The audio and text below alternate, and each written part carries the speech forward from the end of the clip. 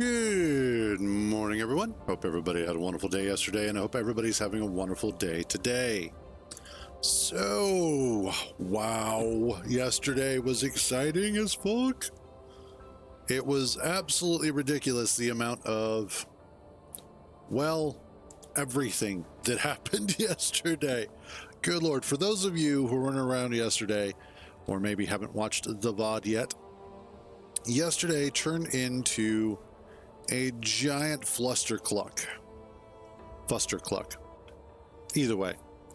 Essentially, what wound up happening was that a couple of danger signals popped up. One's over there, and then some over that way. And it was almost back to back, it felt like. And started coming over and attacking. Now, right now, the base is low on defenses, high on fragile construction. And so because of that, it was an absolute fight and battle, tooth and nail, to maintain this poor base long enough to repel the enemy threat. We eventually did it. And for their trouble, I ground down all of their pieces. But it did require a lot of effort, did require spending a lot of resources, and I imagine that today may wind up being very similar. So, I want to work on a couple of things today. First of which is that I want to go ahead and see about trying to get more of this done up here. Get kind of a protective roof going on that I can then start adding additional weapons to help protect the base. The biggest thing right now is that the turrets, because of the way that they stand 2 blocks tall, wind up shooting each other more than they actually shoot the enemy. So I want to fix that. The other thing is that we also need to start moving in the base as it is from up front to in here. So what I'm going to do first, and we should be mostly fueled. Awesome. Is, let's see about getting some of this drilled out. Yeah, that was part of the reason why I was really keen on getting puncture built, because it's absolutely going to make all of this so much easier. And I'll be able to get more of this drilled out efficiently. It also means that I will be able to start bringing more resources home when I go out to the various locations to do so, which is 100% what I need to do. Oh, that is so much better. Also, with this heat wave, I finally broke down and was like, I need to figure out why my fan is not cooling as much as I would like it to. And really the biggest thing is that the grates just needed to be vacuumed. So hopefully that'll help me stay cool today. But it looks like our little heat dome, as they called it, is starting to kind of abate and dissipate. Hopefully. But yeah. Let's see about getting more of this inside. Now, I may eventually at some point start replacing the weaker light armor with heavy armor up front. So that way it will be able to go ahead and actually withstand the damage that's going to be coming at it. That is the plan. We will see what happens. I will say, however, in hindsight, and with the benefit of time, that as much as I was bitching about yesterday and getting enraged at what was happening, it was a lot of fun. So there's that. Okay.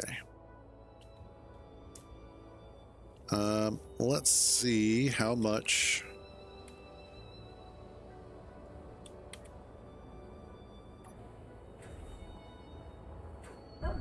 How much iron do I have available? None. Got it. Okay. I have 5.19 iron. Let's go fix that, shall we? And we'll just head out here to go grab a whole bunch.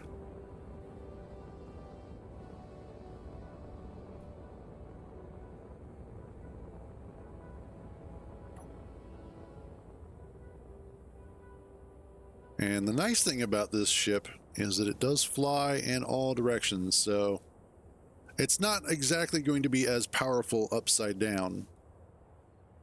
Although I probably could add some additional thrusters. But it will handle upside down just fine. Turn those on. And let's make this hole a little bit wider, shall we? That's what she said.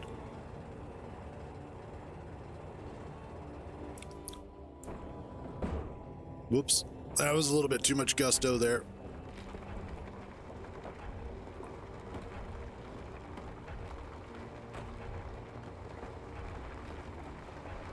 Okay.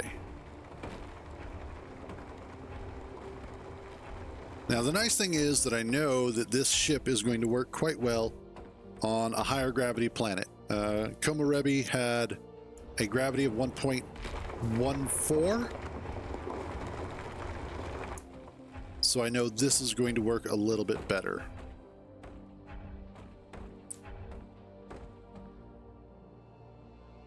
Good enough.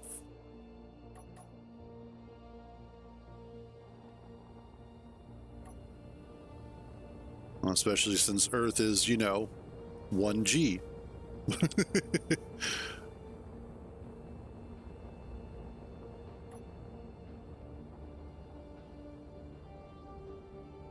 Okay, we will get this dropped off.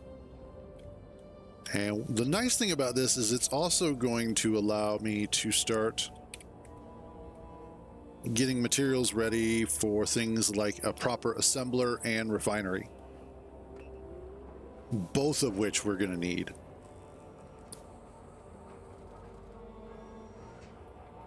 All right. We're not going to sit idle, though, because I also need some of that. Some interior plates, some steel plates.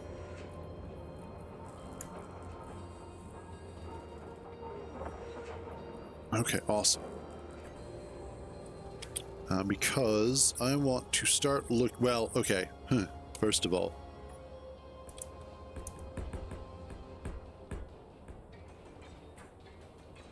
let's see about getting this reassembled here. Primarily so that way I can see about getting the wind turbines back up here.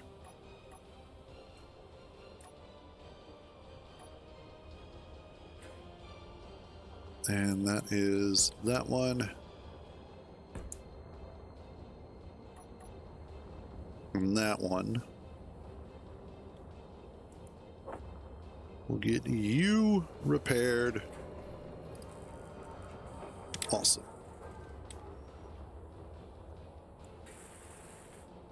Awesome.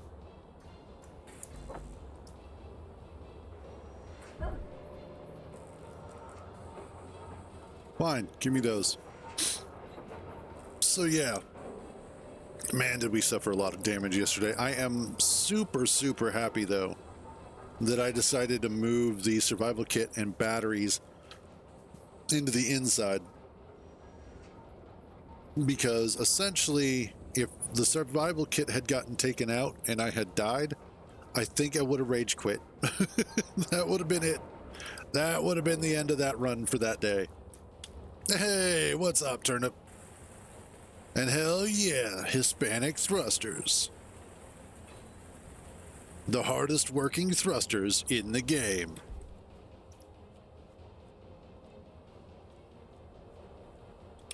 And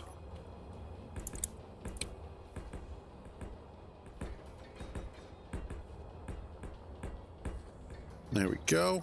Hey, what's up, Tommy?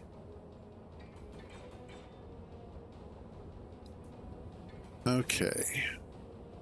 Now, what I'm thinking about is actually dual layering this, or kind of increasing it, giving it a second or third layer, so that I can run conveyors through here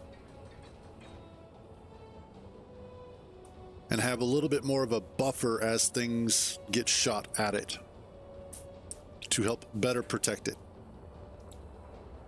So let's see about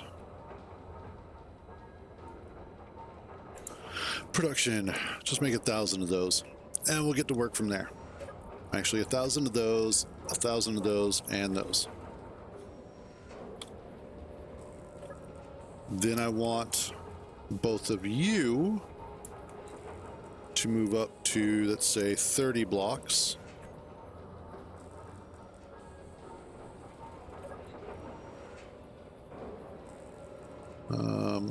And then I want, show me your work area. Okay, that should be good. Well, maybe a little bit bigger.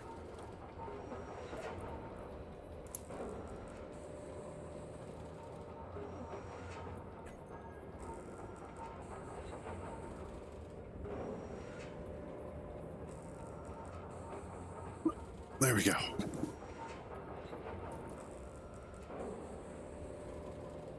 Okay, let's see how that looks. Oh yeah, that's much better. That'll give us a little bit more area to work with in terms of getting the interior of the mountain started.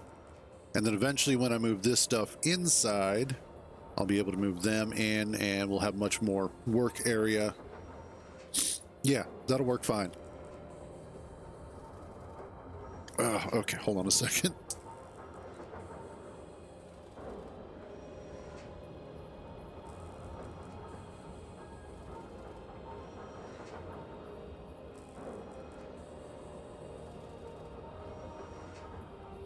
Okay, there we go. So, I may actually, you know what? Let's grab you guys, turn off your visible area.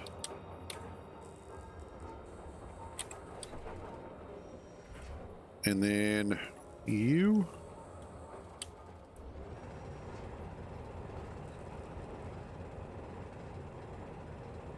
I'll start drilling this out a bit more.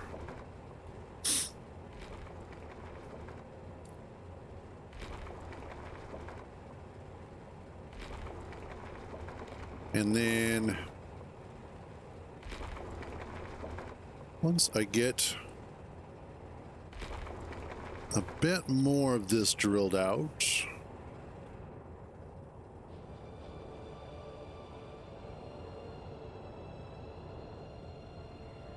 I can start working on the actual interior section of this.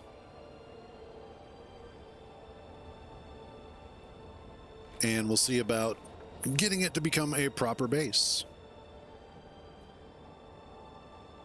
The first thing, of course, is trying to figure out how deep this hangar section is going to wind up being. And I do want it to be, at least the first portion, considerably underground.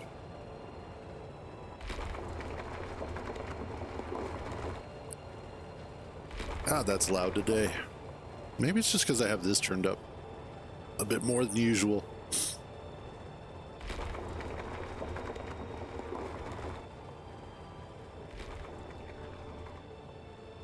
Okay, clear this out.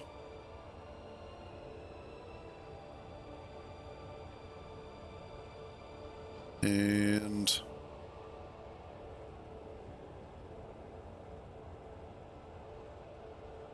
Okay, there we go. Yeah, now we're starting to get something here. Now we're getting somewhere. And then I can actually go ahead and either do hand drilling or use micro to clean up the corners to get them to be a little bit tighter. Either way will work just fine. Let's also make sure that we're keeping an eye out for anything red.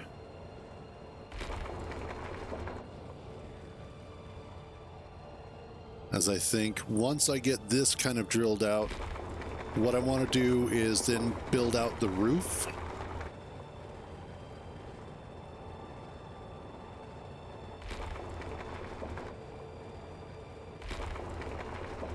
And once I have the roof built out, initially I'll come back through and we'll start working on getting some conveyoring in place.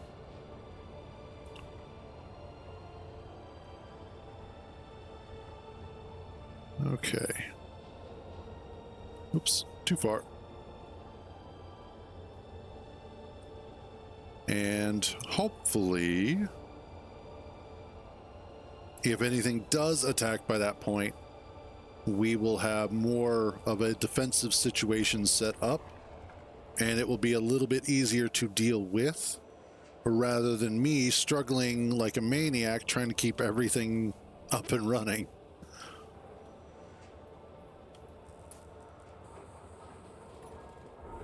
Okay.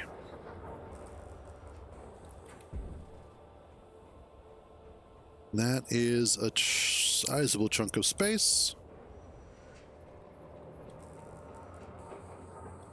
What else are you guys needing?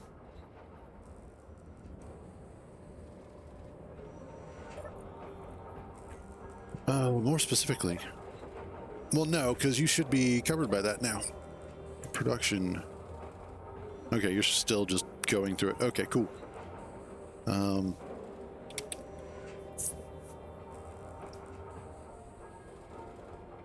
You should have enough for one of these at least. Maybe?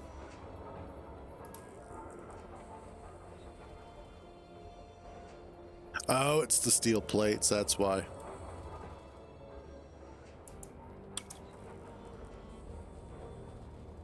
Okay. Speaking of, let's grab some of the interior plates,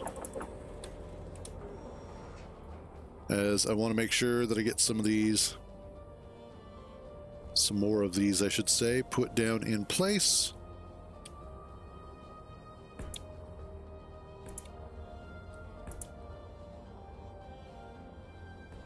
And then, yeah, I'll just use micro to do cleanup here.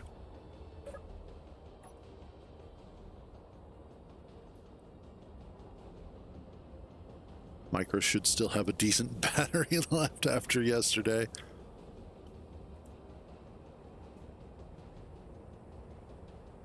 Oh yeah. That works perfectly. Look at that. Man, so while I'm doing this, I'm going to ramble a little bit. With all the stuff that I've been doing in Dune Awakening and all the changes that they've been making and everything that's been happening around or involving the PvP side of things,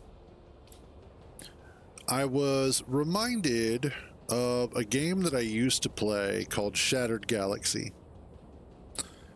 And I was reminded of this because I felt like, and I feel like, that sort of gameplay in Shattered Galaxy would absolutely work incredibly well in a game like Dune Awakening. And what I mean is, if you've never played Shattered Galaxy, you've never heard of the game, you have no idea what it's about. Essentially, it is a massive online multiplayer war. It's old by today's standards. It's 20-something years old, at least. because I remember buying it when I was working at, like, I played it beforehand, but I didn't bought the game when I was working at Toys R Us, and that was well over 20 plus years ago. In fact, it's still even running today.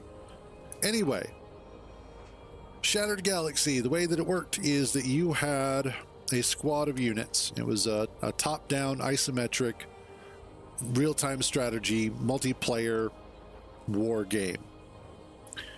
You had a squad of 6 to 12 units, depending on your character statistics, your character stats.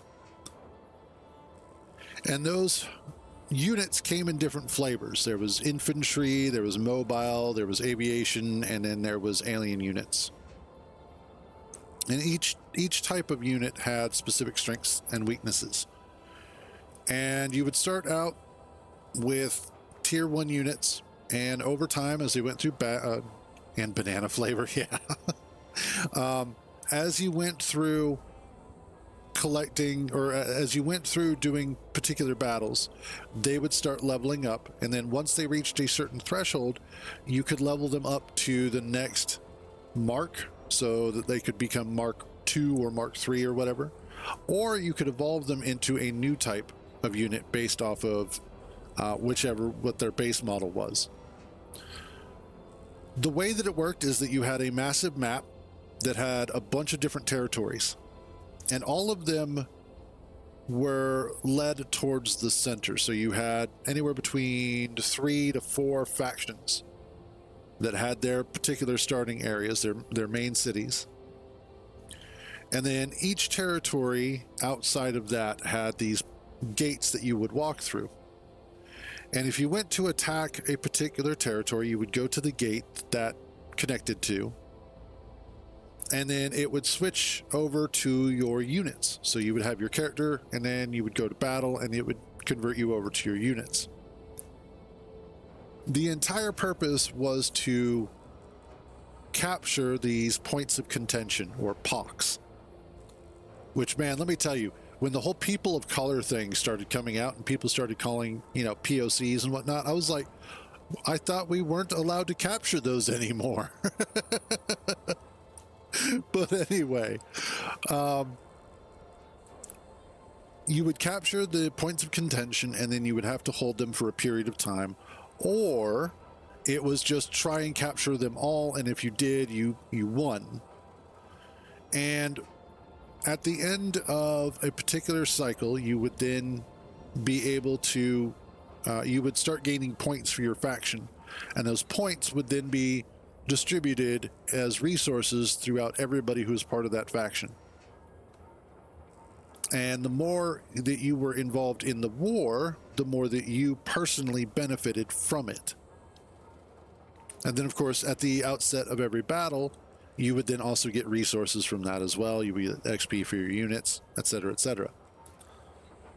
Now, the reason why I bring that up is because I was thinking a system like that would be hugely beneficial to a game like Dune Awakening.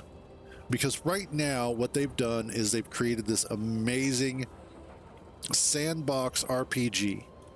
And it's a lot of fun, and you get to build stuff, and you go exploring, and you have to worry about the worm, and you have to worry about storms. But it's a lot of fun. The Haga Basin is a really well thought out pseudo multiplayer game. And then you get out to the deep desert, and you basically get thrown into Grand Theft Auto Online, which is dumb. The tonal shift is so jarring that it's actually turning people away from continuing with the game that otherwise would stick through it and continue having a lot of fun. Now, one of the things that Funcom did as of this morning...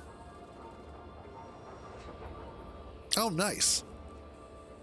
Yeah, the Haga Rift is actually a lot of fun. I like it down there. It's cool. Annoying, but cool. One of the things that Funcom did this morning in order to... Etherite. One of the things that they did was that they changed the deep desert. So initially you had the map set up so that it was A through I going south to north, and then it was 1 through 9 going west to east. What they've done is that initially the A file was all PvE for the most part. There was like 1 or 2 slivers that were PvP, and then of course a couple of the crashed ships. Oh yeah, nice. That's always fun. Everything from B to I was all PvP. So as soon as you left A, you were basically in the shit. What they've done is that they have changed it so that A through D and half of E is all PvE with little hot spots of PvP. Everything above that is now PvP only the way that it was intended. But it still doesn't solve the direct issue. Oh, nice. Even better. Which, great place to get some salvage there. So, the biggest issue that right now is that Funcom faces with Dune Awakening, and I think what's going to be a long-term problem, is that their PvP holds no meaning. It is a meaningless grind fest of go out there and hope that you don't get ganked by 3 or 4 or 5 people while you're trying to farm up the mats necessary to continue going forward. Yes, you could go ahead and start a 32-person guild, but that's 32 people that you now have to build up with as well. So, and it also doesn't fix the underlying problem with the fact that you still also have all of these very angry people that just want to watch the world burn. Their PvP is not contributing to anything because there's no sense of factional identity that takes place. Yes, there's Atreides, and yes, there's Harkonnen, but neither really matters. Because Atreides will kill Atreides, and Harkonnen will kill Harkonnen. So my idea, and I'm actually going to do a full-fledged video about this for YouTube, is to actually create an area, basically take all of the deep desert, just turn it in, all of it into purely PvE. But then also add in NPC thopters that will periodically show up to attack players. They'll patrol, they'll look for players, that sort of thing.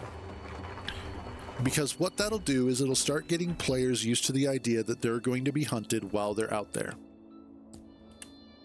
But then add in these territories from the deep desert, or as part of the deep desert, from the overworld. And essentially the way that it'll work is very similar to Shattered Galaxy, in that it's now factional warfare instead of just, everybody fend for themselves. And what you're attempting to do is capture these territories and hold them for a period of time to build up resources for your faction, that at the end of the week, when the Coriolis storm comes through to wipe everything clear, it essentially, at that point in time, everything gets wiped out, the whole board is reset, and then the resources that were built up in the storehouse get fed out to everybody who is part of the faction based off of a certain, like if you're, let's say, level 3 with the faction and higher. So 3, 4, and 5 get all these resources, 1 and 2 do not. But getting up to level 3 with a faction or higher is not difficult. That's just more Haga Basin stuff. Not a big deal. And then, of course, the more that you contribute to the war effort, the more resources you're going to get. And the more that your guild contributes to the war effort, the more that your guild winds up getting, which then trickles back down, hopefully, to you as a player. And so not only does it make factional warfare more meaningful in terms of the contributions that you make to your faction have a direct net positive to you and your guild and your friends, but it also will build a stronger sense of factional community, and hopefully also at the same time get rid of this issue that people have with PvP as the end game. Because right now it just is not fun. It's not fun to be the PvEer, and the only role that you have in the deep desert is essentially as a victim, as a target. So that's part of what's driving people away. So by this kind of a system, it solves a lot of the issues and potentially means that it may attract more people into committing to PvP. There are also changes that I would make to the vehicles, and I've mentioned this before, but take rockets away from scout thopters and give them to assault thopters only. The other thing is, in the territories, there's literally no reason to bring ground vehicles into the deep desert, because there's just a whole lot of terrain that is, you know, your worm bait at that point.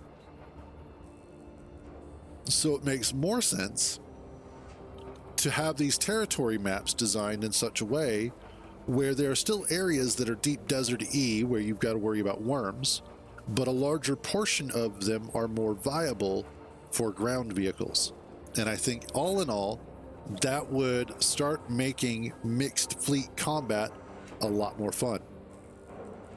Because now it's not just scout thopters fighting at each other all the time, but now you've got your buggies, you've got your sand bikes, you're going to be bringing in carriers, because you're still going to want to get resources during the fight. So there's all these different things that start getting added into this idea of what PvP can be that make it a lot more fun and a lot more interesting and a lot more necessary for the longevity of your group and your faction. And hopefully it will help keep people invested in the long term rather than just playing up until a certain point and then stopping because they get to the deep desert and it's like, well, I don't want to deal with this anymore. And especially the biggest problem is the fucking attitudes that a lot of the PvPers have. And I'm not saying PvEers are any better. They are just as infuriating sometimes. But there really needs to be something more than just Los Santos in Dune. And I think this could go a long way towards solving some of those problems. In fact, I hope that it's something that can be done at the very least, or, you know, thought over to create a better gaming environment, because I'm loving Dune. Like, I'm legitimately, as soon as I wake up, the first thing I want to do is hop in Dune and play for a while. I want to go collect stuff. I want to go farm stuff, that sort of thing. But I don't want to be out in the deep desert. I don't want to be out in a location where my only choice is try not to die or try and scurry away. Hey, what's up, clone?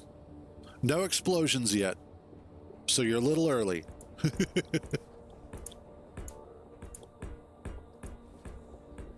And let's get that going.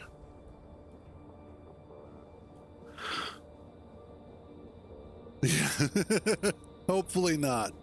Not quite ready for explosions yet. But we're working on it. Hopefully it'll wind up being kind of a peaceful day. I wouldn't mind that. I could use it.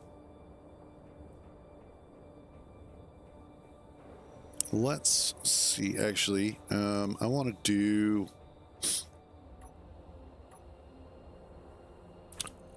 All right, let's get rid of those in favor of an assembler. and a refinery. Now we're going to put the refinery up front.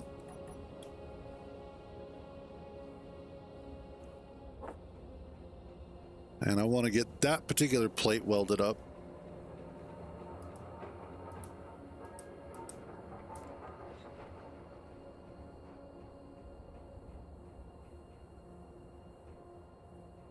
Yeah. And then we can start working on trying to get this welded up.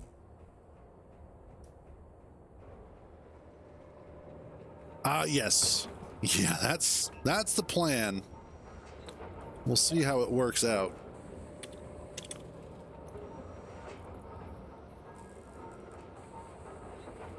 Okay, good.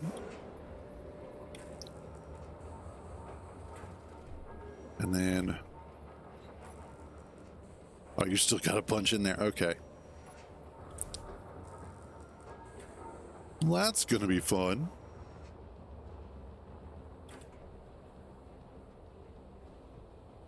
But yeah, what I want to do, I'm hoping by the end of today I can have more of this intact, and I will have the basic and the basic refinery and assembler swapped out for a regular assembler and a regular refinery, and then I will have all of that moved over to here at the very least, bringing it in a little closer to protection. And also to add more guns to the top.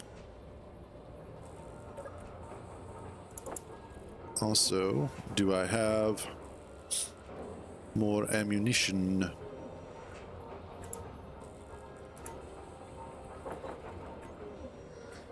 Let's see. Because that was one of the things that was hurting me yesterday, is that they were ripping apart my guns so quick, and I had no chance whatsoever, or barely any chance. Oh, good point.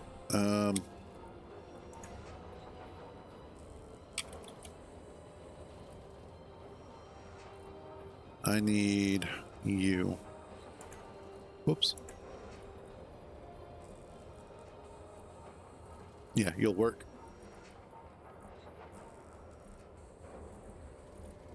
Oh, you're empty. Awesome. There we go. Because we need magnesium. And a lot of it.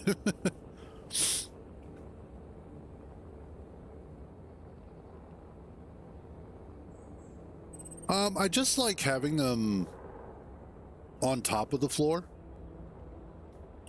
It also means that it gives me an opportunity that if I need to or want to, I can run connectors out the bottom of them rather than having them strictly, you know, dug into the floor.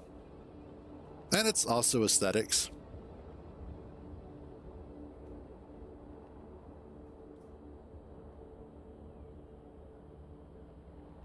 Okay, what's over here anyway? Ah, there we go.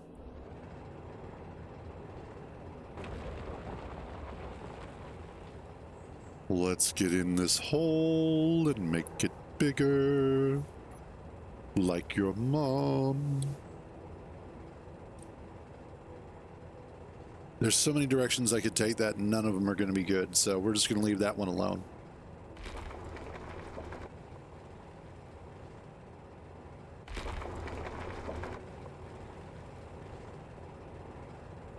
I'll let you guys fill in that blank. Leave that up to interpretation. Uh-oh. Let's not get stuck in the hole. That's what she... Yeah, there you go.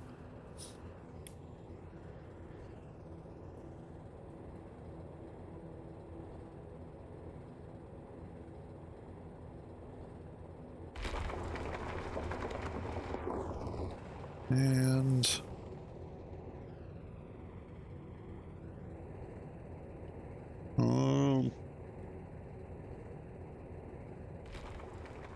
Oh, I see.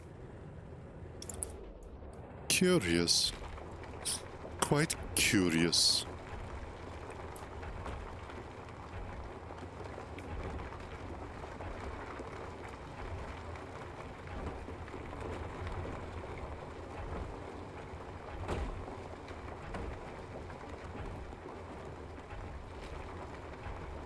And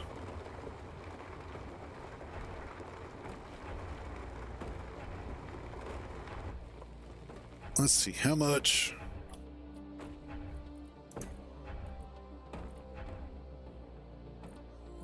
You know, switching away from the small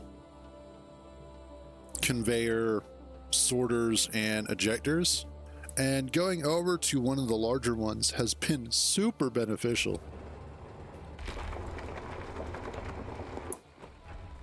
It frees up a lot more room within the design for adding more thrusters, but it also expels the stone so much faster. The boulders pull-out game has gotten better. Oh, fuck me.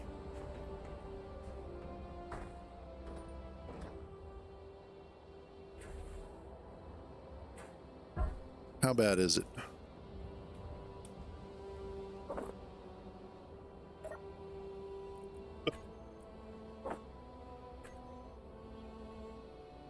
I know. You know what? Ah! Why does this always happen? And I have...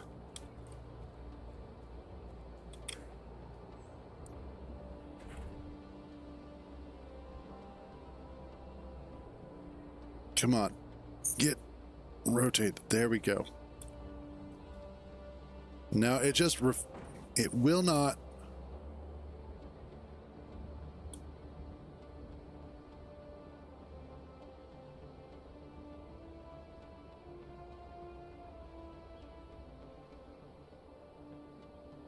It just keeps trying to roll over that direction for some reason.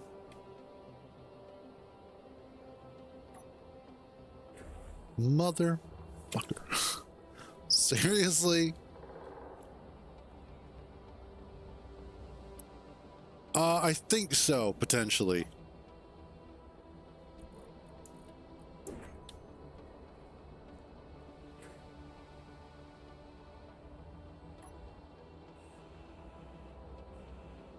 Okay, let's just... Oh, good. I think I got rid of it.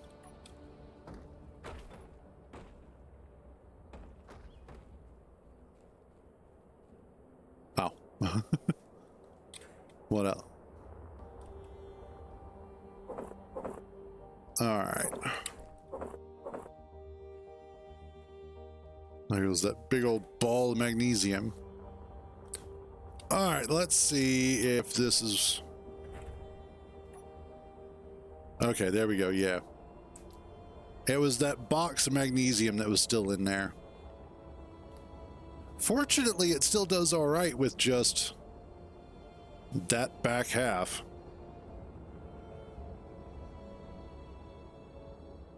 Although it is amazing how quickly it blows apart the cargo containers. Like, really? That's what does it for you? Just a little rub and then boom.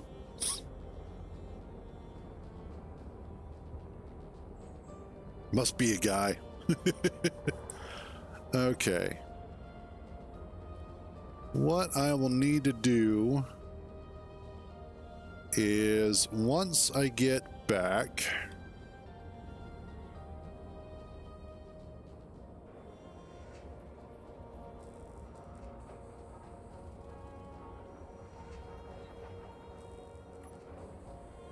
all right, there we go. Camp is going to start repairing it, and then once I get it repaired, I'm going to turn the camps off so that I can add a projector and get the blueprint in place and the correct location and whatnot, so that I can then fix this damn thing. Aggravating. So aggravating.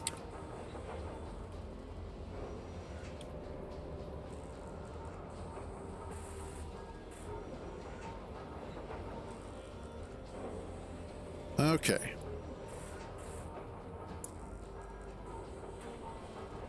Not the worst thing we've had to deal with. You know what? Base camps.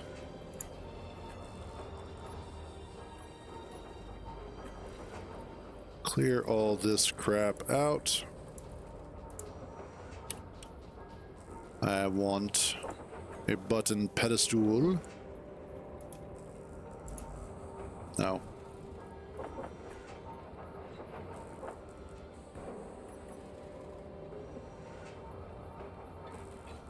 Alrighty.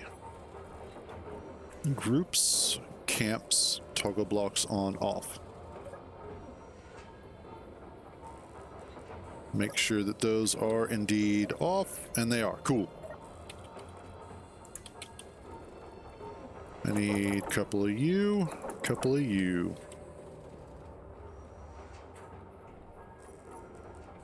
And I think I might have... Yeah.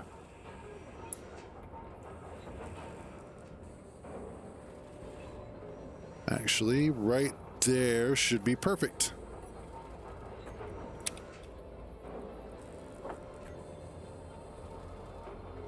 Yep, perfect.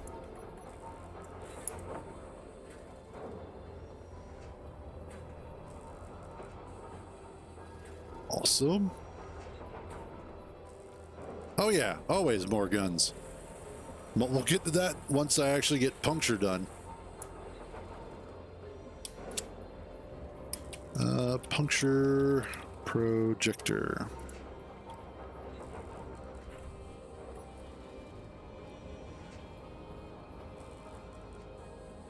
Puncture projector. Blueprints. Puncture. Ah.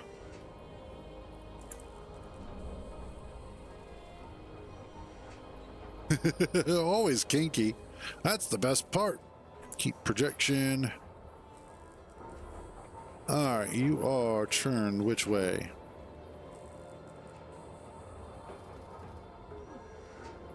Okay, so I need to rotate.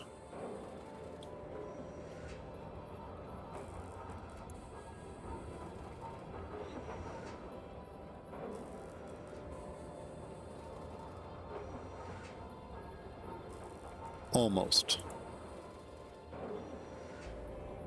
Nope.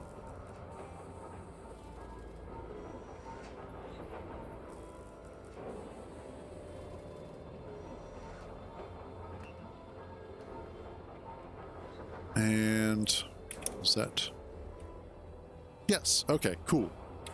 And then you just need to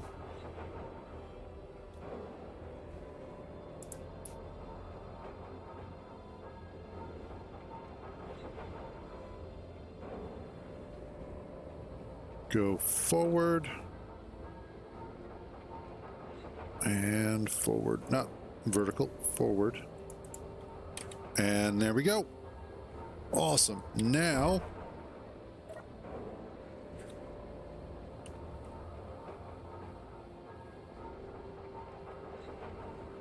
oh, and of course it starts working on the base first. All right, fine. That's fair.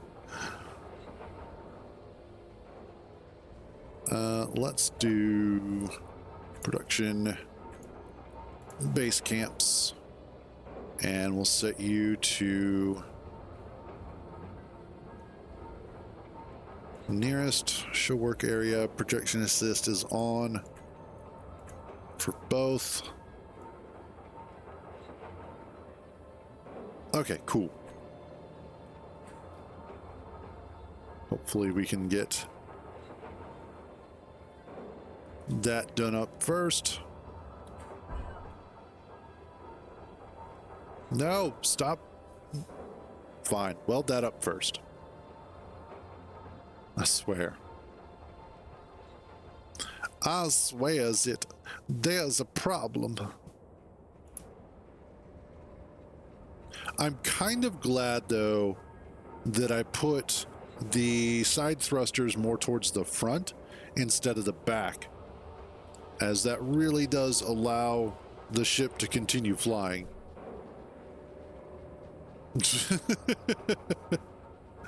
It's got plenty of gas. It's just the gas is in the wrong spot. All right, Brockstar, have a good one, buddy.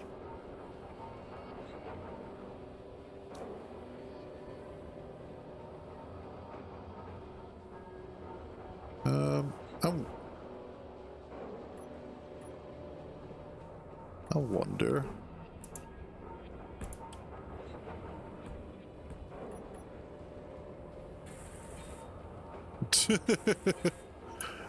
Still not the problem.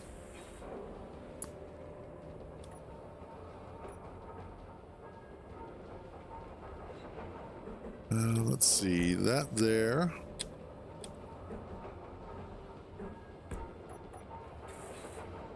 Okay. Why are you not trying to work on that first is the weird thing. Base camps drop you down to 10 blocks.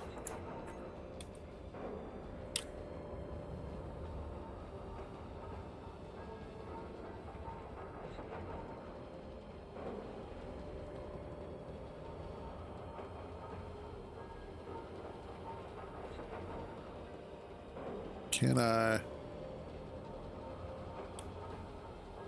Nope. Okay. I was trying to get in there so that I could maybe see if there was some sort of issue, but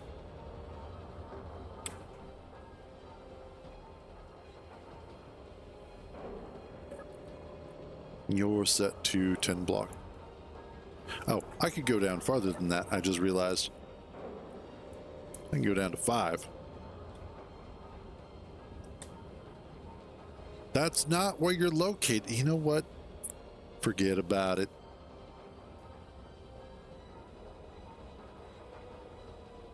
Sometimes camp is a little special. Come on.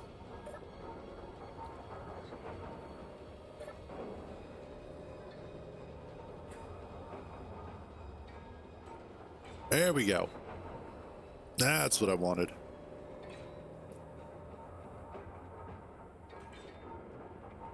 Get that repaired. Everybody will be happy.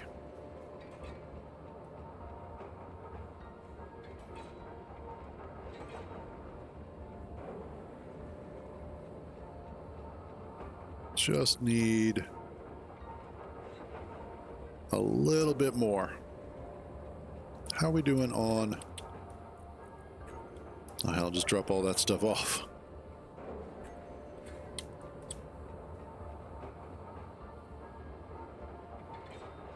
And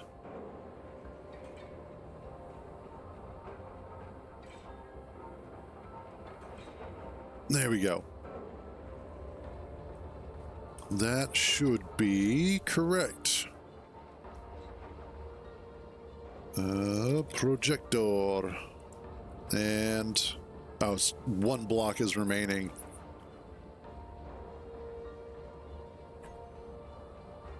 Which I know which one that is too. That's the one that the projector is now part of. Okay, so what we'll do is we'll unlock that.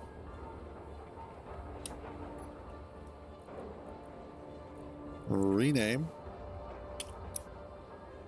Puncture Mark II with projector. We are going to shut off camps.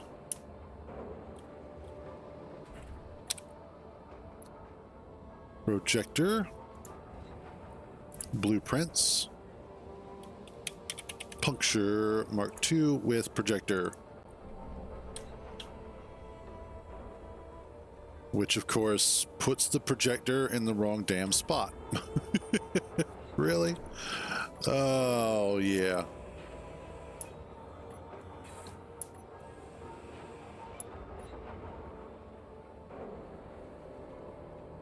Pitch.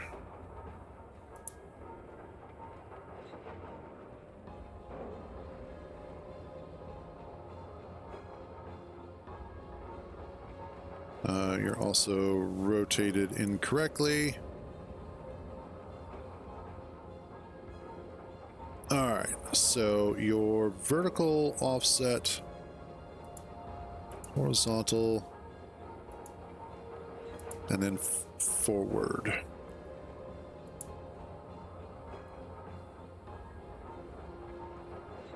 And awesome. That makes everybody happy.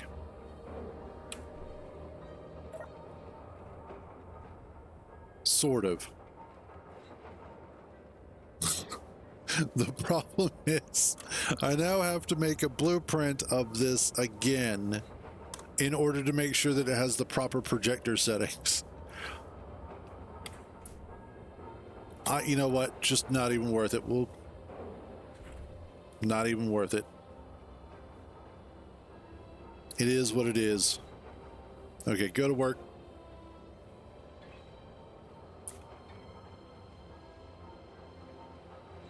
I hope that's something that they fix and actually get in a better operational state in Space Engineers 2, is how the blueprints work. You couldn't even weld it up. You are so useless. Okay. Base camps puts you back up to, I think it was like 50. We'll let you get back to work.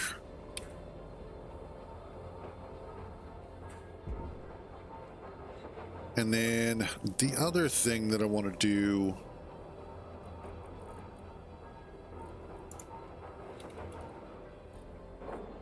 let's grab some of that.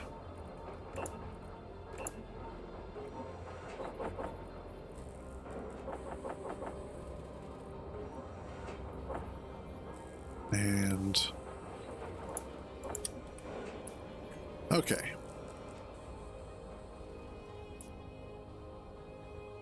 Let's see about getting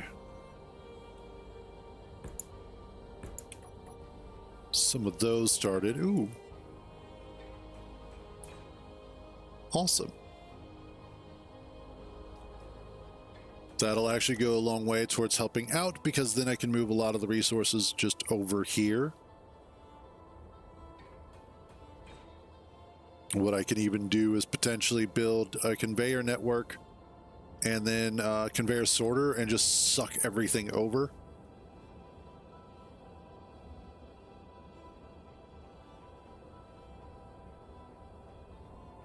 But primarily, let's see. Let's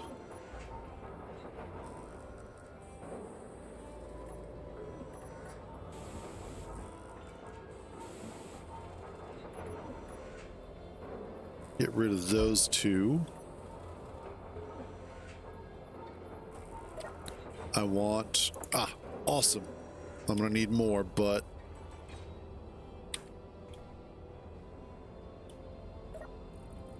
get you going.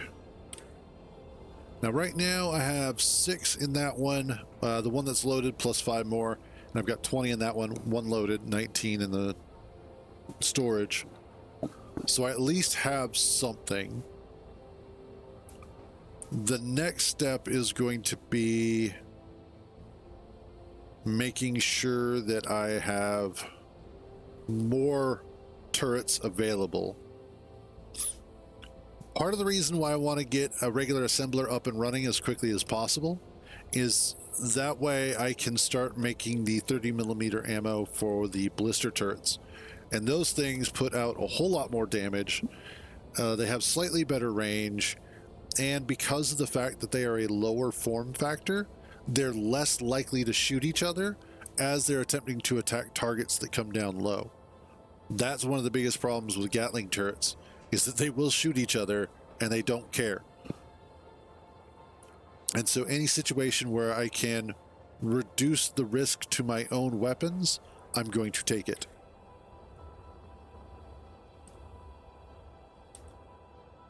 So, let's see about trying to get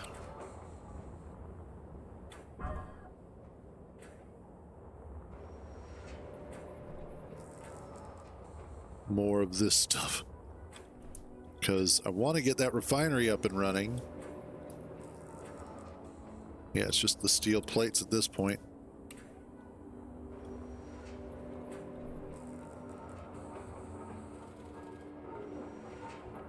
Okay.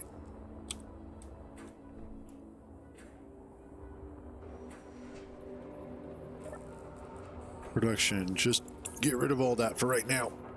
I just want steel plates. And I still have a considerable amount of iron to go. Awesome. And then we get to tack on the assembler.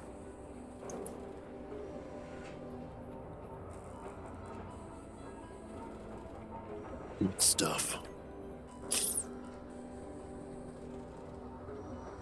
Once, as I mentioned previously, what I want to do is once I get this stuff moved out of here, and I just realized what I could potentially try and do is move this stuff, basically detach it and move it over to here. Now, I don't know how well either of my vehicles will work with that, but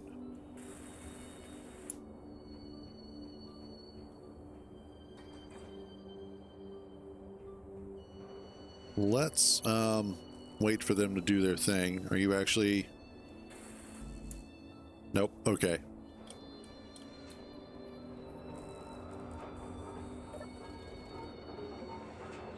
I need... Yes, typically what will wind up happening is that if you have sentry turrets or Gatling turrets too close to each other, as they go to track a target, and if the target gets into, let's say, a position where you have turret, then target, the back turret will shoot the front turret trying to attack the target. So they will actually do damage to themselves. Basically, yes. 100% that. It is the dumbest thing, but it also, in a way, makes sense. I need weld pads. Yeah, I know, right? Nobody's ever done that in the history of ever.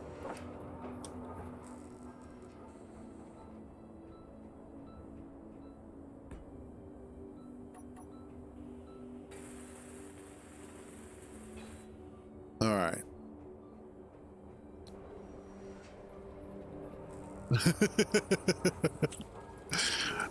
That's, yeah. I need... Let's get...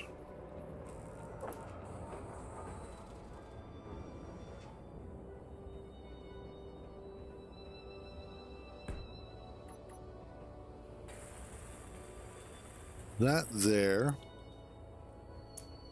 So what I'm going to try and do is I'm going to try and move the basic refinery and the basic assembler over to there so that I can get them out of the way and have them closer to where I'm eventually going to move things for phase 2. So what I need to do is you go off.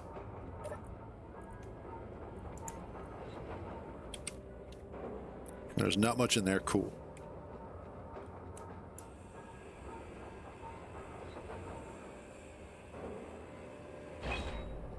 Okay. Hopefully... Ooh. Hopefully I'll be able to pick that up. Actually, can I do... Oh, I don't have that mod turned on. Okay.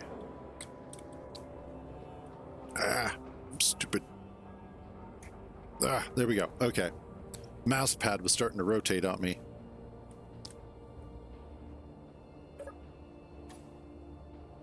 Let's see if we can get this moved.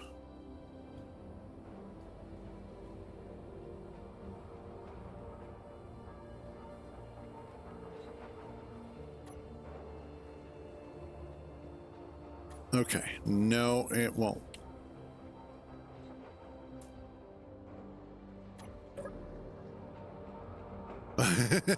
Just about. Unfortunately, I do kind of shift my keyboard and mouse around. So it's one of those that probably not a good idea. All right, I need...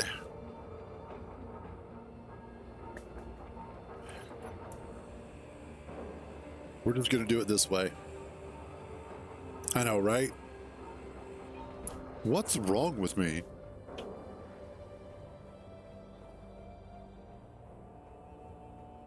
It's cheap to move this stuff around anyway, so we'll just do it this way.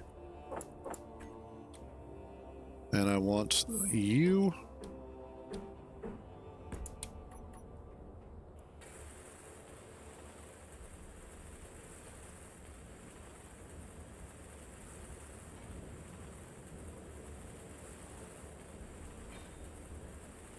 There we go. Okay.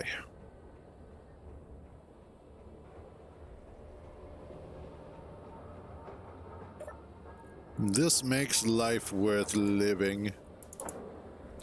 Or so I tell myself. Now I'll be able to get to the other parts a little bit easier. I think next up, I actually need to go ahead and move you.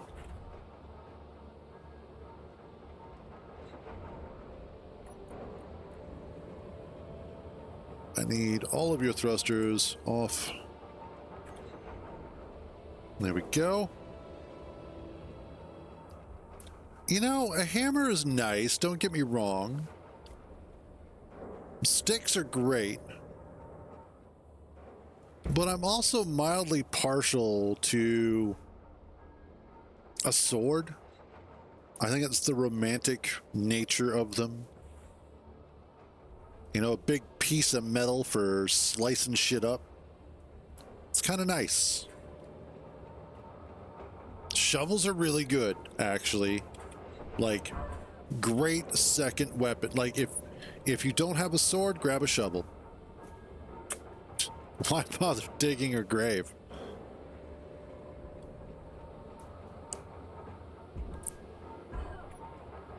You might be spoon for the win. There you go.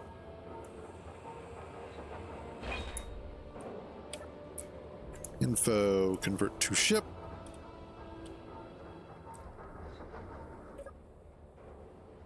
Yes, actually I did. I did indeed. What you gonna do about it, huh?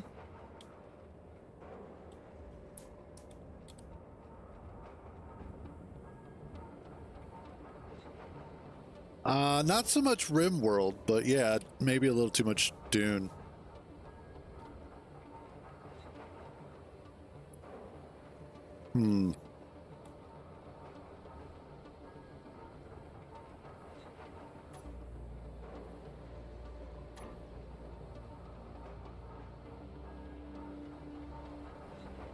I wonder.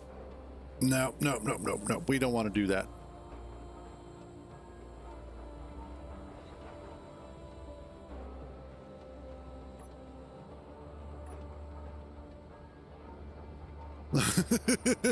Oh God. The level of violence that I have visited by word is absolutely amazing. One of my favorite things to do when I used to do online role-playing was to play the villain. And I was not a nice person when I was playing the villain. Okay, let's see.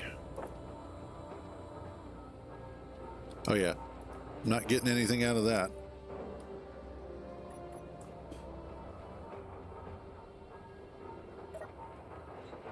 Not getting anything out of this either. So I think we're gonna have to do it this way.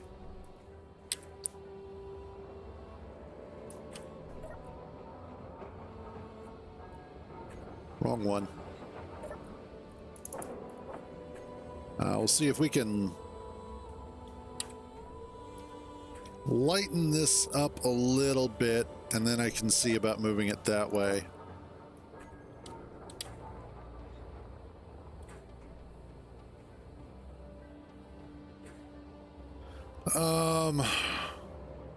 I think I know which one you're talking about, but the name of it escapes me.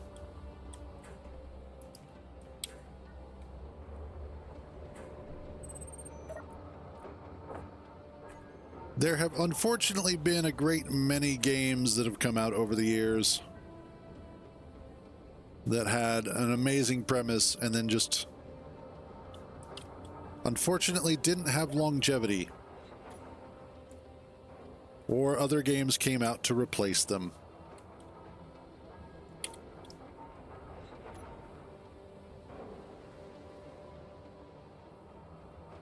There we go.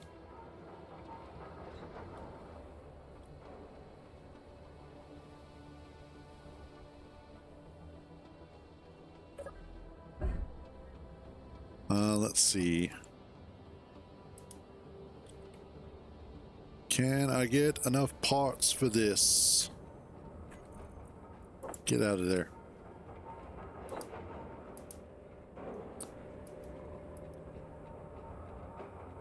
Aha.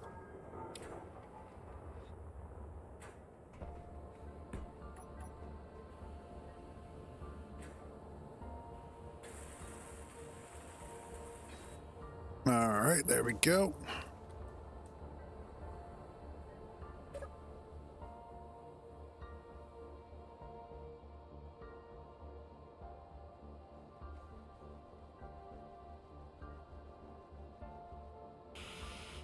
Aha. Yes, there it is. City of Heroes. That's the one. Yeah. I think I played a little bit of that, but I never quite got into it. Because at that time I was playing like EVE Online and stuff, so.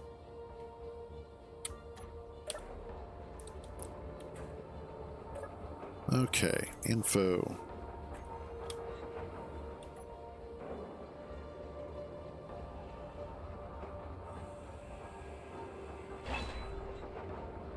Now you get converted to ship.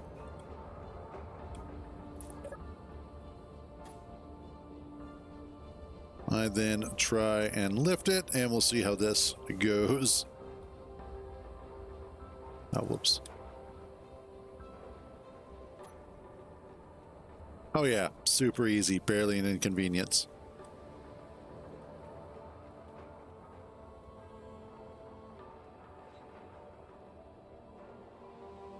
Yeah, that's true.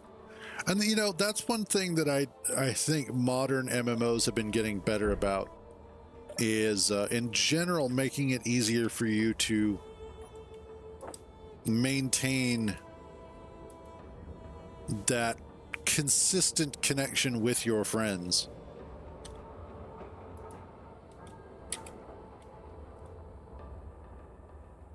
Let's put you there.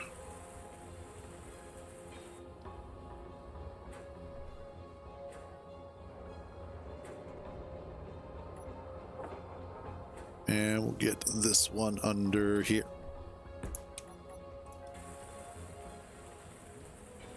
There we are. God, I love this so much.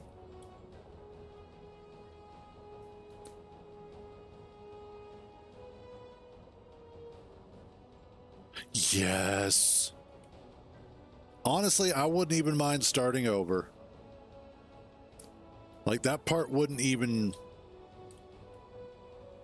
That wouldn't even bother me. There we go.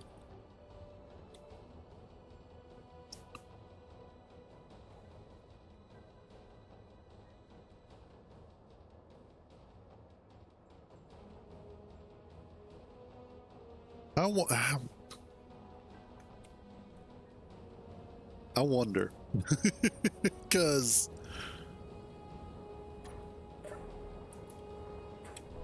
Let's,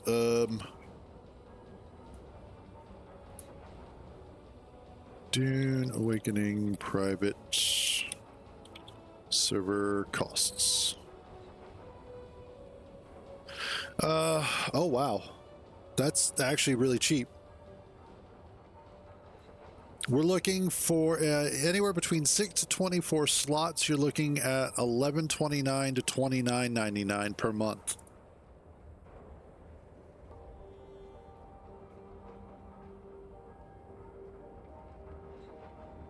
Oh wow. Okay, yeah.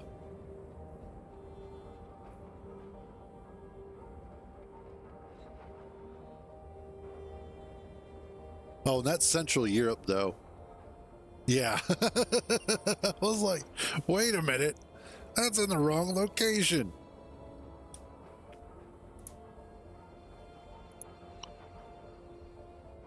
Yeah, that's still...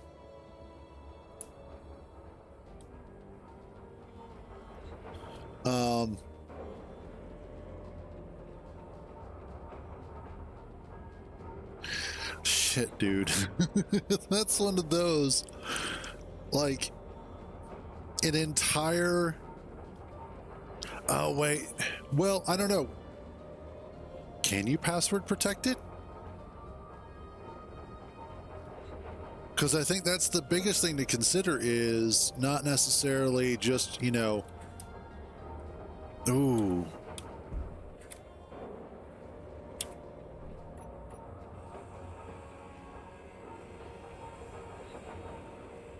Because a dedicated Dune server would be amazing.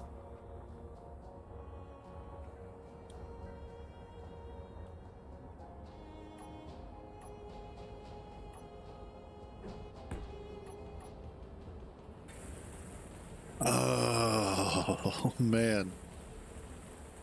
Yeah, because if we can block it off so that the only people in the server are us, I would be super stoked about that.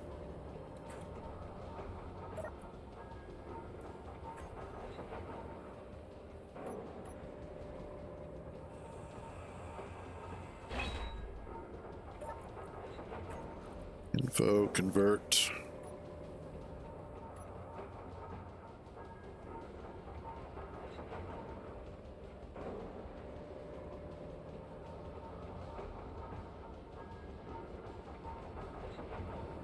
I mean, okay.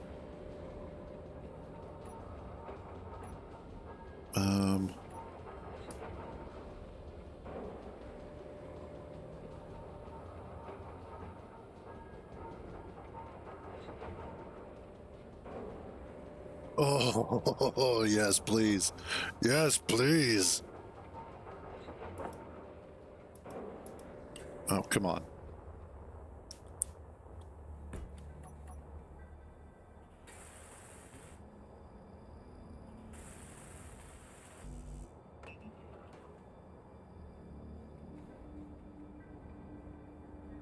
Oh, no, I know that. Like, I know that the private server, the Haga Basins, share a deep desert. So I'm well aware of that. But it's more so, I think, just kind of getting away from how cluttered Haga Basin is. I think that's what we would like to do to have a slightly better overall experience. Okay.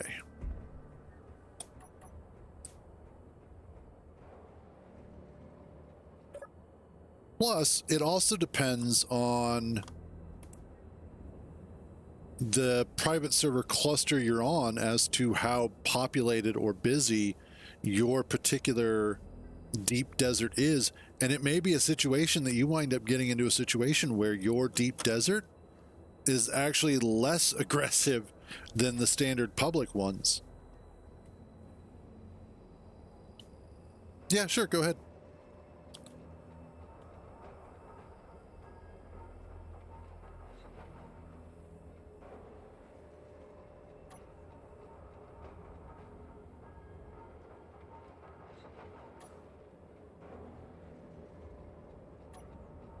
Okay. Info. Convert to ship. There we go.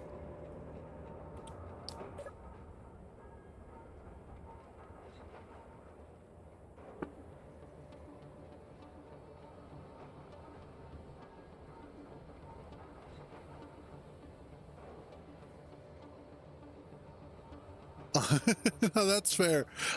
It's just something, because Kintar has a group of friends that he has from work that he's been bringing in to the game as well. And then, of course, it's like Kintar, my sister, and myself. So right now we have maybe 6 total people that are kind of part of our group.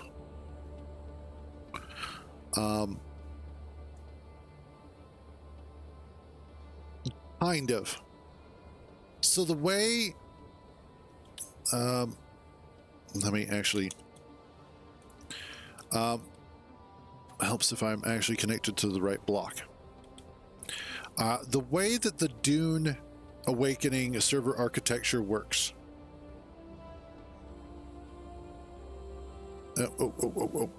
Yeah, okay, we're gonna have to move some stuff out of there first. So the way that it works is that you have the Haga Basin, which is a singular server by itself typically, or it is a fraction of a total server. That Haga Basin has a hard limit of 60 player slots. And you can have something like, I don't know, 20 of these Haga Basins that are then all part of a singular server. And that singular server has a unified deep desert, a unified Arakeen, and a unified Harko village. So that all of those different Haga Basins feed into the same central area. That's how that works. That shouldn't have been that heavy. I guess it is a little bit.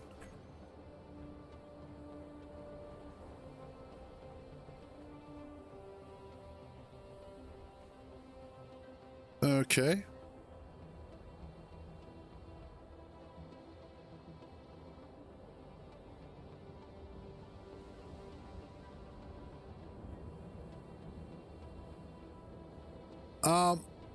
So the reason what's happening is that there are various ways to start the game.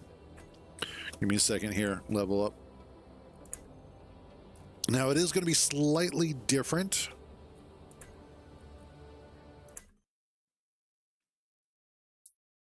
Between the Game Pass version and the Steam version. But what's happening is you want to go to New Game, and it's not buggy. That's just the way that it starts. Let me see if I can look this up. What are you... let me back this up a little bit. When you're attempting to start the game, when you're attempting to start a new game, what type of start and gameplay are you looking for? And we'll go from there. Because that's kind of the sort of the threshold that we're looking at.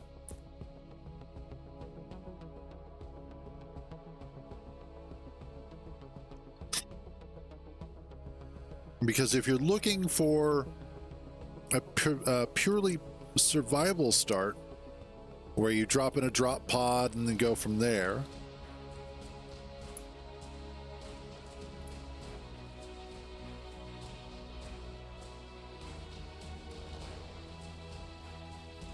Okay, so what you're looking for is Game Pass version Space Engineers survival start. Okay, what you want to do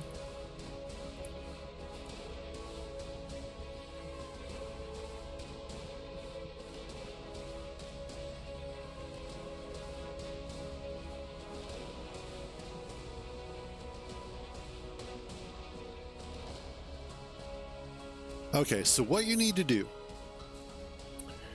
is you can kind of follow along here, and let me audio, let's turn this down a little bit. Okay, so what you need to do is you want to go to new game, and it should bring you up to a screen similar to this, what you're seeing now. Then you want to select sandbox.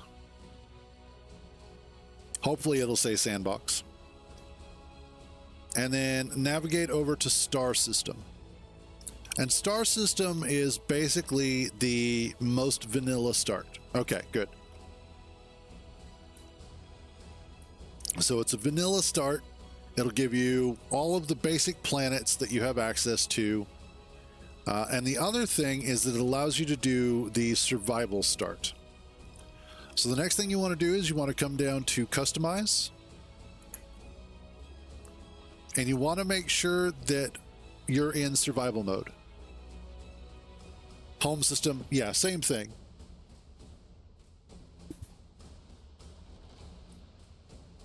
And then hopefully you'll have a customize button, and you can just make sure that survival is the one that's checked. And if there's any other options that you want to set here, you can go ahead and set those. And then once you're happy with that, hit start. And what that should do,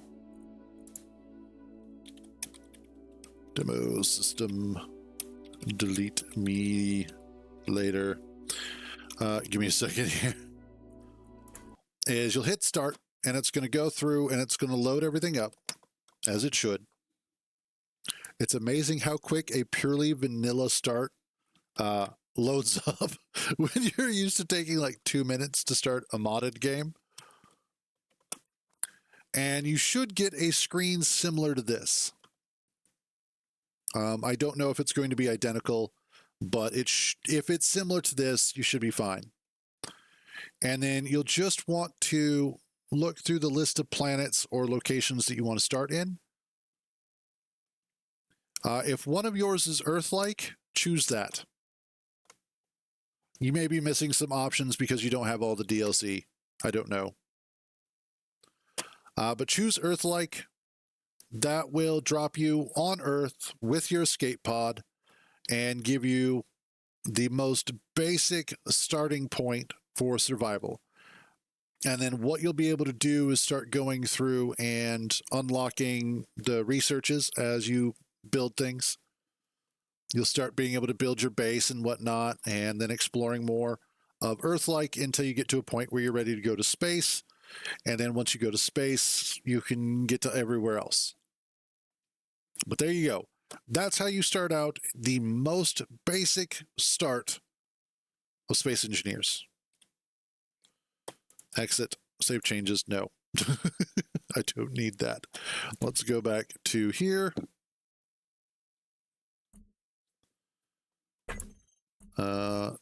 Delete. Yes, I don't need that. And let's go back here.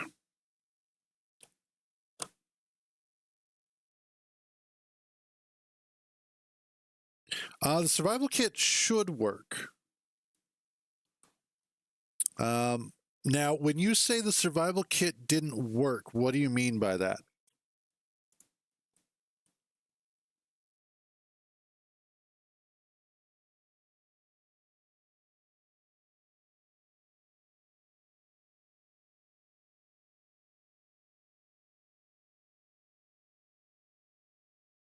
Come on, load up faster. You had this loaded earlier. It's amazing how quiet it gets when you turn the music off.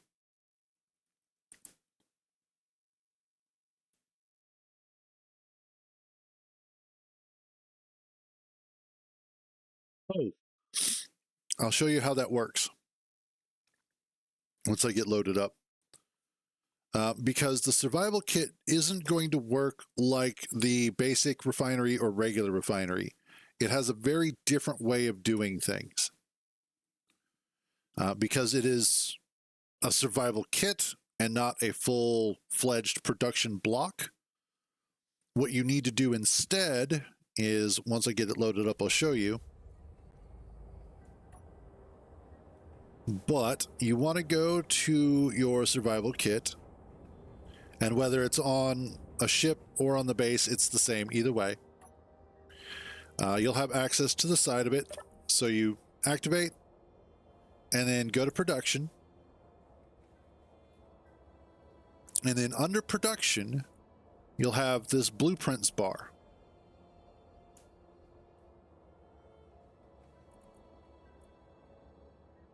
Name for the server? I don't know. Give me a second here. Let me finish explaining this, and then we'll do that. So under the blueprints tab, or under the blueprints list, you will see ingots on the far left, hopefully.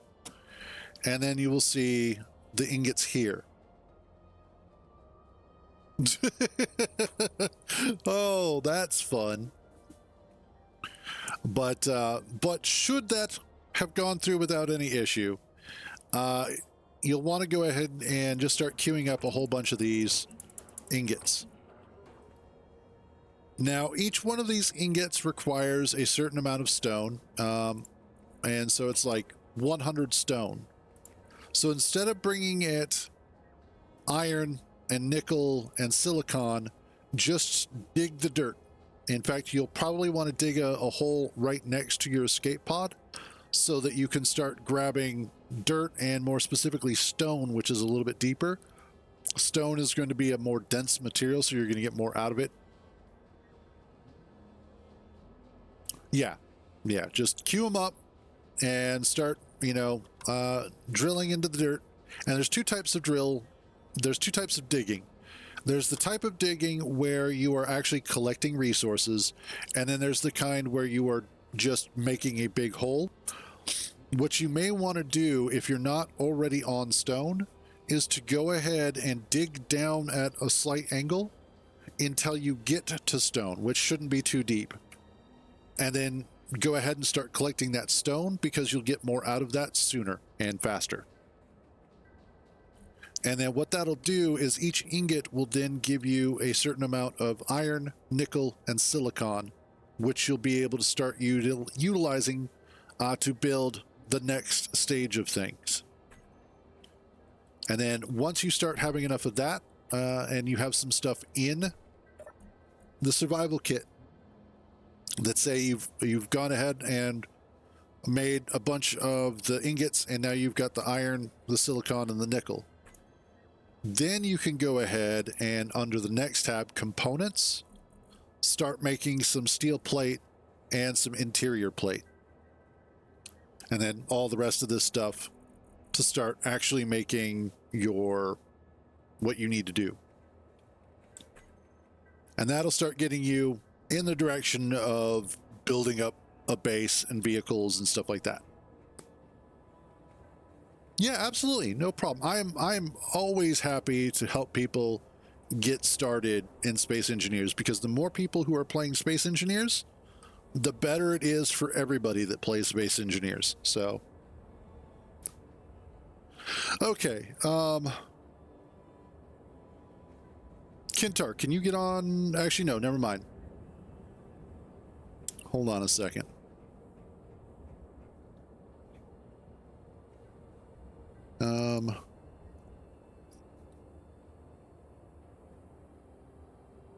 Okay.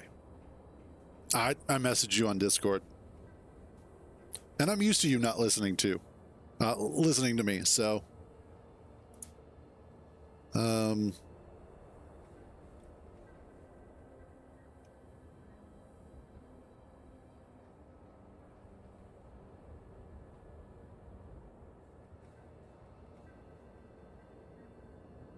okay.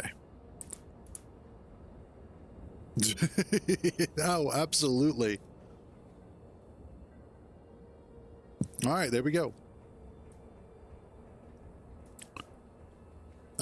And then let's see.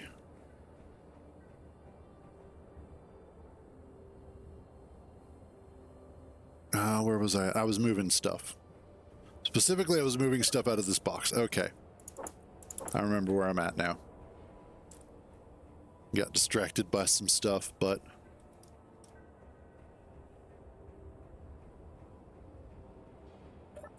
let's... God, there was so much bulletproof glass in there.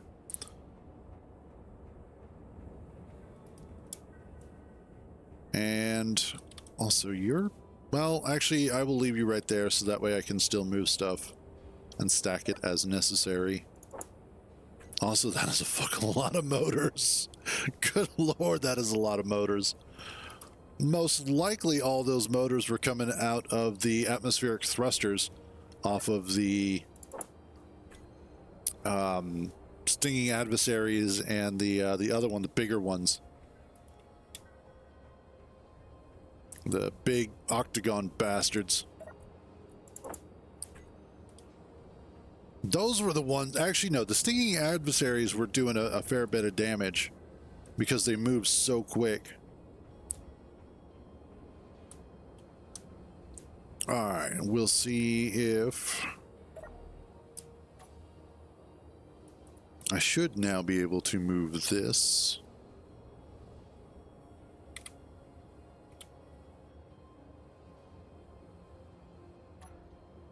Yeah, there we go.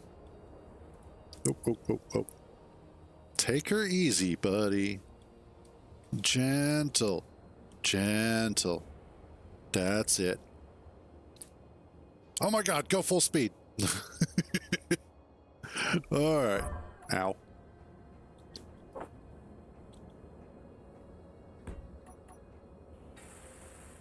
Put this under here. And we get this going. And I'm gonna pop that up there. Awesome. Now, I think what I'll do for the basic refinery is just hand move it. You know, empty it out, grind it down, and then move it over and go from there. And there we go. God, I love that mod. Weld pads are honestly one of the best mods to come out of, like, absolutely there's a handful of mods that are must-haves every time I play. Weld pads is one of them. Advanced welding is what it's called. Because it really does feel like it should be part of the base game. Okay. We're gonna go ahead. Nope. Yep, awesome. Okay.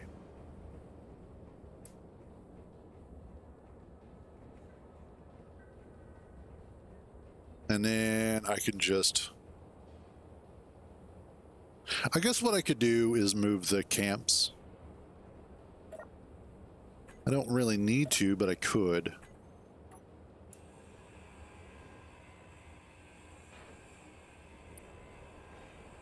And boom, there we go.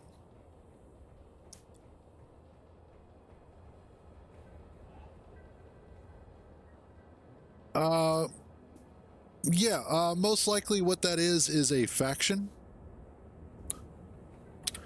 If you open up your inventory screen and then go to the factions tab, you'll have a set of factions here.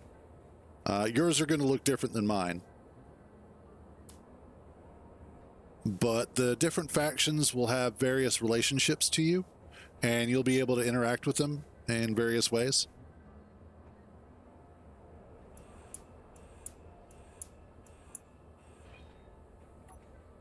Let's put you here. Yep. You can actually do trade missions with them. Some of them will have various contracts that you can complete, like bring us this amount of stuff, so on, so forth, etc., etc.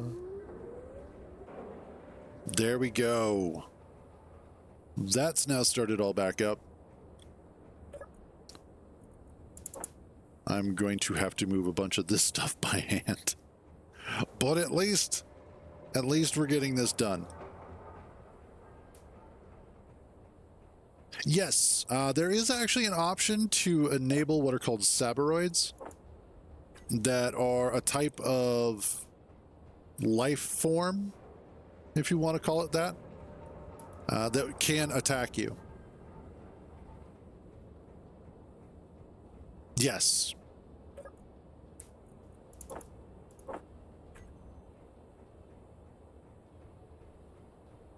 Now, as you get farther along in the game and you start being able to put together ships that have weapons and stuff on them, the red beacons that you see are not necessarily something that you want to run away from. You may actually want to go attack it so that you could potentially get materials from them. And especially when you're out in space, you're going to see that more frequently. However, you may also find some locations on the ground, on the planet, that are red. And so you may want to be careful about approaching those, because they may be hostile and try and shoot you, or they may be something that you want to try and raid. So there are lots of things, and especially these days, that you can do, and it's absolutely amazing. Like, the things that have changed in Space Engineers over the years are truly amazing. And the way that the game is played these days has also changed considerably.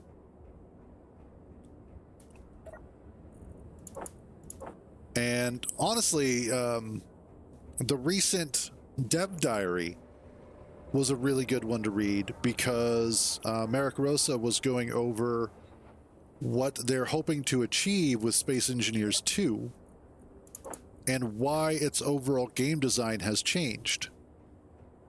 And a lot of it comes down to the fact that they are... Oh, absolutely, they listen. They have worked in as much feedback as possible that makes sense to. Because obviously, you're not going to put everything that every player wants in the game. But the Keen Software House does the best job that they can to try and take in the constructive feedback and make the game better.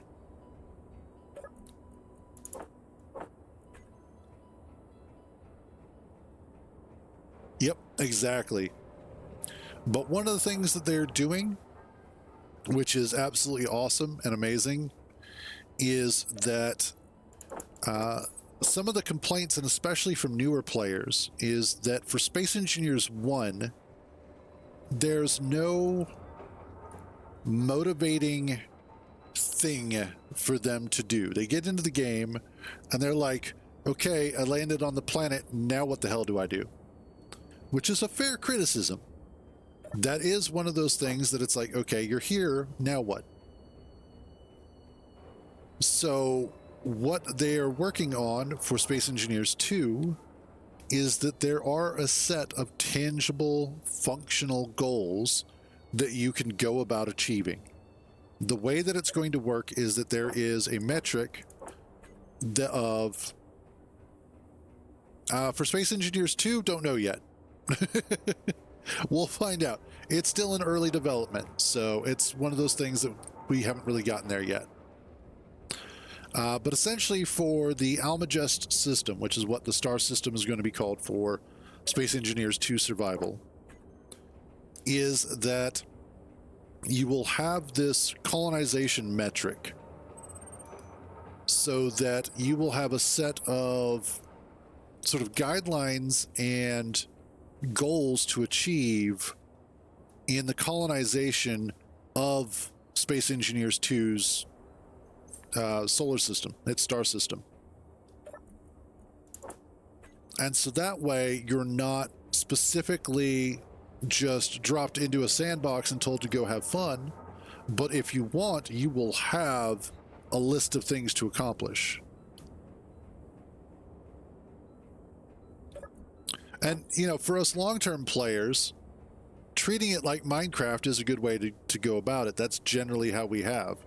Is, okay, it's Minecraft, now we got to start building stuff. You get used to it. All right, we're just going to go ahead and knock this out. There we go.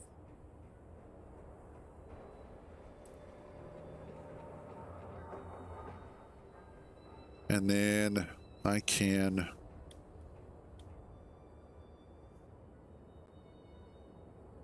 Oh, that is what it is.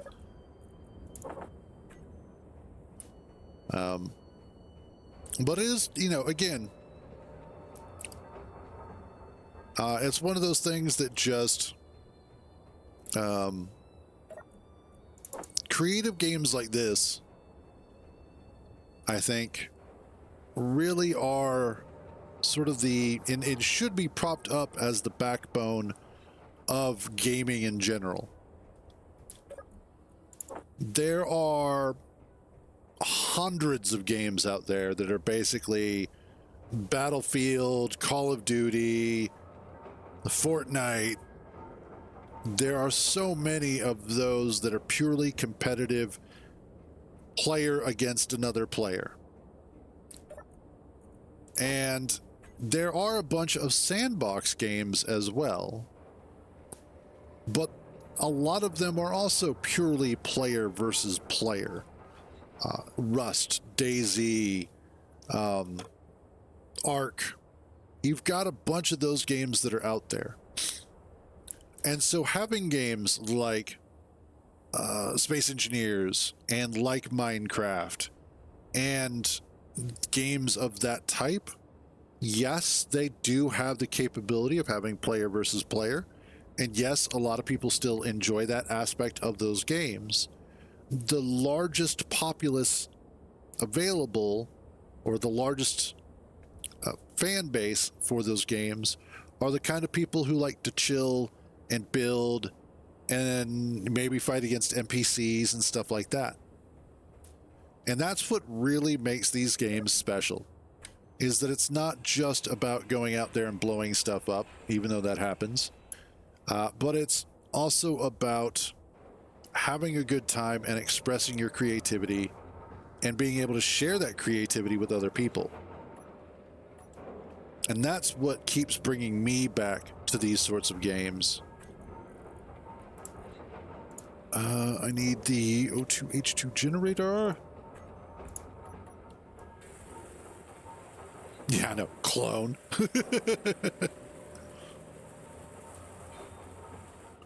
There we go.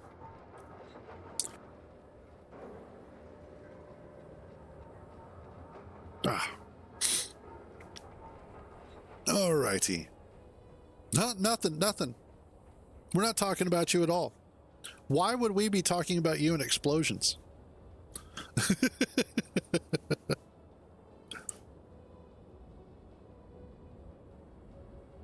Yeah, basically. Okay.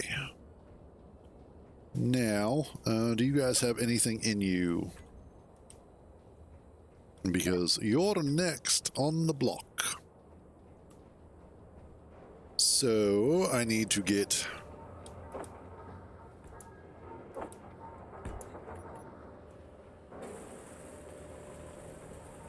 that and that. Awesome. Yeah. What we're going to do... get that removed. Get that removed. Info. Convert to ship. Info. Convert to ship.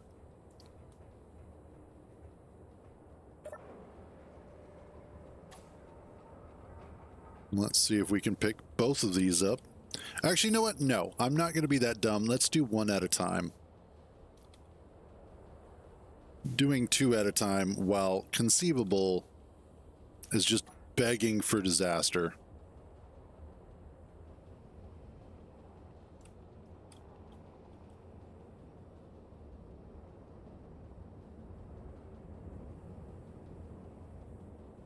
Nice.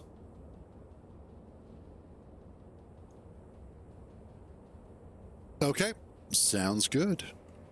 I'll probably hop on a little bit later or something. Ooh. This is going to be entertaining. Let's set you down.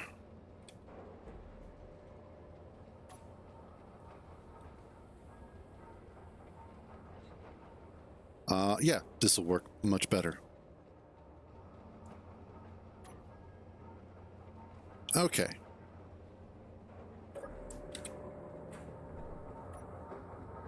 And all right.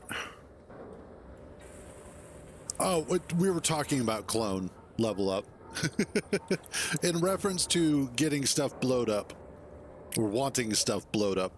Clone is notorious for showing up and waiting for the explosions. That's kind of his thing.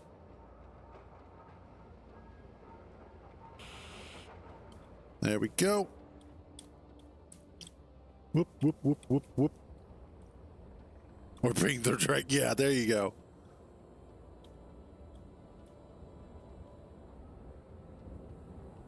Alrighty, that is...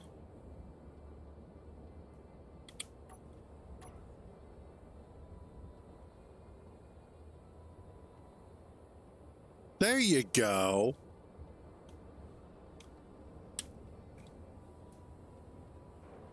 And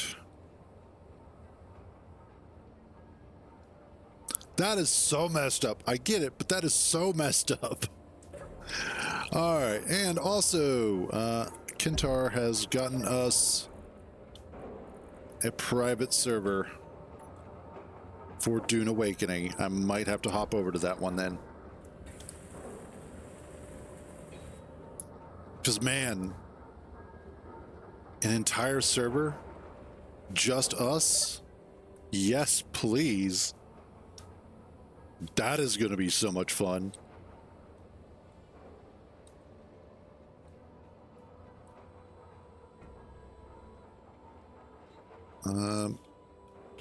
There we go.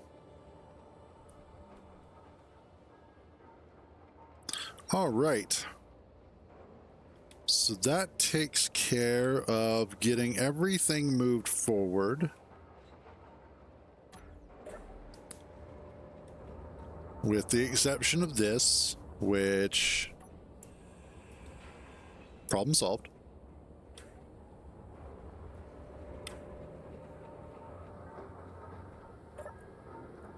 Base camps now on. Yes. I've actually gotten complete everything that I wanted to get done as far as that goes. And I should be able to get this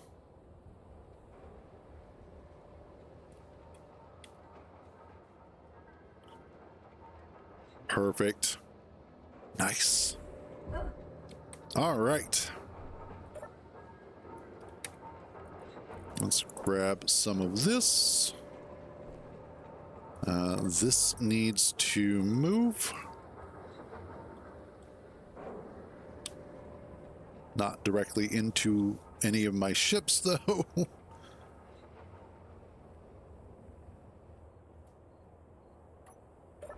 There we go.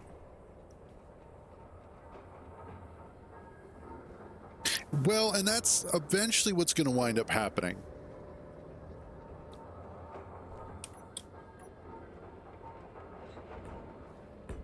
And there. No, I ran out of interior plate.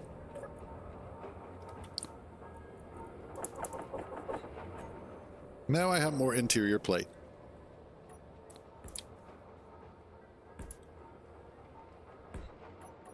And there we go.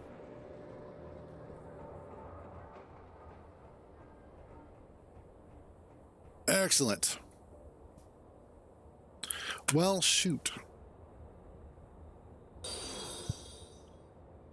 Oh, hey. Let me get over to that. Thank you for that.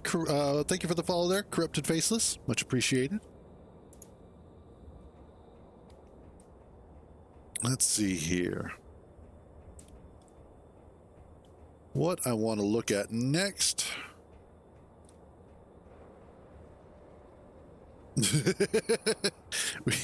Yesterday was definitely like that. Good Lord. All right, so as far as what I had envisioned for the protection of the valuables inside of here is that probably a little bit deeper, or a lot bit deeper, I plan on carving out the sides and creating a set of blast doors that will be able to slide closed over the front of it and meet in the middle. So that way I can protect the stuff that's in here and it will look damn cool. And setting that all up will actually be very easy, as all I will need to do is set up a few pistons that are sort of accordioned, and then the actual blast door walls, so that way I can slide them out into place. And that's easy. I've done that before. The only thing about it is just the actual making sure I have the measurements right for the length and whatnot, and that I get the pistons set up just right so that they actually close where they're supposed to and don't crush into each other to start creating massive phantom forces that eventually cause pistons to explode and create giant craters in the terrain, which then make everything not safe and secure. Not that I've ever done that before. Wink, wink, nudge, nudge. So, you know, there's that.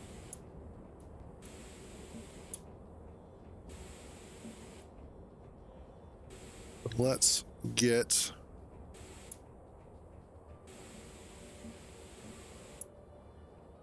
this cleaned up. Not yet. I don't think we're quite at the Phantom Forces level, because then that's still just the Phantom Menace. Maybe, I mean, sometimes you won't be able to fit it all in there and you just have to wait for it to go through everything. Okay, why are you not grinding stuff down?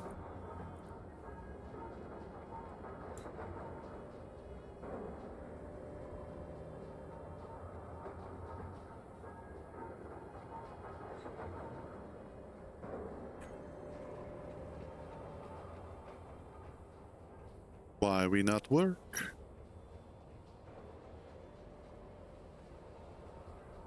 What you want to do, and the hydrogen thing will be solved at the same time.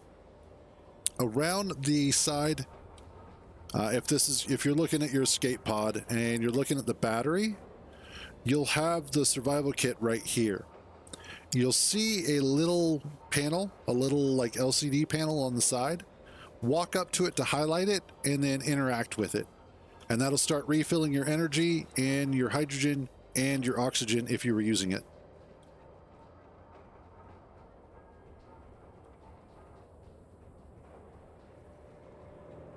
And then as long as you have your, you have some ice on the other side in your O2H2 generator, as long as you have some ice in there, that will allow you to refill your hydrogen.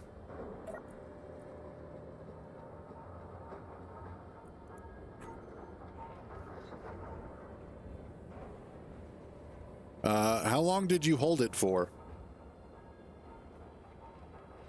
Yeah, do you still have ice? You should at this point, because you start with 300 ice.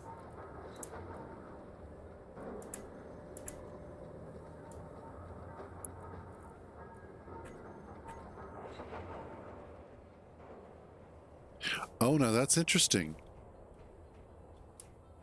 Oh. You want to hold it down, not just click it. You want to hold it. So basically come over to it and hold.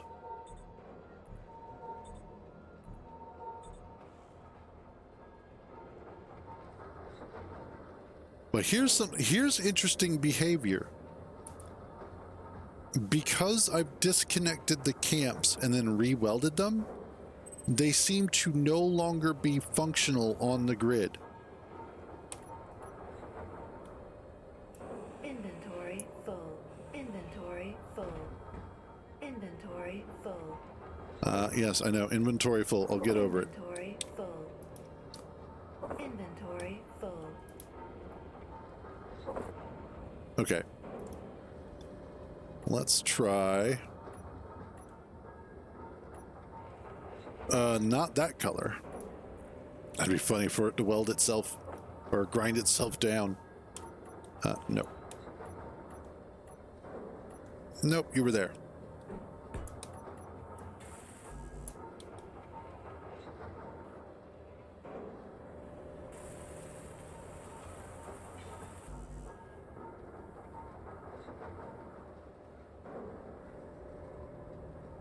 Yes. If you're looking at one of, or, highlight one of the interactables, like the O2H2 generator, or you get into the seat and you open up your inventory, then go to control panel up at the top.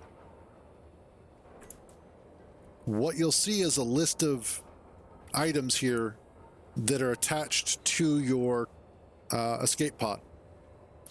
Specifically, what you want to do is make sure you click on the eye icon here next to search, which says show hidden blocks. And that'll show all of the blocks, not just the ones that you can view, but everything that's attached, because some of them might be hidden. And you want to scroll down to landing gear. And what you can do is, since you're on mouse and keyboard, I believe, if you hold control and then click each one of the landing gear, that'll start selecting all of the landing gear. And then once you have all of them selected, you should have anywhere between 2 to 4 of them, depending on what survived.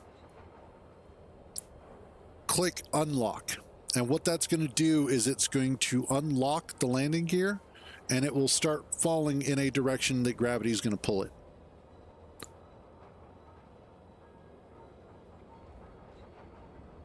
And that may level it out. It may make it worse. Good luck on figuring out which is which.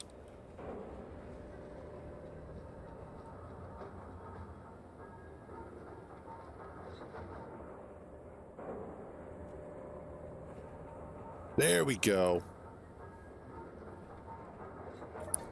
All right, toggle that off.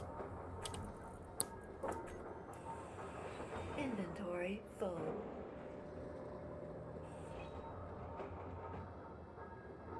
And then I want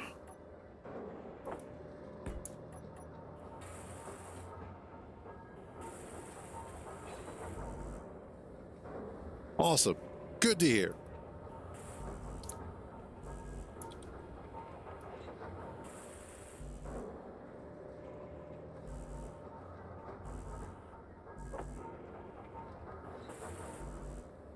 There we go. What am I? That's right. J is for my helmet. All right, there we go. And then you get that turned back on.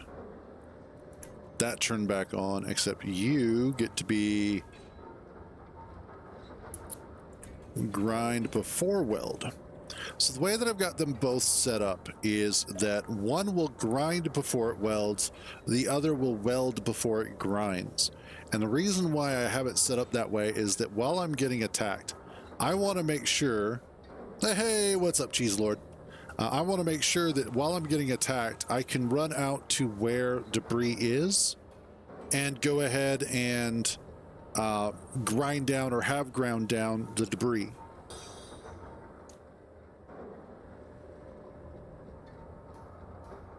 Healing is the same thing. When you walk up to the side of the survival kit, I know you just said you figured it out, but this is for other people. In order to heal survival kit, interact with that panel, and it was, yeah, it will heal you and recharge everything that you have fuel for or, you know, energy for. Okay, let's also go ahead and turn off the viewable area. And I'm always in my Java phase. Let's be realistic here. Giant sand crawlers and finding those droids. That's what I'm after. Nice. Mobile bases for the win.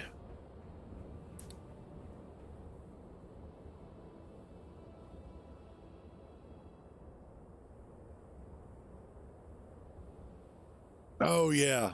Yeah, the large cargo containers.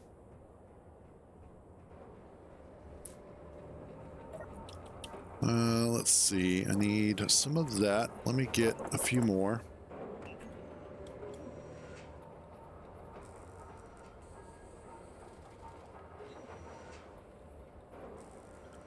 You heal in the same place. In order to heal, to bring your health back up, it's the same place on your survival kit. Just interact with it, hold the button down, and it will heal you up slowly over time. That's part of what the survival kit is supposed to do.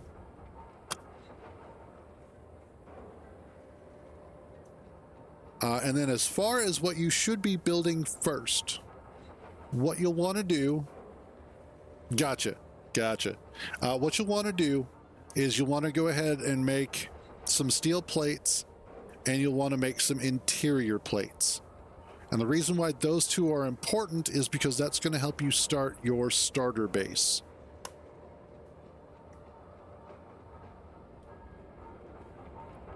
Let's see. That's all cleared up. Good. Are you actually... Or you just pretend you're just pretending right now? Okay. Yeah, steel plates and interior plates. And those two are important because the steel plates are going to be for light armor blocks. And you're going to want to use the interior plates for wind turbines.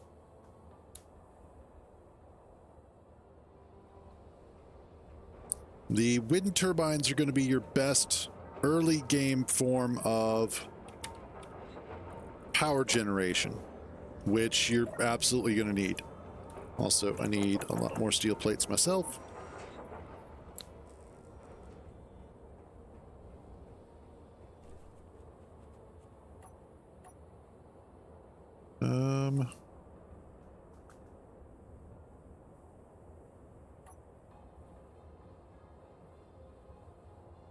Kinda.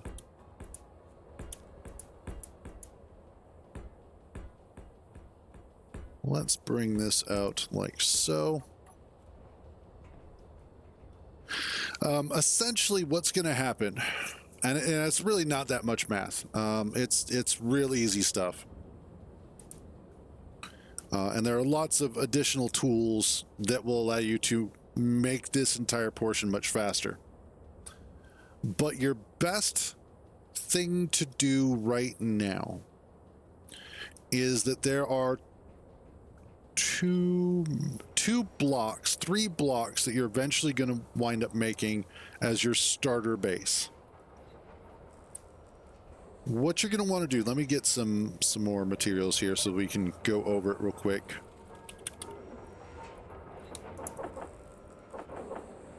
I don't need those, but that'll work. Okay. Essentially what you're going to wind up doing for your starter base, and it doesn't matter where you are, it doesn't matter where you started, with certain exceptions.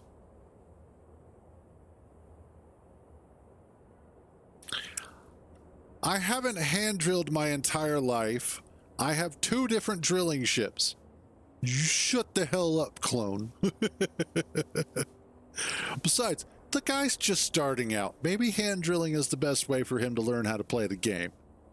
Anyway, what you want to do is you will have, you should have a light armor block on your hotbar at the bottom.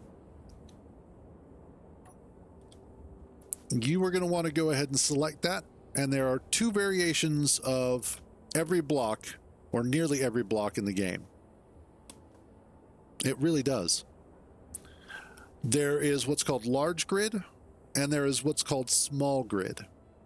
Your escape pod is a small grid vehicle. Small grid is typically used for smaller vehicles, ships, rovers, things like that. However, that doesn't necessarily mean... That's fine. I'll show you how to. I'll show you how to fix that.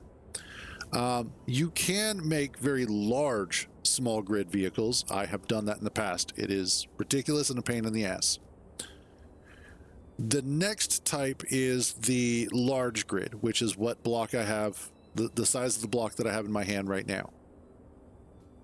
This is typically going to be used for larger ships as well as bases.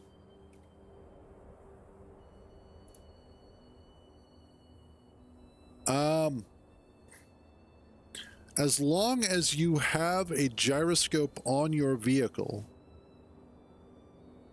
the best thing that you can do is, as it starts to flip over, use your rotation keys, the Q and E, to try and flip against that, or to roll against that. So if you're starting to roll right, press Q to roll left. And if you're starting to roll left, press Q to roll right. All right, so in this particular case, to add the light armor block, there's 2 things you're going to want to do. The first is press Control, press and hold Control, and then press the number 2. And that's going to switch you to a different hotbar. And you have a total of 9 of them. You can see that along the bottom of the screen there. That is true, clone. Sometimes you need more than one gyro. But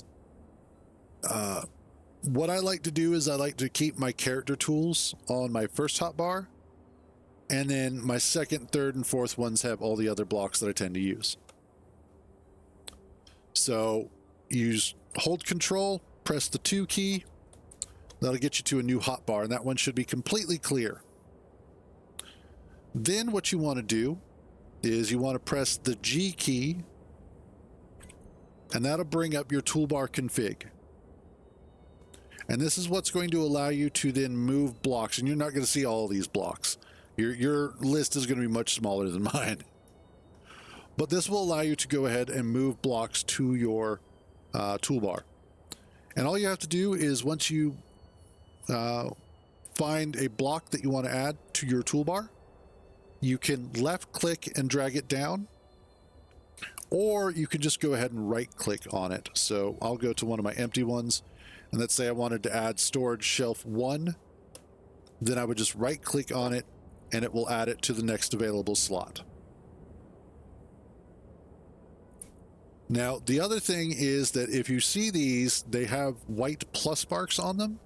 That lets you know that this block has a series of blocks that are attached to it. So it's not just that one, but when using your scroll wheel, you'll be able to select the different blocks under that. So light armor block has a bunch of like different angled blocks and whatnot.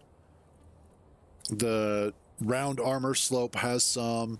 So that's what the plus means, is that there's more than one block under that option. No, that's true. You never have enough toolbars, ever. And then if you ever need to get back to your original toolbar, to get back to your tools, just remember Control 1 is the easiest way to do that. So once you have the armor block on your toolbar, you should see it as the big size. If not, and it shows up little, and it won't let you place it in the ground, press the corresponding button for that block again. So in this case, light armor blocks on my toolbar is 1. Just press 1 again, and it will give you the large size. And that's how you can flip back and forth between the different sizes. Yep, and that's fine. We'll get to that in a second. So we've got, go ahead and you want to place the first block on the ground, and then look at the sides of it to attach additional blocks. And what's going to happen is that you're going to get the unwelded version of the block that gets placed down. You do not have to worry about block stability. So if you're, I'll get to that in a second. If you're building and you decide that you wanted to build a big old tower like this and then build out like this, that's fine. You could do that for miles if you wanted, and it will not have any impact on stability of this right here unless you blow it up. Oh, whoops.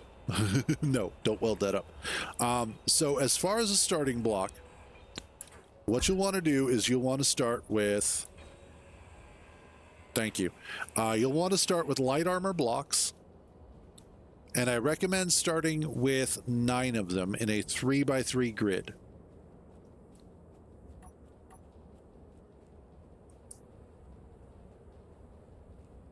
So you'll want to do like 1, 2, 3, 1, 2, 1, 2, 1, 2. Yep.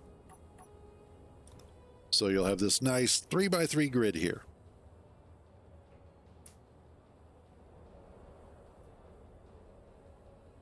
Then the next thing you want to do, and this is, you don't have to do this. This is just what I found to be one of the more efficient ways of doing things, is to go ahead, pop a block on the side there. So you've got that little 3x3 and then that little nub, and then bring this up probably about 4 or 5 blocks. You can even go up to 6.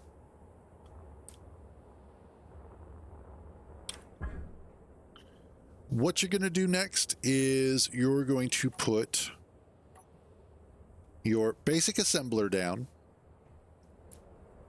and you're going to want to make sure that it is turned so that this conveyor entrance on the side, the big yellow box, is facing towards the center of your 9x9 grid. And the reason why this is important is as long as 2 conveyor ports meet up, that will allow the transfer of items through them. It means that you may not have the item available to place that block. So you want to make sure that you have the steel plates, that you have some steel plates or interior plates or both in your personal inventory. That's why it's probably showing up. It'll let you know if you try and place it, you need such and such an item.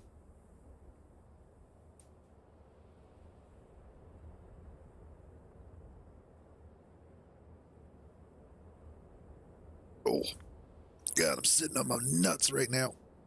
Okay, there we go. That feels better. Yeah, no, I kind of figured that.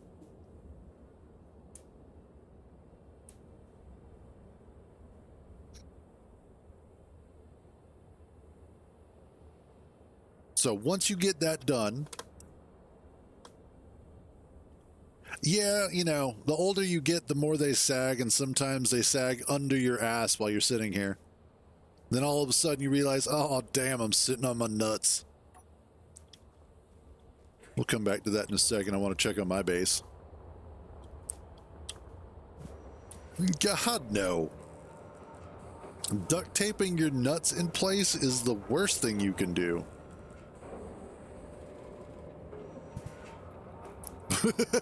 Stapler. I'm definitely not stapling my nuts in place. You guys are fucked up. I mean, you're my kind of fucked up, but still, that's like, wow.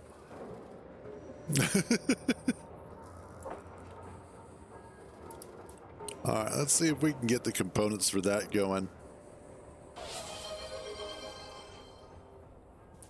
Build an orbital death ray.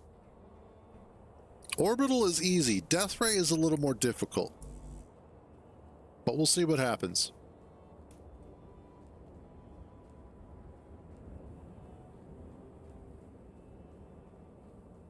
Okay. So once you got this structure kind of put together,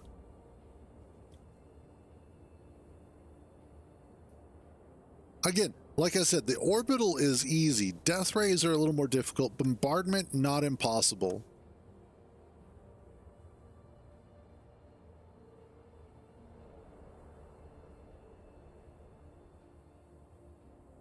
The problem is... no. I'm not super gluing my nuts to an I-beam, because then how am I going to sit in my chair? I-beams have terrible back support. Everybody knows this. Anyway. So once you have this structure kind of built out, what you're going to want to do is go ahead and pull up your basic assembler. And in order to rotate blocks, it depends on your keyboard, but generally speaking, you should be able to use the, what is that? Insert home, page up keys, delete end, and page down, if you have a full-size keyboard, or at least a keyboard that has the arrow keys and those as well. And that will allow you to very easily move and rotate the block.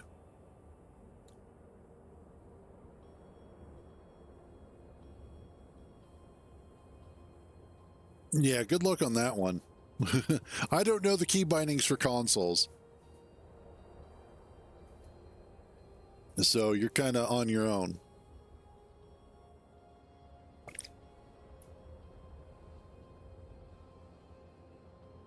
Oh, Shazbot. My cop runneth umpty.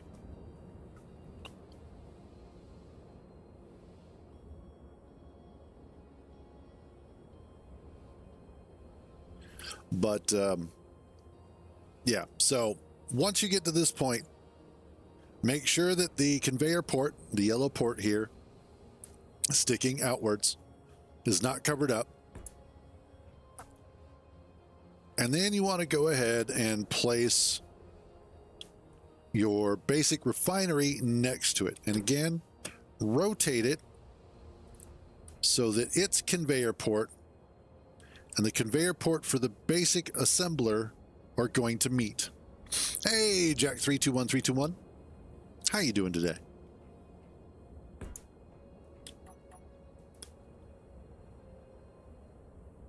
And then once you have those two set, well, so far so good, can't complain. Once you have those two set, there's two more items that you're going to need to place to get ready to start working on.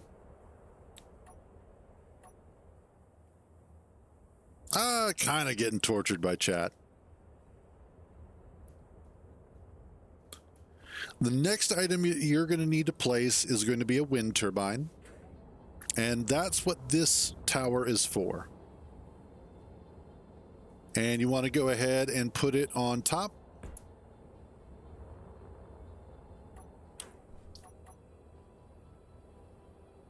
And then the last one is a battery.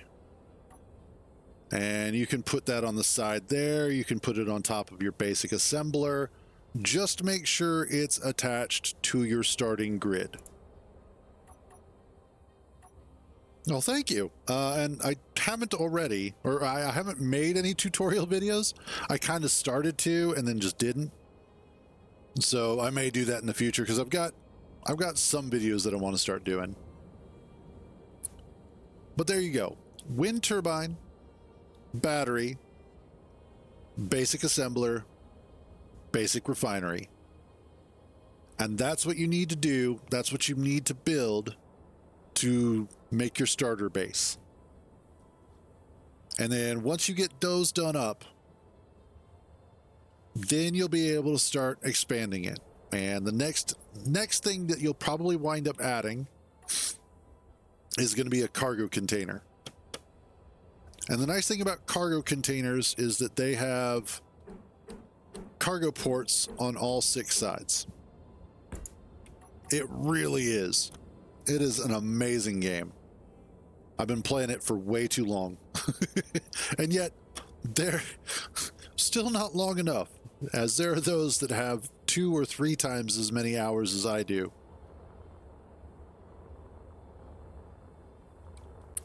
I'm going to leave this out here for now if we need to go back to it as reference. But I need to get back to work on my base because I still have a bunch of stuff that I need to do.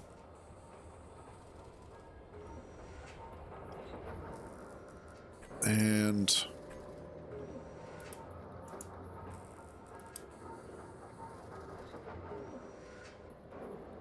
this is true, Matt. This is true.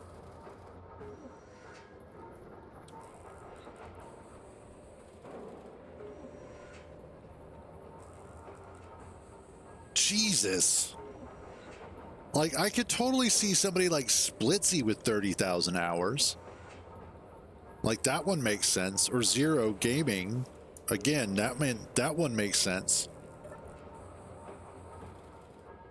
That is a lot of hours.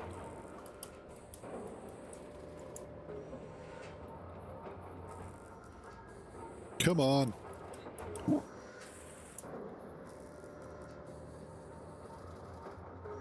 Excellent. Glad to hear it level up. And yeah, go have a good day.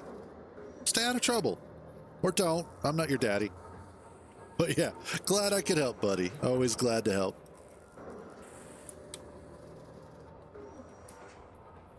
Yeah, Jesus. Awesome. Fancy that. I'm currently playing Space Engineers as well.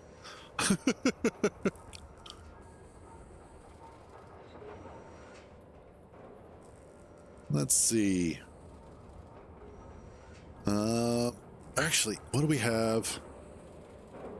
That is actually quite a bit. That's definitely double what I have. I am wrong button. I am at Space Engineers. We are currently at 3,278.1 hours.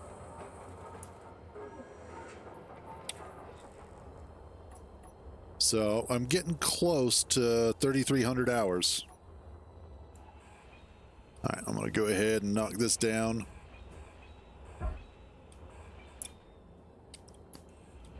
I am hopeful.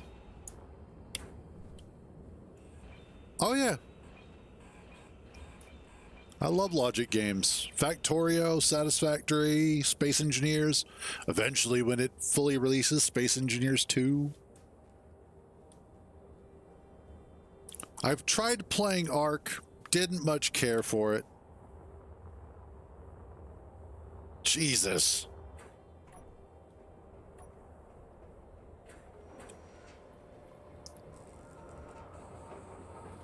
Come on. Ha!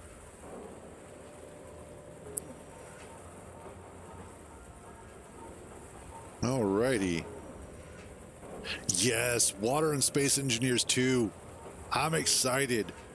Now, Merrick Rosa's dev blog that he just recently released was talking about the fact that they are currently working on Water version 3. They've been going through it little by little and working on the versioning to get it better and better. And they are currently actively developing both Vertical Slice 2, which is going to be survival with planets and whatnot, as well as doing version 3 of Waters at the same time.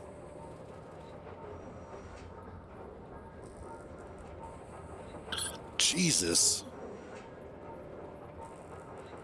Yeah, seriously, I thought I had no life. Okay. So that...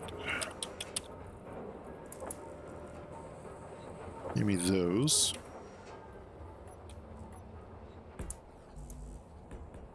And...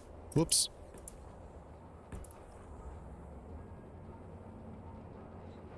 And that would be...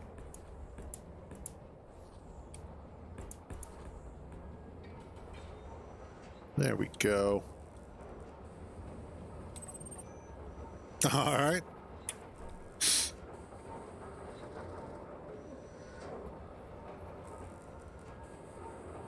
Yeah, it is. Love Satisfactory. I've put a not insignificant amount of time in that game as well. Actually, how much time do I have in Satisfactory? Do I have it still? I don't have it installed at the moment, though. That's the funny part. I have 454 hours in Satisfactory. Okay. I have seen Foundry, and I have looked at Foundry, and if I remember correctly, Foundry is Paradox Interactive, yep. And I'm kind of not happy with Paradox because of what they've done and what they did to City Skylines 2. What they did to City Skylines 2 really kind of pissed me off. And the other thing that annoys me is that their DLC practices are kind of obnoxious. Like, their DLCs are way too expensive for what you're actually getting compared to, like, Space Engineers. So it's one of those that I've kind of taken a step back from Paradox Interactive games. I would love to play Foundry, I absolutely would, and I might in the future. But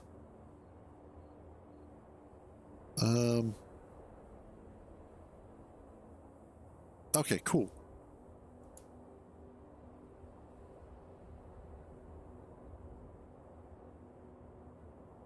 One point 21.4. Okay, cool.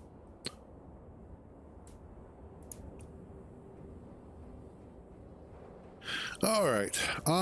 Two things. First of all, I like where we're at. We got some stuff accomplished here, but I'm going to switch over to Dune Awakening. Yeah, fair. I'm going to switch over to Dune Awakening because of the fact that we now have a private server thanks to Kintar. And I want to see how it feels when you're like the only other person on a server.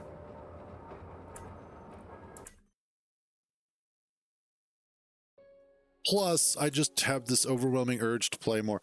Now, what sucks, and this is the funny part, is that on the main server, we actually almost have a carrier Thopter complete. So it's like, well, damn. That kind of sucks. What?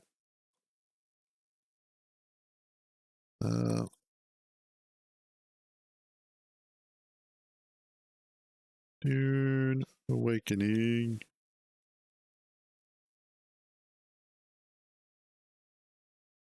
Yeah, I know.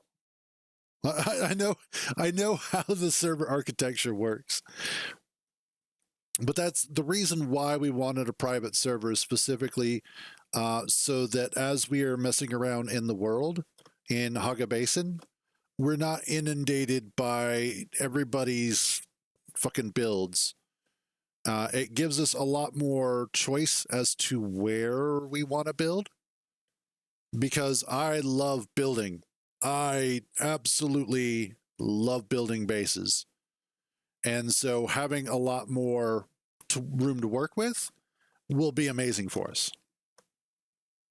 And no worries, that's fair. You know, there are a lot of people who don't understand how it works. So I totally get that.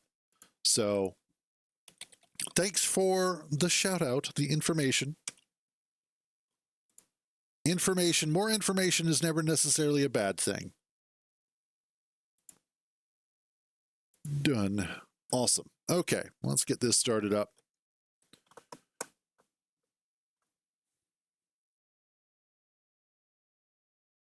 It would be cool if we could move a bunch of our stuff over to the new server. I would be totally happy with that.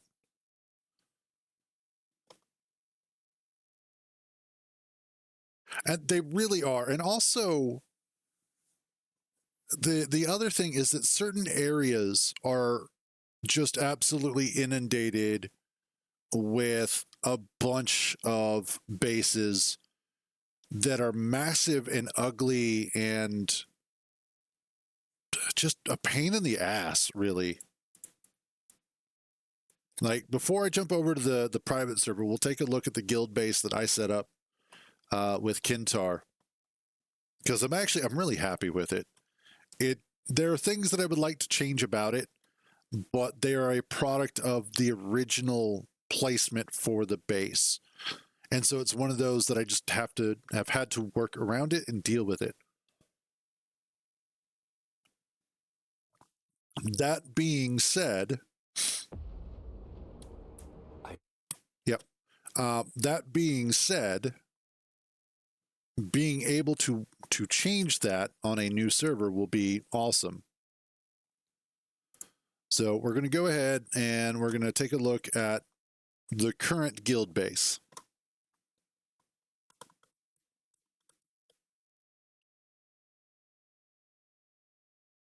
Uh-huh.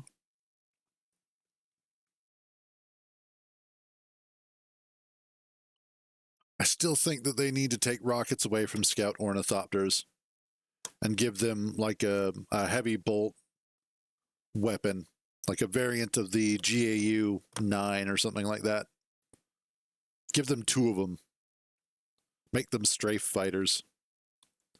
Okay, so the guild base. Oh yeah, you guys aren't going to be able to hear anything. Give me a second.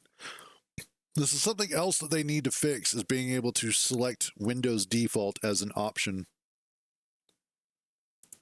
Okay, there we go.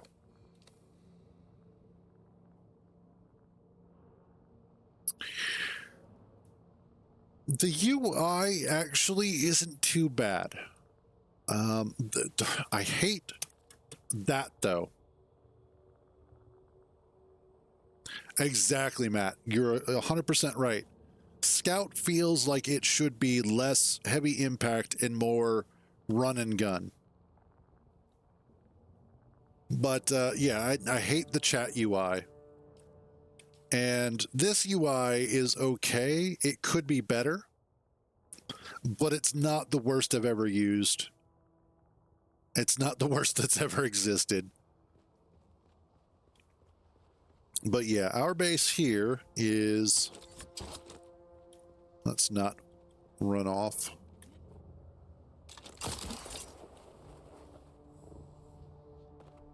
We've got our main hangar here, which surprisingly fits a carrier thopter. I didn't know how big the carrier was going to be when I first designed this, so I was just guessing, and it turned out okay. And then over on this side, this actually has 2 floors and a couple of different rooms specifically for our death stills and water, so like blood purifiers.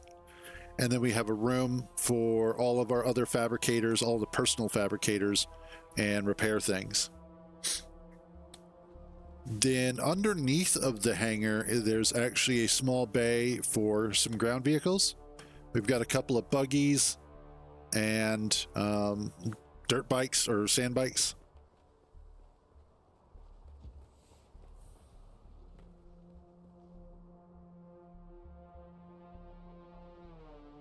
I think the reason why they went with a unified screen is simply because it makes it a little bit easier to drag from inventory to your character. Now, what's nice is that you can... Oh, I didn't know those options existed. That's cool. But you can cycle through the different views. And again, I really don't mind an inventory screen like that. Considering all the other games that I play, that's not that bad.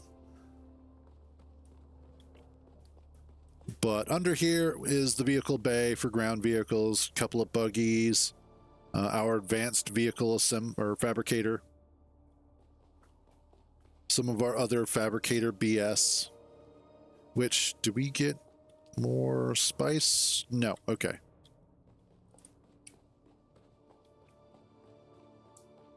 And I also made sure that people can get through here. Excuse me, good Lord. Because I'm not an asshole, I made sure that people can get through this way, which is perfectly safe. There's also an area underneath that if a sandstorm is coming through, you can hide under there. And in fact, there's a lot of area underneath that you can hide under. If you come out here, you can come through this way. There's plenty of room under the base. We've actually had somebody hide their thopter under here temporarily during a storm, which was pretty cool. And then if you come up this way, you can get through here with a buggy or a sand bike without any issue. And if you're a really good pilot, you probably could go ahead and get a thopter through here as well. And that's the basic gist of the base. You know, that's what it is.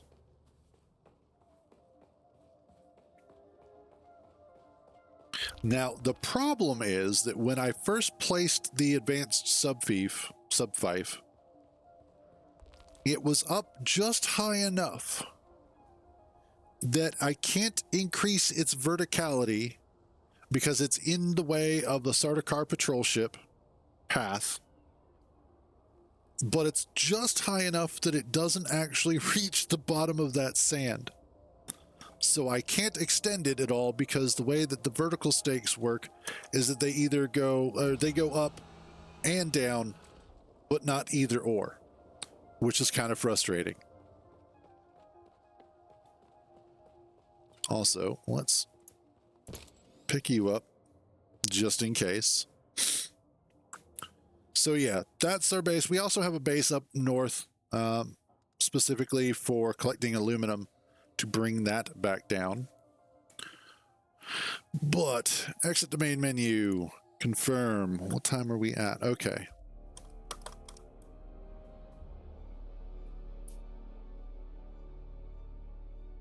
Let's see.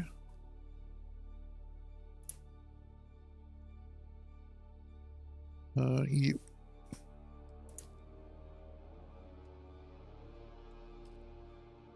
Private servers, yeah, that's fine.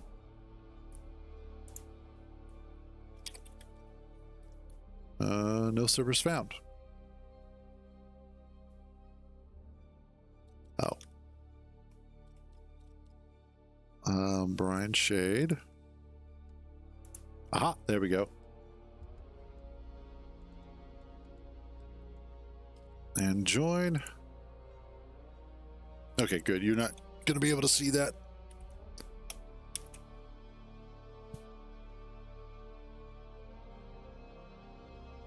Nope. That's funny. They tell you to press spacebar to enter the password. Yeah, we're going to skip this. I've already seen it like 1,000 times. But they tell you to hit spacebar to enter the password. The problem, however, is that it then tries to add the space to the password. So if you're not paying attention... All right, let's go tall. Let's also go... Yeah, whatever. Let's do somebody different. What do you say we do?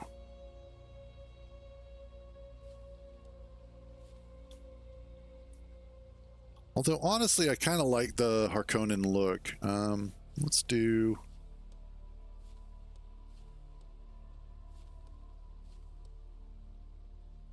That's Harkonnen. Yeah, we'll do this one. Stupidly tall.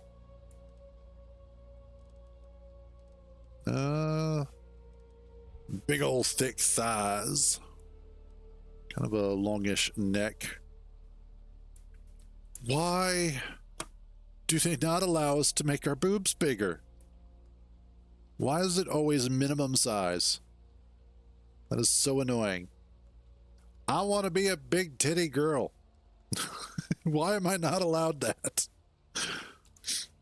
I can make my ass bigger, but I can't make my boobs bigger. Okay, face type. They really are.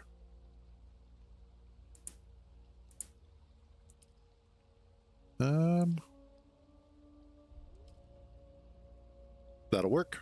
Age is fine. There you go.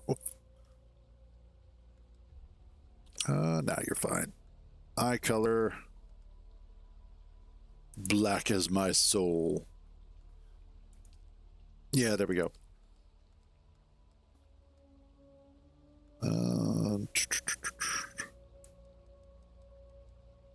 Nah, I'm not that tired.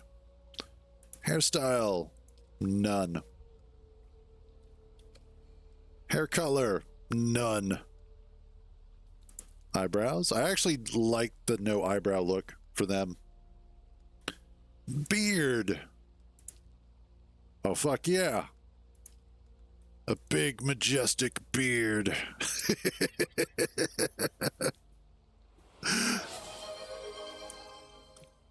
Yeah, something like that. I don't even know who that is. Face tattoos. No.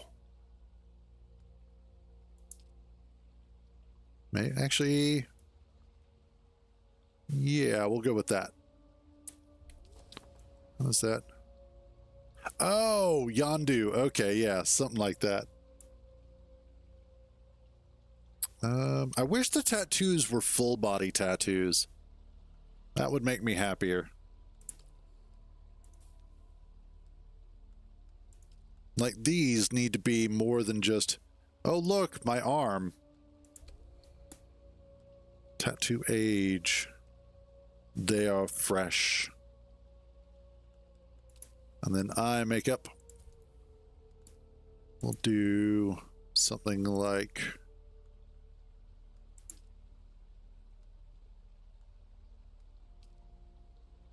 Yeah, we'll do something like that. Eye color. Eyeliner. Yep, awesome. Lipstick. Let's do...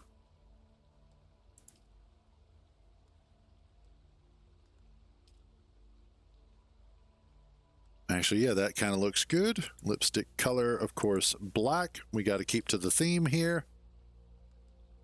Lipstick gloss and lipstick metallic. Oh, we are so fucking sexy. Hells yeah.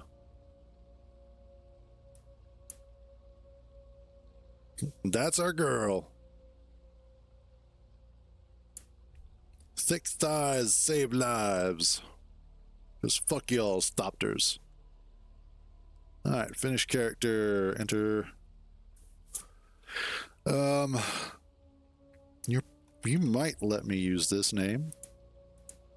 Selkita.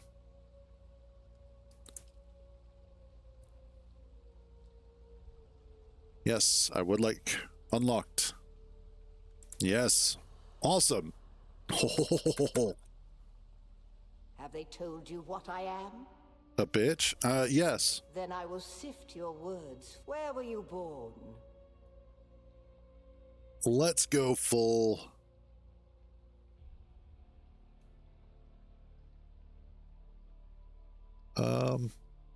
Let's do The X. machine world. The order of the Imperium is rooted in the Farfreluches.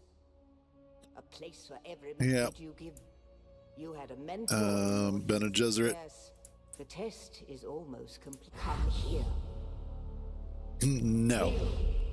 I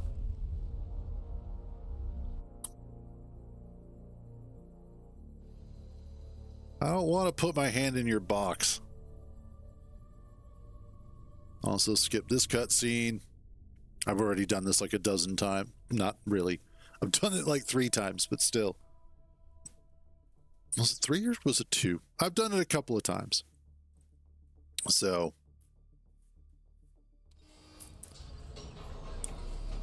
Get up, Off-Worlder. I couldn't wait for you. But now you need to run. The sandworm is coming. Run! Now! Okay.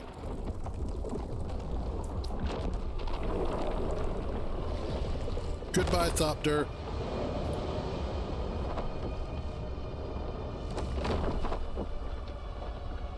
That would be kind of cool, actually. Getting to start out as a Prototech or a Factorum member. Catch your breath. When the Thopter went down, the storm took us far off course. My leg is bad. I need to lay low and treat it before it gets worse. Okay. But fear not, Off-Worlder. Noctua can cover the ground between us with little effort. She will be my eye in the sky so I can continue to offer my sage advice. Oh, And great. keep you on this side of the grave. Figure out how to craft yourself some clothing. That Mauler outfit won't cut it out here. Uh-huh. All right, so the first thing I want is not that. Makeshift clothing. Give me this. Confirm. Actually, that sounds like it would be kind of cool. And there, it would give you access, early access to some Factorum parts. Not necessarily like the full Factorum stuff, but just some parts. That would be kind of cool. I have 3. Let's do that. And we'll get to the rest. Nope. Yes. I need more plant fiber. Oh my god, an entirely fresh server. That's a crazy thing to think of.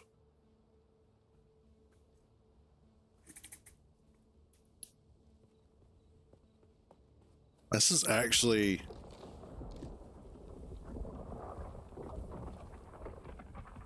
This is going to be interesting, honestly.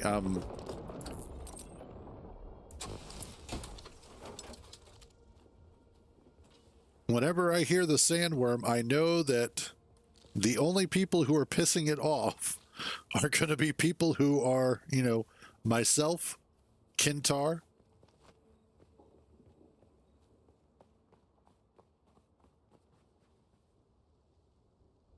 Okay. I need you.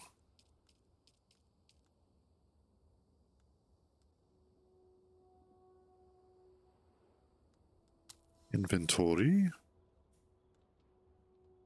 Oh, awesome. It sounds like one of our deliveries has shown up. I might just have to take a quick AFK. The War of Assassins has left debris There scattered we go. all over this sector. Salvage metal from the wreckage with your cutter ray and use it to make a Mauler pistol and darts. Don't let the Imperial disdain for ranged weapons Yeah, lead you basically. astray. Very few people are foolhardy enough to use shields this deep in the sands, and that is to your advantage. Okay. Well, a hungry cruise is a normal cruise, honestly. I'm like 99% hungry all the time. It's like my teenage desire for food never went away. This location should be good right up in here. Enclosed, not quite watertight. Well, this should be mostly safe. So I will be back in just a few.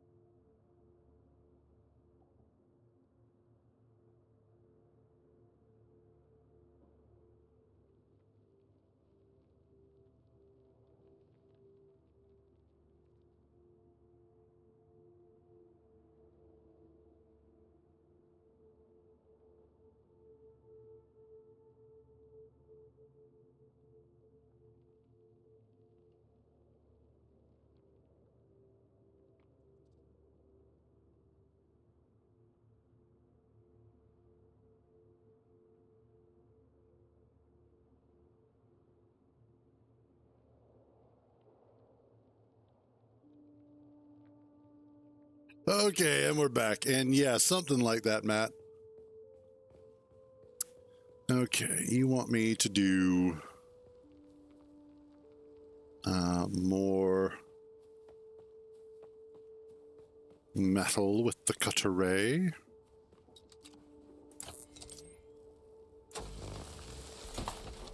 Awesome. Let me get some more of that. Yes, 5x5 wheels are huge.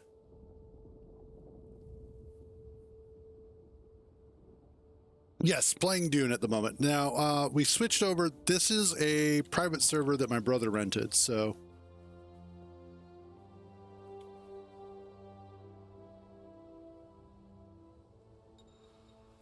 Oh, awesome. Yeah, and tomorrow I did plan to spend a little time on the server, on the Space Engineers server, so that we could just kind of take a look at it and that sort of a thing, and get one last gander at some of the stuff, some of the antics we got up to. And then I do plan on tomorrow I'm also doing a backup save and download and getting it up onto the workshop for anybody who wanted to get access to it. So that way, you know, those that were interested in seeing it personally, who maybe didn't get a chance to, will be able to.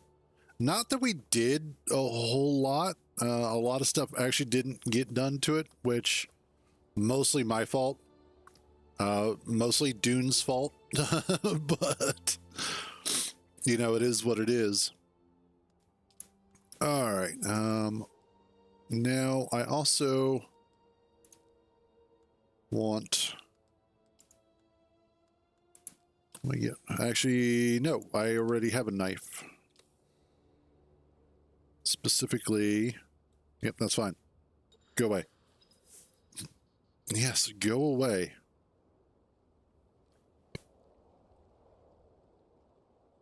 All right, this is what I need. I need you to be 4, you go in 1. Awesome.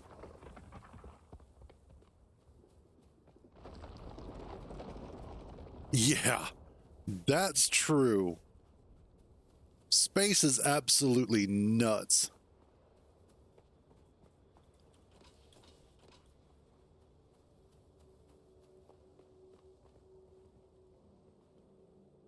All right. Our ass is in the sunlight, but that'll be fine.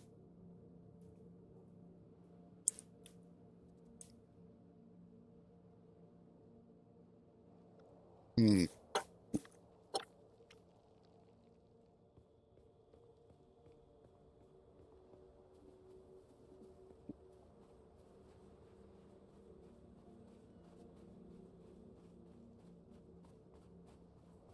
All right. Yep, that's fine. I know about the sandworm, which is right over there. So I was looking at this a while ago. Yesterday is when I was looking at it this morning / yesterday. And I came to the conclusion that it looks like potentially there is at least 2 worms that I have been able to find or see in the Western Vermilius, or in the Vermilius Gap area.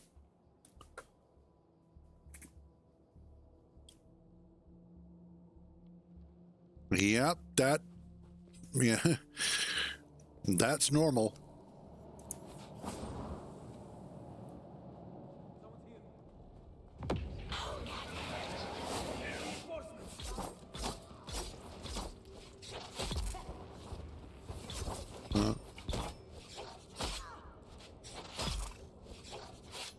Haha. Get good, scrub.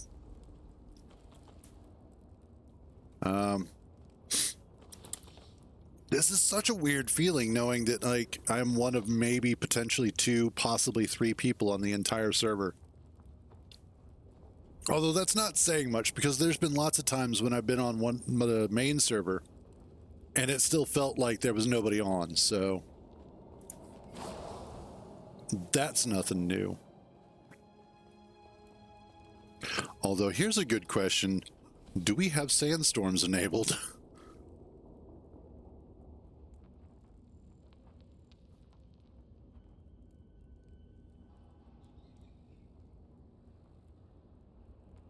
Hmm.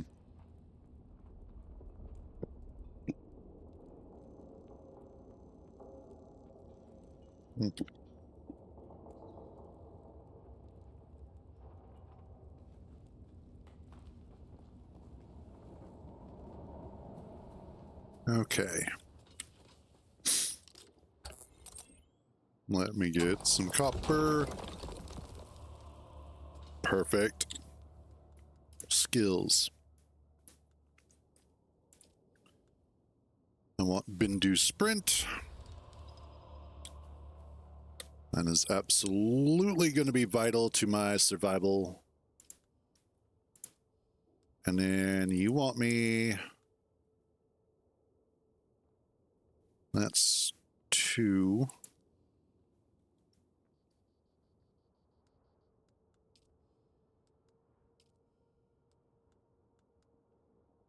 That's the Karpov. We'll make that first.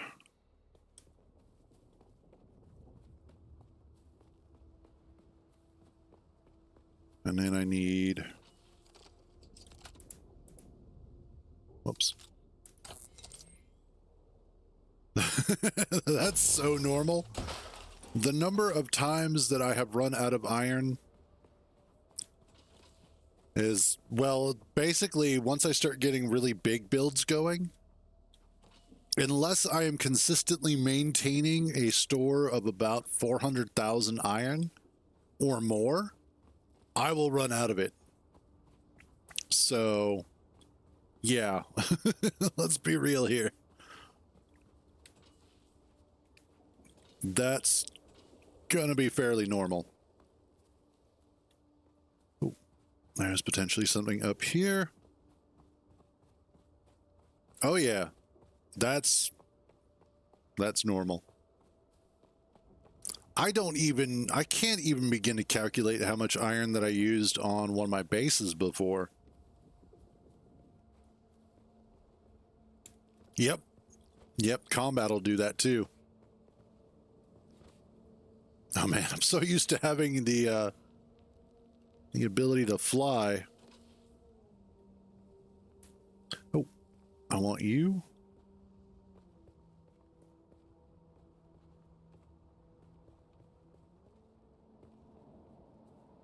And we need to make some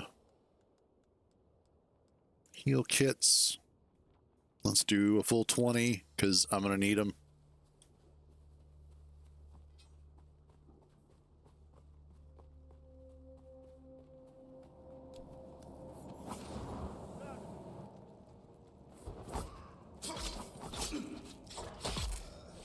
Oh, you're dead. Sucks to be you. You have no loot.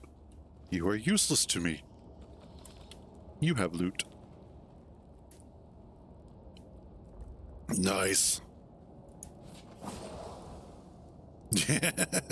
Although, you know, I've never actually completely obliterated an iron mine on Earthlike. Honestly, on Earthlike, I've never actually completely obliterated any of the mines that I've made.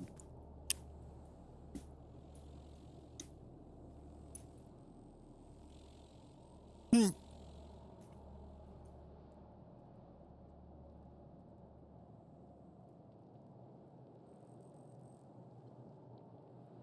Hmm.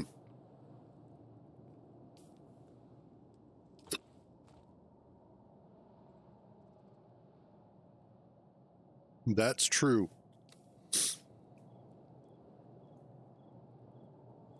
That's not a bad idea. Ore detectors are just a good idea anyway. What are you? Oh, random bit of debris. What are you? The stash.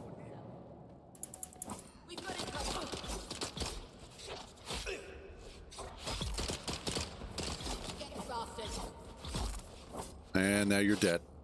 Was it worth it? I got hold of a working buggy. Don't know how much longer it'll hold together, but while it does, we can use it to pick up some of the bigger pieces out in the sands. We'll take it all back to Solgren's cave and stash anything we think we can use there. Then we can cut it up at our leisure, away from the sun and the worms. That sounds fair. Yeah, hand drill has, I think, honestly, I think it's about the same as the small grid ore detector.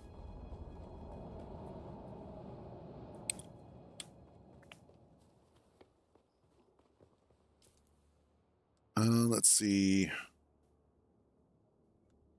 Oh, nice. Put you there. I'm gonna start needing some water here at some point, or to find some water at some point.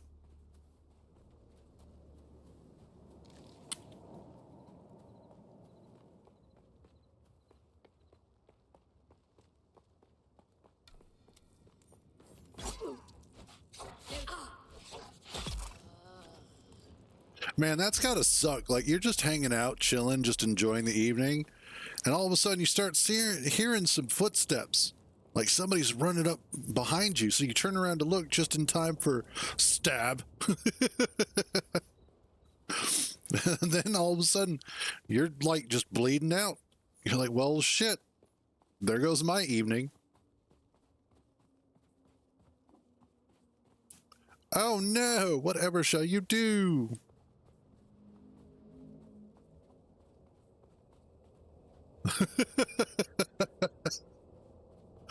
Oh, yes, the joys of space engineers. I have made that mistake plenty of times myself.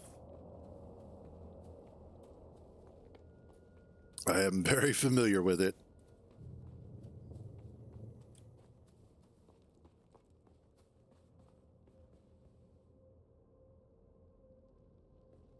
Okay.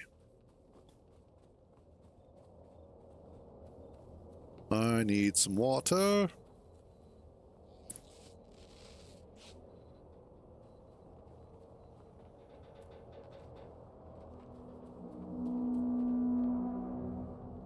That is so true, and also so painful.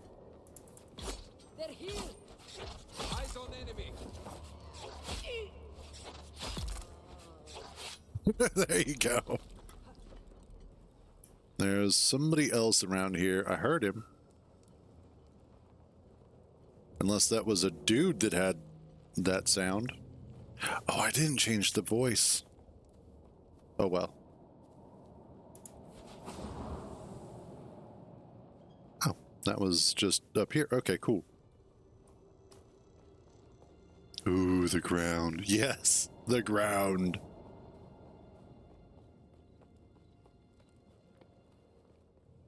Ah.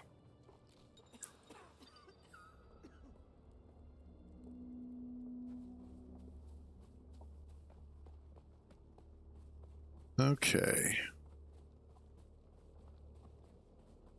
I don't want to craft that stuff.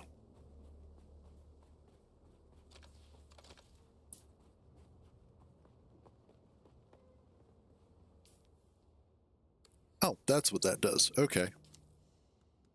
Research.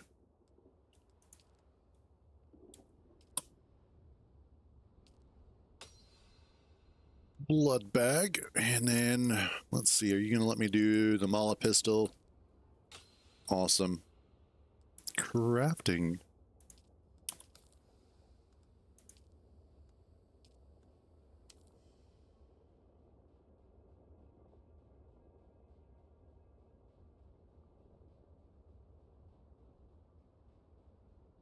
I mean, the range that you usually have to worry about that at, though, is such that it's not going to be that big of a deal.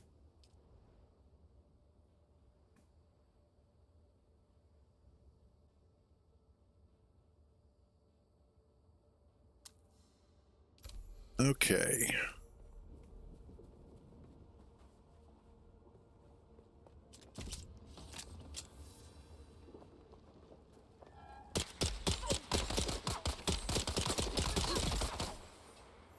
No, don't you dare run at me like that. There we go. Sure.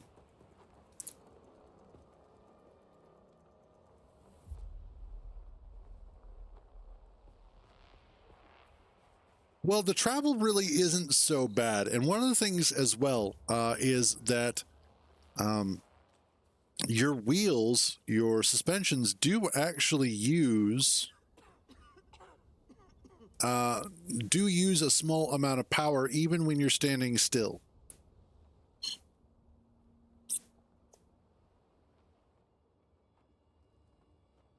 Hmm.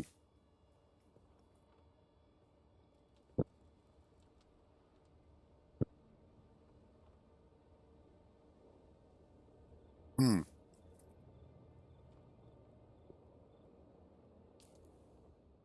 Those are so good. I have no intel. Okay.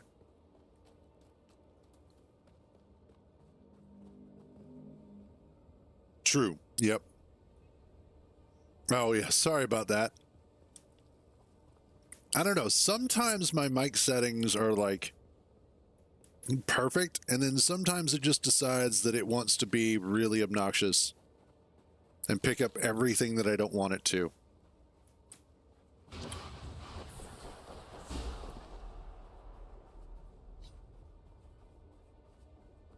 Well, thank you.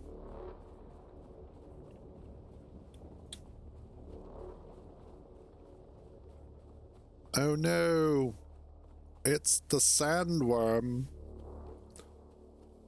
Research respawn beacon. I will when I can.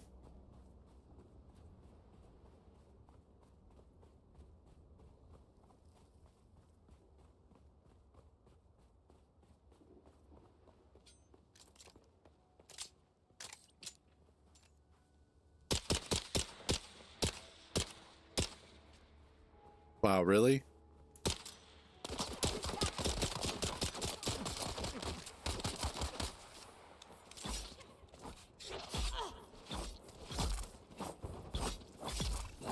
Haha, 2 for 1. Definitely not a bad idea. An antenna wouldn't be a bad idea either. You want me to do the respawn beacon? Oh. Let's do the survey kit and basic construction.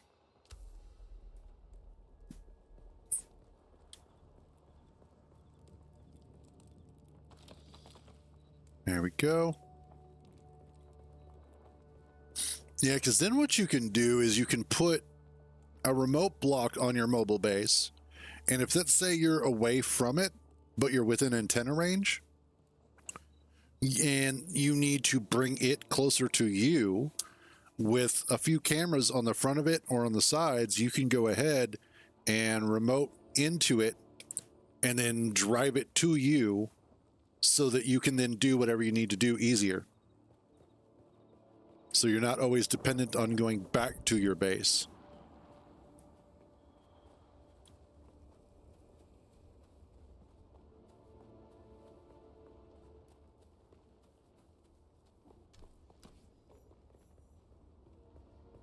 This place. I don't think we're quite ready for this place yet.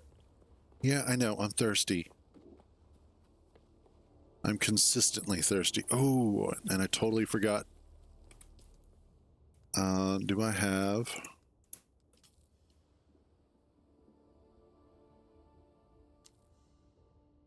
You could do that as well. I mean, again, plenty of options. That's not the bottom. That's the one, and I need... Yeah, that'll work. All right, let's suck down some flower water.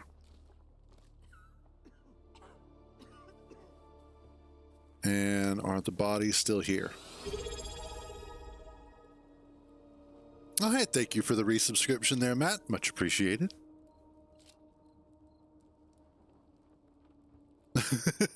No, that's fair. And yeah, like sometimes They should do that, but I think what they are intending is that your Prime sub is something that you can move from person to person.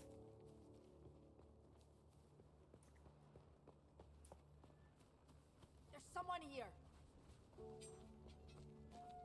I've got you. Okay. Ow.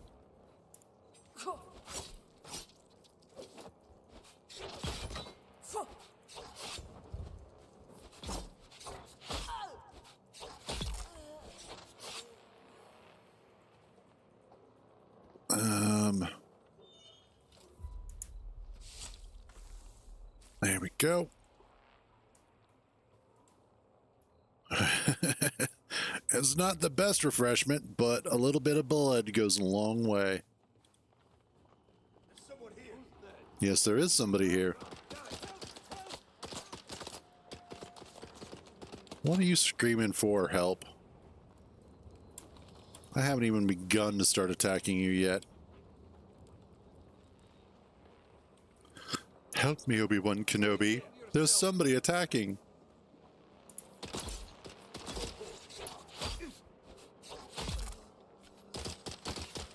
Oh, you. That's enough out of you. Stop that.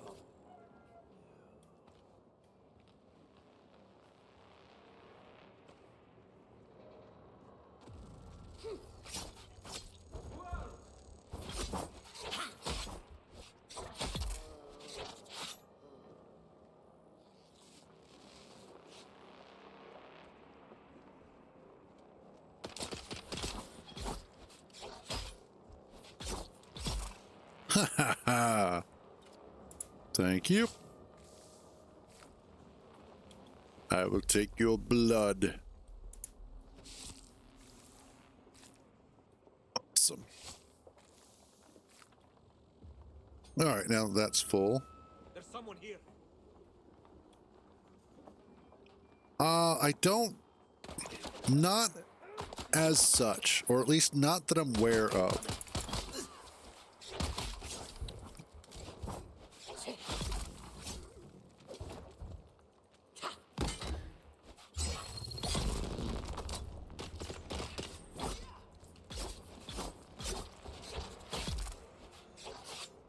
We have looked up lots of different myths and ways to extend an ore detector normally, and we haven't really come across a satisfactory answer in that regard.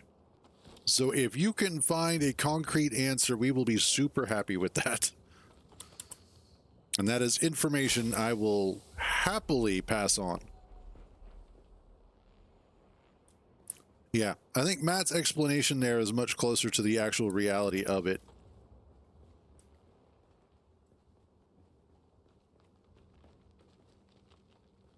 Oh, yes, give me the intel.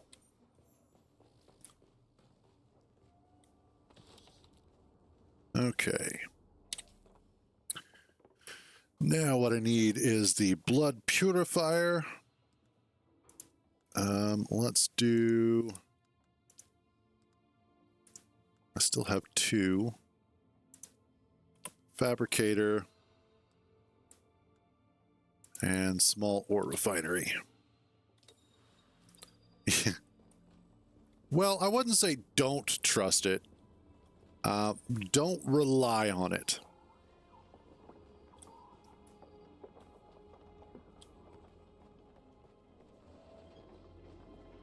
Learn to utilize best judgment practices, I believe is the best way to go about it. Because there have been correct answers that the AI has actually given me, or specifically, it has pointed me in a direction that was correct, even though it itself did not have the most accurate information.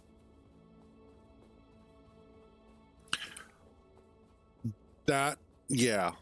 It used to be that you went to Reddit in order to get actual credible information. Now, not so much.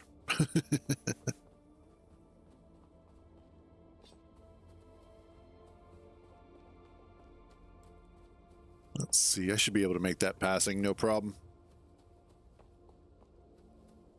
Oh yeah, easily.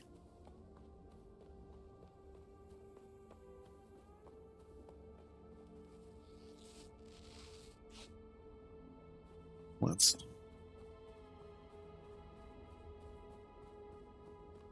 True. Or longer.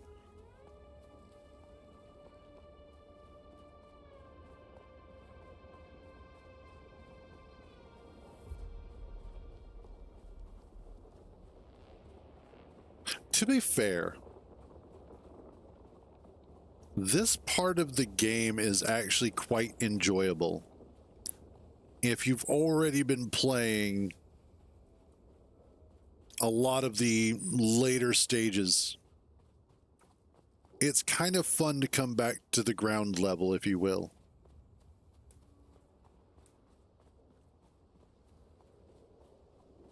And I kind of wish there was more reason to be like this in the later game. Oh yeah, it's late stage, or at least I would say mid to late game Dune mostly just turns into make sure you have your Thopter.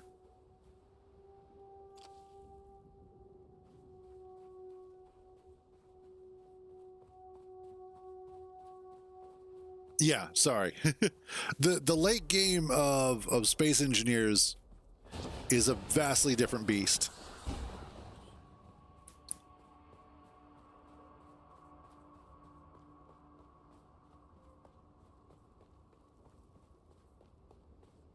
All righty. Oh, I need to come up here.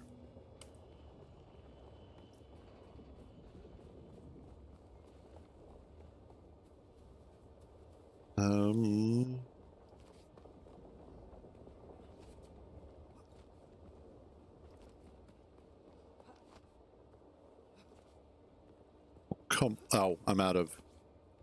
Fine. Recharge.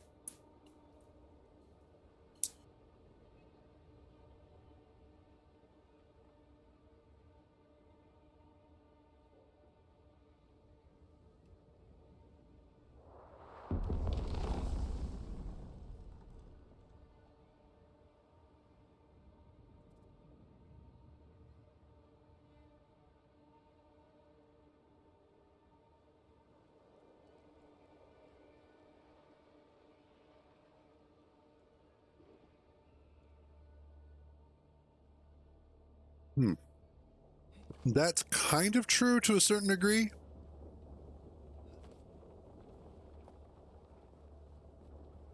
What am I doing over here? Where are you trying to get me to go to? Oh, back over where I was at. Okay, well, fine then.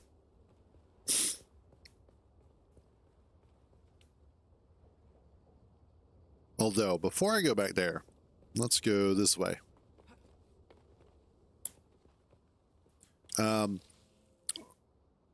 thing about Space Engineers and its end game is that really the biggest part of the end game comes down to what you want as your end game. Now, if you're playing a more sort of a direct through line version of Space Engineers, where you were going from thing to thing to thing to thing, and you're looking to get to what an end game might be, is what a lot of people will consider end game is taking on Factorum and collecting prototech. You know, get all the best stuff, that sort of a thing. And that is indeed a form of endgame.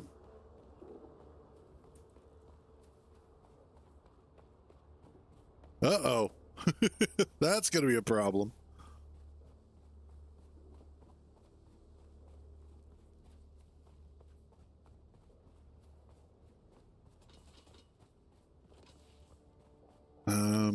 I need...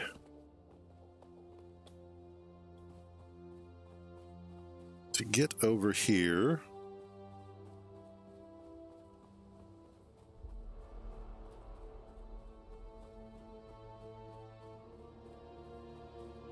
Yeah. God, the number of times that I've had to do that.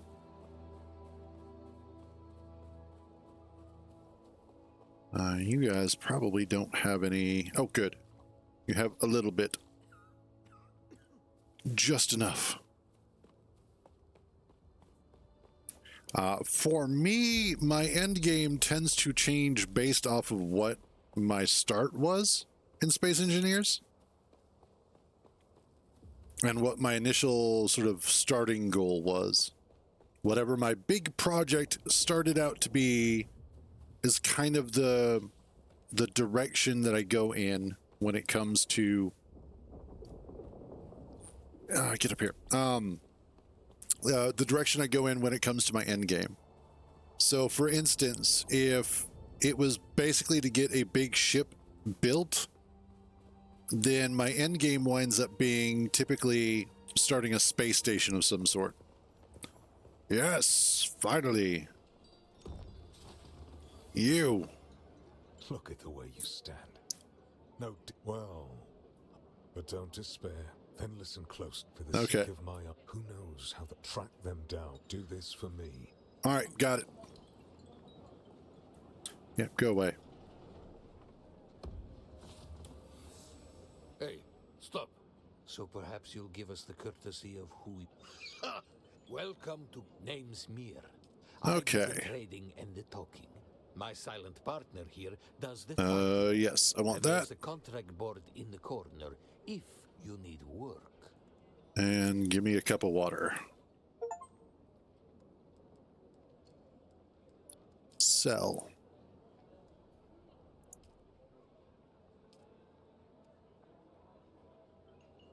Okay. Get all this stuff sold. And there we go. Empty out my inventory a little bit more. You get learned. Boom. There. Awesome. Okay.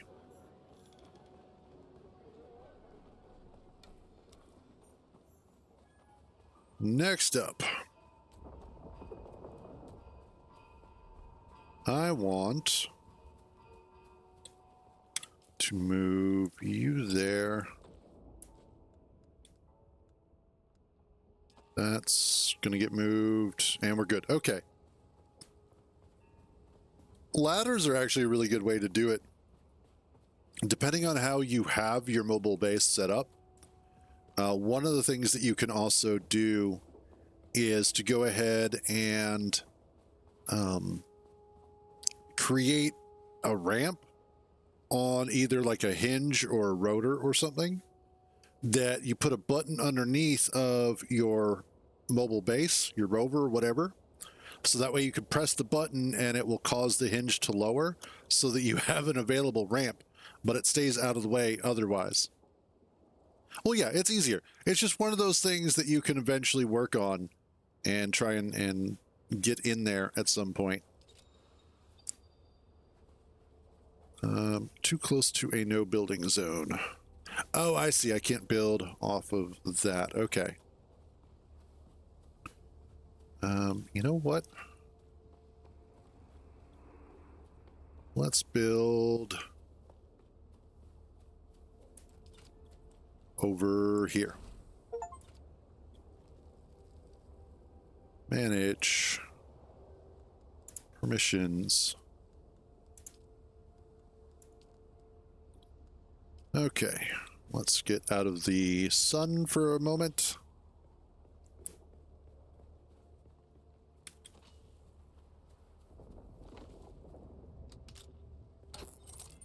Give me some of this.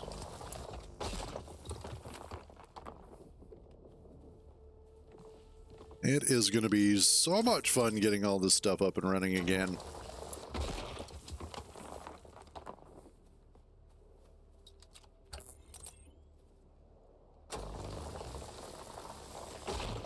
There we go. Get some extra stone here.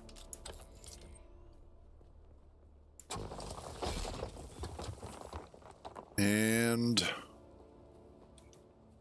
it's over here. All right.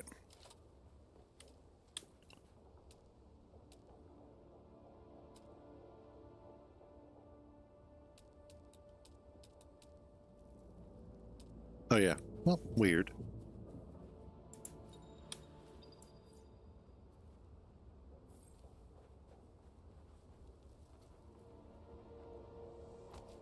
Let's cool down a little bit.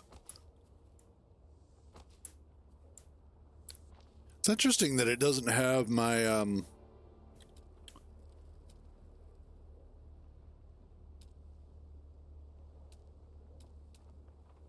it doesn't have the other buildings. It has Chome, but it doesn't have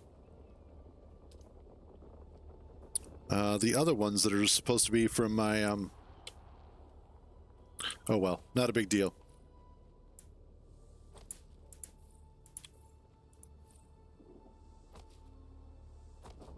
Not too worried about it.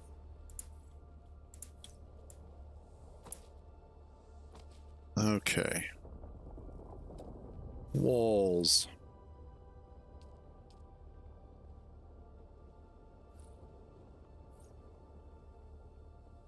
Nice.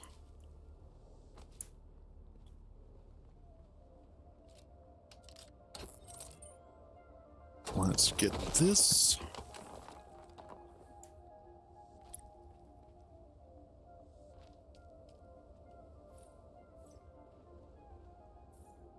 Whoops. That is not what I wanted. Yes. That is a good way of doing it.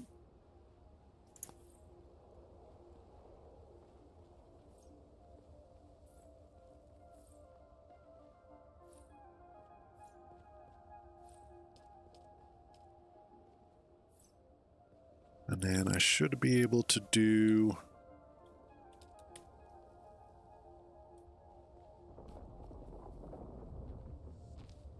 There we go.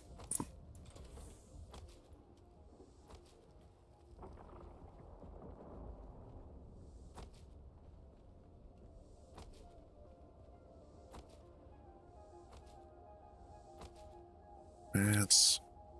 Okay. I will need that, but first...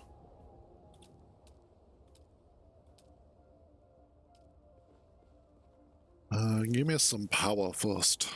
I need some power.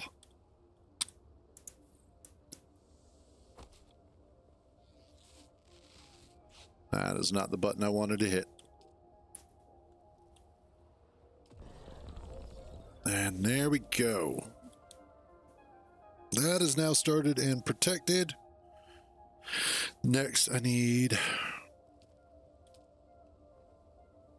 salvage metal for that.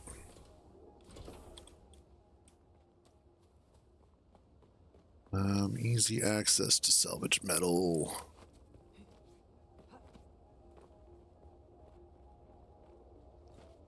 Especially because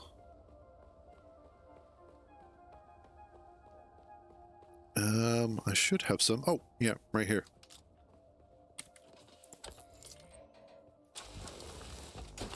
There we go.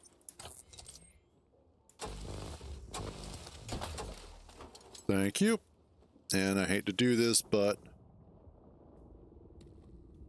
I need just a little bit of moisture.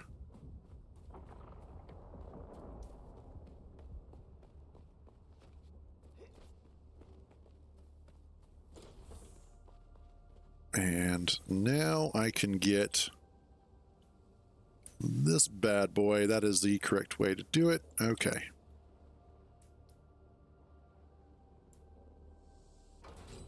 There we go. And we get that started. There we go. Awesome. Next up, I need another one of these.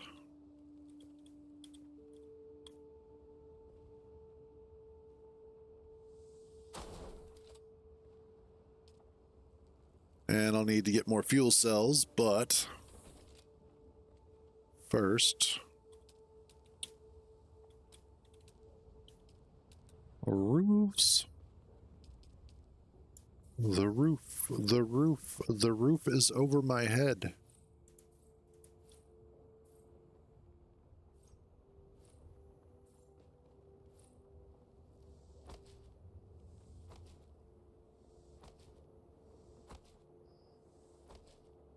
Nope. We need more stone. One problem at a time.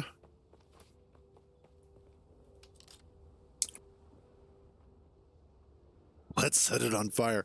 Fortunately, fire is a little flame retardant. Generally speaking. I mean, it does store heat exceptionally well, though, so there's that.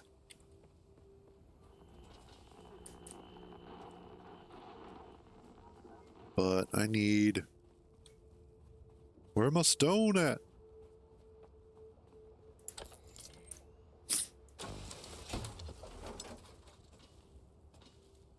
There you go. I mean, granted, that's against the Landsrad Convention, but, you know, I'm sure they're willing to overlook a little bit of nuclear genocide.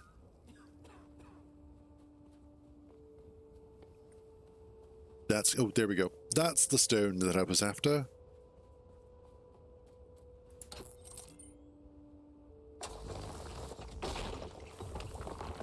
Give me some more of that. Shoot.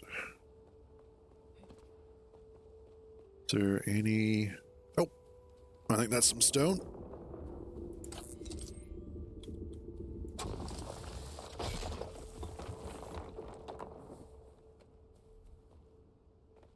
And yes, you're more granite. And I should be able to finish this off with what we have here.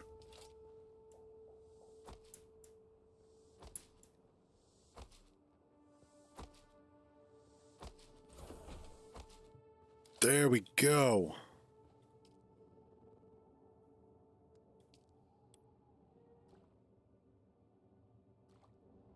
Excellent. Okay, now I'm going to take a quick AFK, and I will be right back.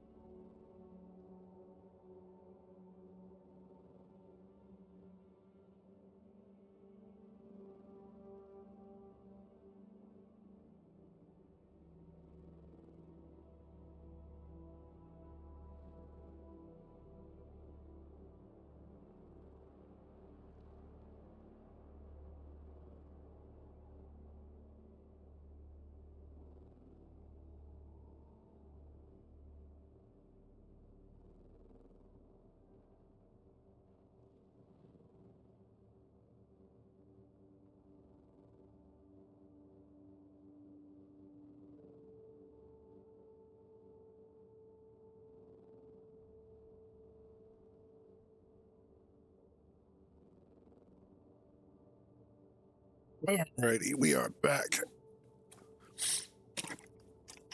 And I have dessert by way of some Reese's. Come here. Oh, yeah. We'll get to you in just a second. Okay. All right, so some stuff that I have to get right now. I have to find some fuel cells. I need to get some more metal, I think, and probably a bit more stone.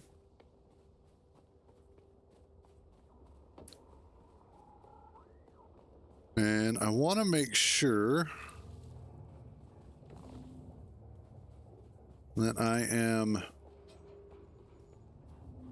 Well, mostly I need the fuel cells, and I need the fuel cells so that way I can get the second generator up and running, as I want to make sure that I am Identify yourself. capable of... There we go. That I can go ahead and... All right, fine. Words. They elude me right now. There we go. I need to be able to make sure that I can maintain power for the fabricators that I have, that I need to have up and running. That is what I was looking for as far as the description. And so I need fuel cells for that because they're what power the fuel generators.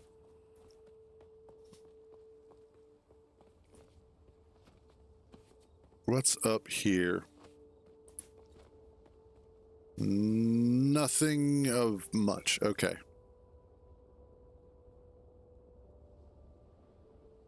Hey, there goes the sandworm.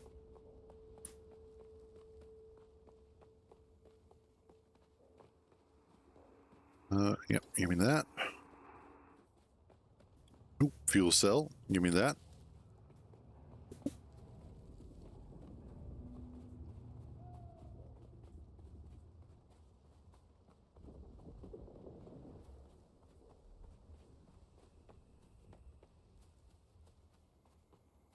Okay, and checked with Kintar. We're not sure if the sandstorms have been disabled or not, because I haven't come across one yet. That doesn't mean anything. It just means that we potentially haven't had one yet. Because I do still kind of like having the sandstorms on. Strangely enough.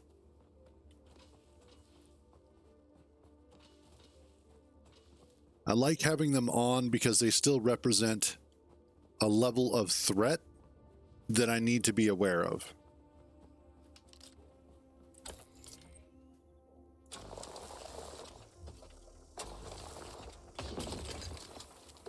And it's still part of the sort of Dune immersive experience.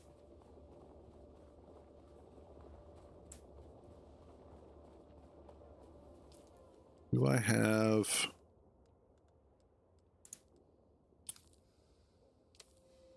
Get one of those made. Oh, I already have one. Oh, now I have two. Also, respawn beacon so you can stop bitching at me.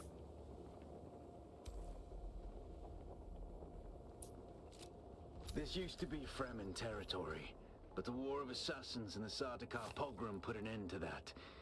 Now the sector is research. scavengers, fighting over the scraps of Imperium technology left in the wake of this so-called noble war. It's to your advantage, off-worlder. Allow them to do the hard work of gathering the salvage, and then take it from them. Don't hesitate to kill them all. They would do the same to you. Oh, don't worry. I happily kill scavengers.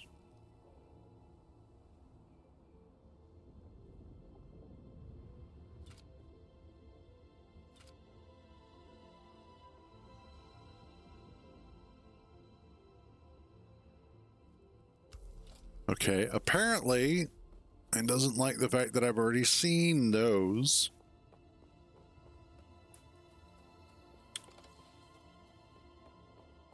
So I must go find a different scavenger camp.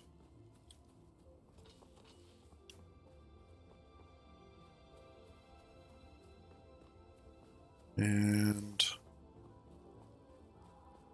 oh yeah, what's in here? I think this is just sort of a cause. Okay, yeah, that's just a sort of corridor, if you will.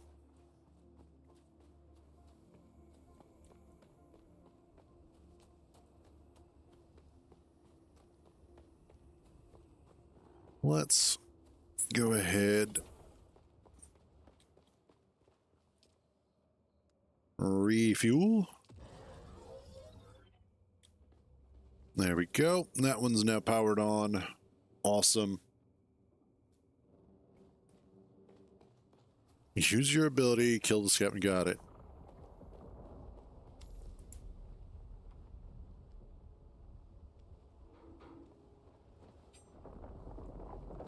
I got you.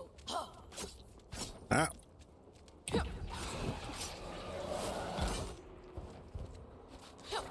It's obvious you've had some training, off-worlder, but nothing can truly prepare you for what the desert has in store. Hone your skills and harden yourself to the violence you must do to survive. Remember... oh, come on, get out of there, get out of there. or kill you.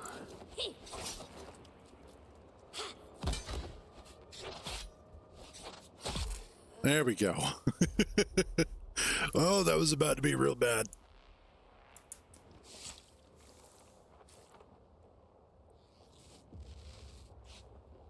Okay. Now that we have some blood, we will have some water, or at least some more water, I should say. And also...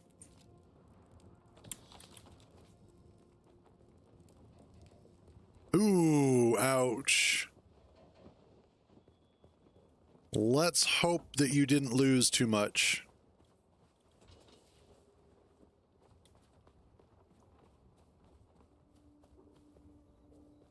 And yeah, like I think that's probably the biggest problem sometimes with consoles compared to PC.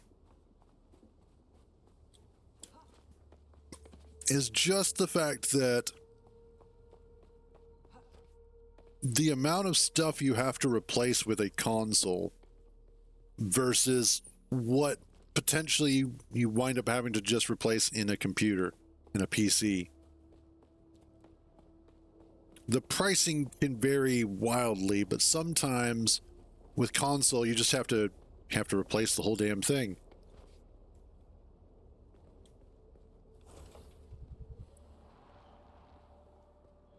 Yes, I know I feel parched.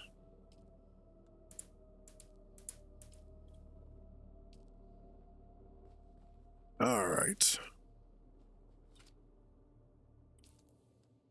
Without a still tent, you're easy prey to the sandstorms that sweep across the desert. Those storms tear flesh from bone and shred metal like paper. Yeah, give me that. With some scavengers, your best bet is to build your own shelter. Which I have. Construction tool and place out a sub-fief console.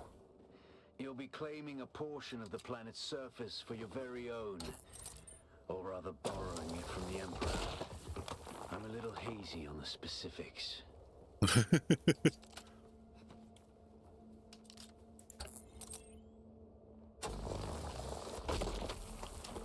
And then metal. That's so metal. Ow.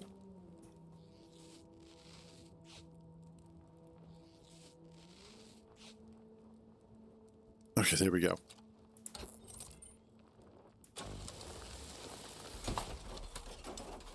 Okay.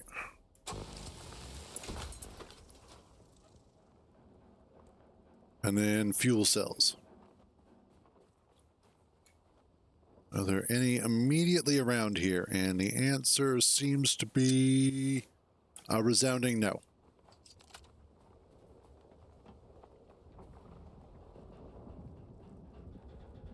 Yeah, unfortunate. God, I need to hurry up and get Shiga wire.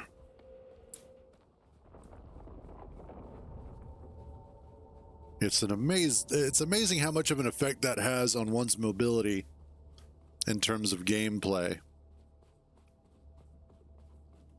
Once you get the Shiga wire, the grappling hook, it's like I can get around everywhere now.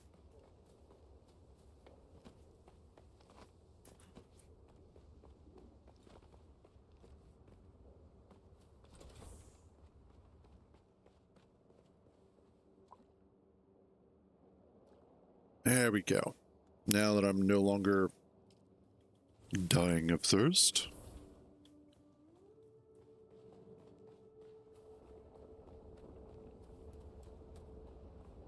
I just need to try and find some fuel cells. Hooray.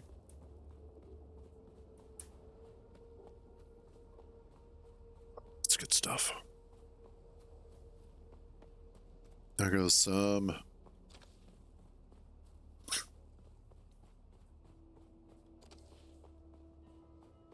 Apparently I need a total of 24.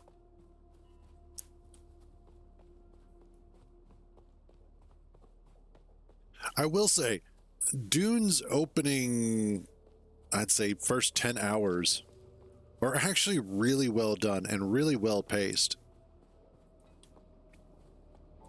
There are a lot of games where their opening section, their tutorial section, is kind of a mess and isn't paced very well, isn't completely clear, and doesn't adequately explain everything that you need to do. But Dune actually does a pretty good job of explaining everything. You are now the proud owner of an Imperial sub-fief. Nice. More of a sub-fief. But it's enough for now. Get your construction tool out and get cracking. I've already done that. Walls and a roof. Now I just gotta run back and do the thing.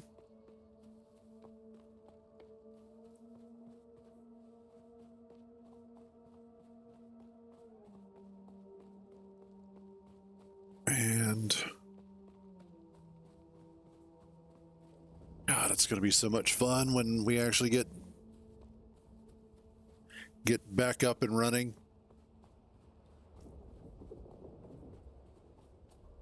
And especially because we know, like, we've already gone through a lot of the steps. We've already done a lot of the legwork before. Ow. And so for us, it'll be a lot easier to get back up and running, to get back to that point where, you know, we have the stuff that we need. Because there's a whole lot of things that are kind of in your way if you don't know what you're looking for, or you're just not sure what to get next.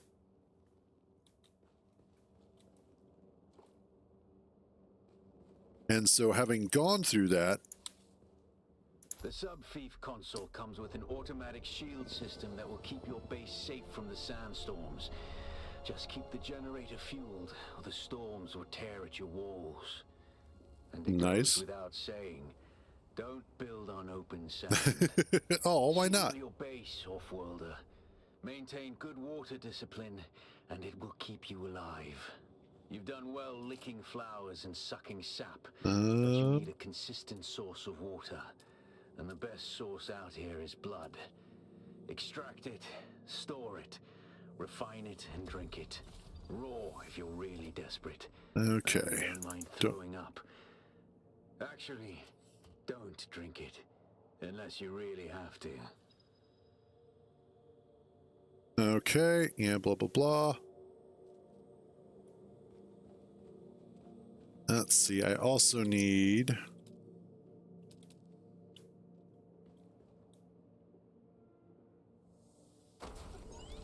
Fabricator. Awesome.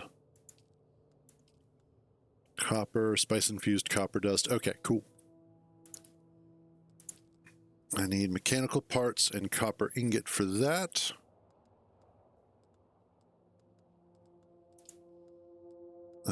Those are going to be copper ingots. Okay. And then research. Yeah, we'll get that started.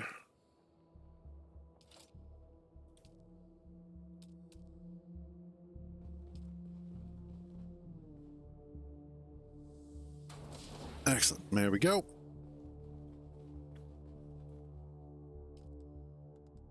And general, yeah, how are we? 50 of 150. Okay, cool.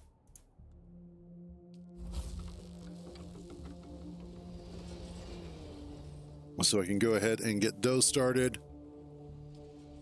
I need... Okay, you'll be able to make all my sand bike stuff. For that, I need the advanced Servox copper ingots, and I know where to get a lot of that stuff at. Oh, what did I need for the Hajra Leader John? Spice-infused copper dust and copper ingots. Okay, cool. So we're going to go extract some blood and collect some equipment.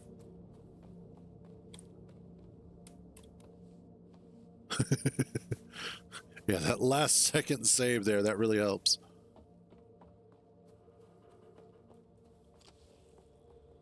Because I believe the testing station is nearby, so I can also hit up the planetologist because it's right over there. And this is kind of the shortest route to get there without, well, even with the sand bike, it's still easier to go this way.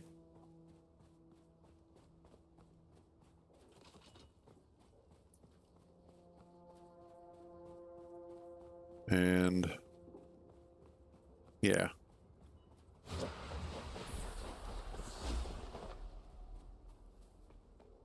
There we go. I don't know yet. That's kind of the thing, is that I don't know where I want to put the base.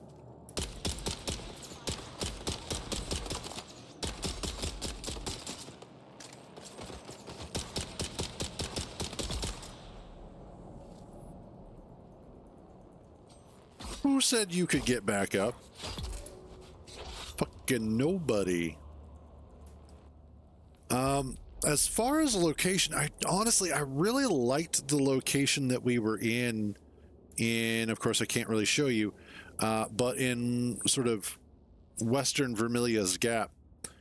That location is nice. I would just move where my base is at. And in fact, there's a location that was near, as we affectionately called it, the penis, where there was a large section of bases that were up there that I think would actually be a good spot for us to go to. And I think I might build a guild base up there.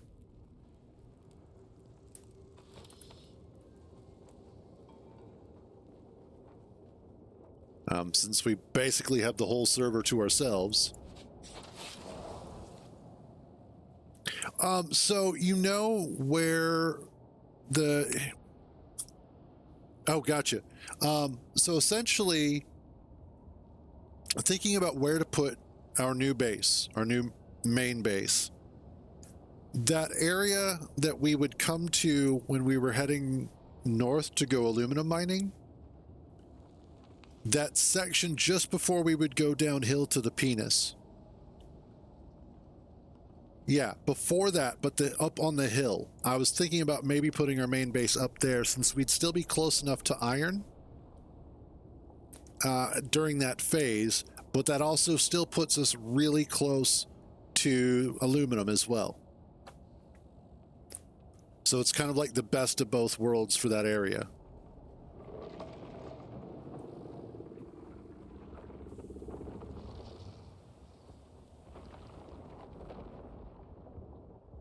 So that's where I'm kind of thinking that I want to put our main base.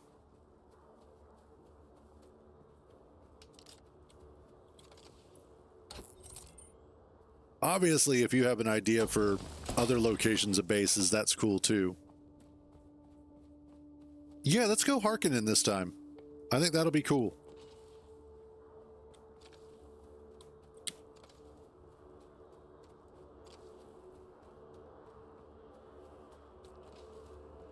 I'm actually totally okay with that idea.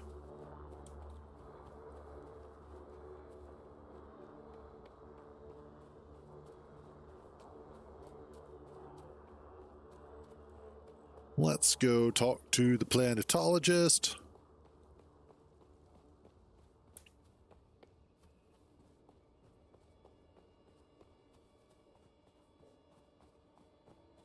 Also, I'm surprised there hasn't been a sandstorm yet.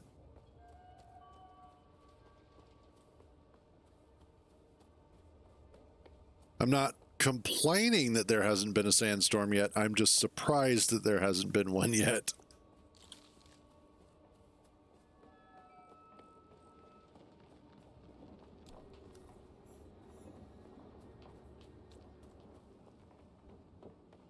Hey. Watch your step, stranger. No, you don't look like the scrap rats that swarm around the place. That's because I'm not. The crazies from the lab. So what brings you here? You the one who stirred up the Sardaukar? Never a good idea to tweak the noses of the soldier fanatics. Just don't bring that kind of trouble to me. Derek That's Chinnar, fair. Planetologist, botanist, and political exile, I'm afraid. I learned the hard way. Okay, yep. Cyprian Io. I would gladly teach you. That's easy. Be careful. I hadn't gone very far into the lab when some of them charged at me. It was unnerving. I'm not timid by nature. No, I don't have it. Yep, okay. That's incredible. No. Okay. Let's go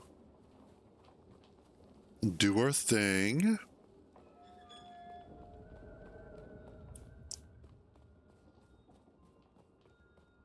All right. Testing station is this way. But under us. Okay. Well, I mean, I haven't started playing it yet, so that part. Yeah, no worries. I actually have to reinstall Minecraft anyway, so.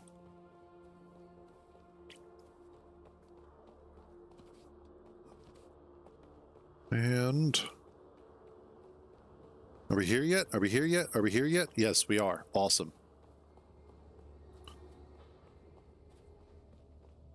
Man, this is going to be amazing. All of the loot will always be ours.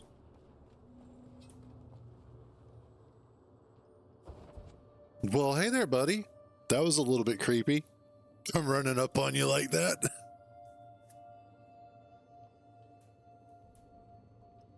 I will. There we go.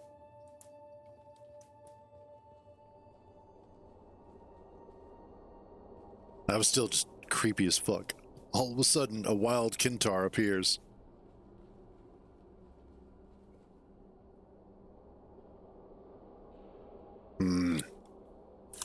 I gotta have another one. I shouldn't. I should probably try and save these. Make them last. But damn if they aren't so good.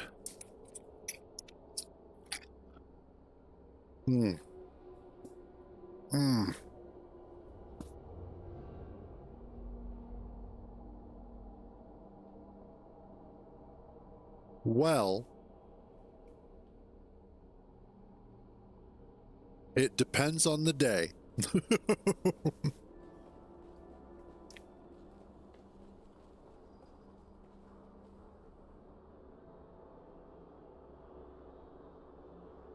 Creepy Kintars.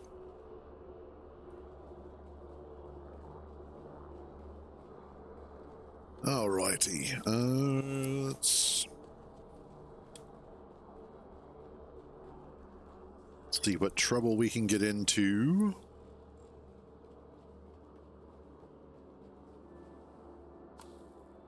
Wow, it's been a while since I've done this testing station.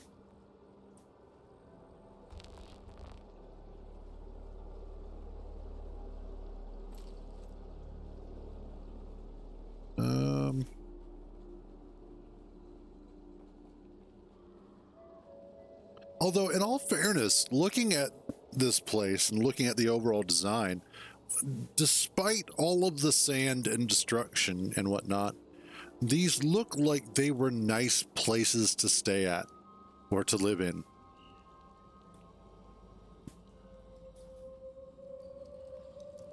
Oh, water. Give me that water.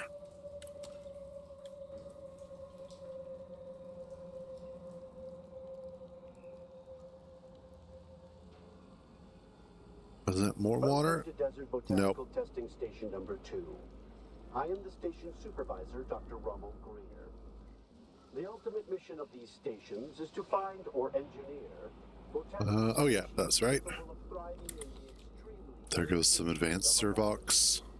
A true challenge, as I'm sure any visitor who has traveled through the barren rocks and sands will agree.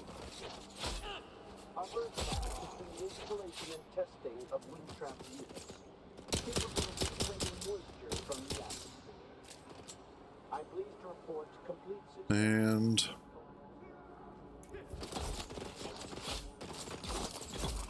God, I can't wait till I get a shield again. This is so weird not having one.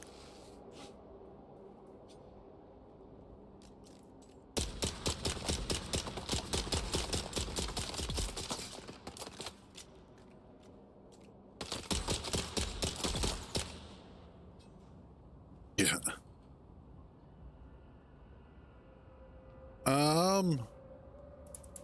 I mean, we can if you want. It doesn't bother me either way.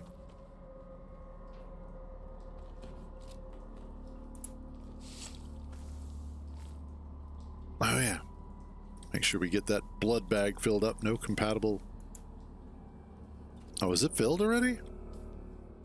Apparently it is. Okay, cool. I really don't need those right now.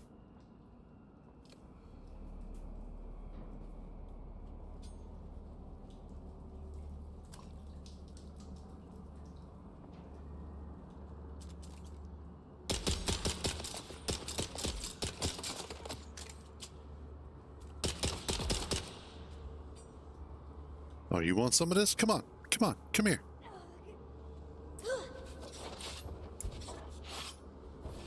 Oh, you went straight for the coup de grace, didn't you? Yeah, how'd that work out for you? Not so well, did it?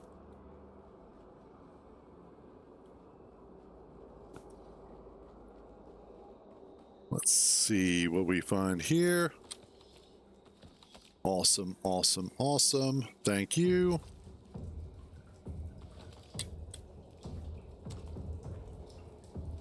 And was there anything? Yes, that's right. Some more Solaris.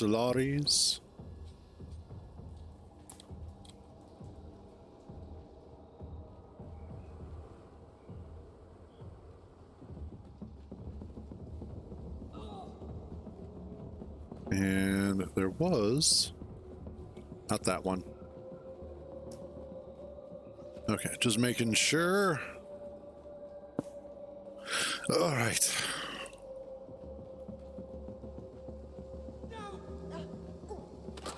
Oh, damn.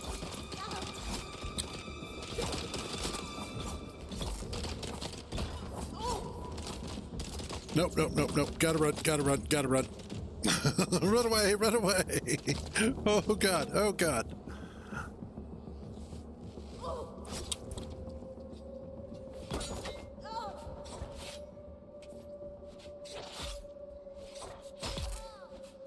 There we go.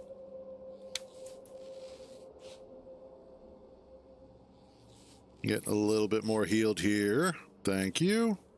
You are useless to me at the moment.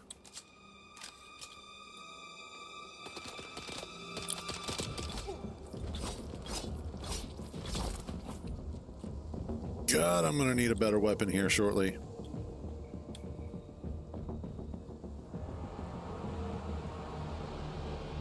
The music's so good, though. Like, it's kind of reminiscent of the Hans Zimmer score, but it doesn't completely mimic it, which is nice. It's its own thing. Awesome passive suspensor belt. Not that I need the passive part of it at the moment.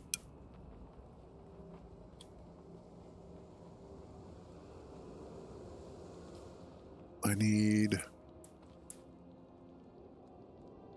Okay.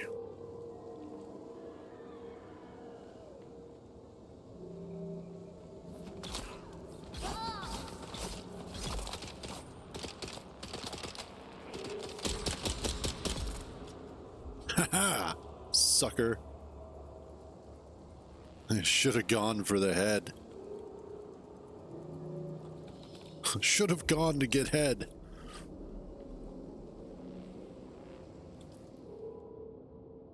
Okay. Scavenger rags. I need... Yeah, let's go ahead and get those. That'll be next. Can I make those right now? No. I'll have to wait till I get back to base.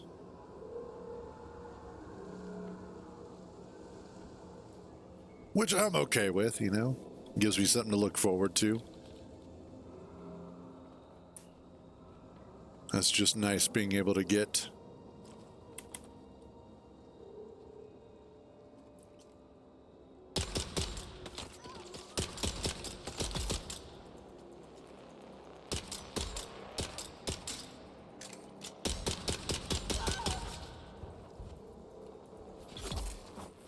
That's enough out of you.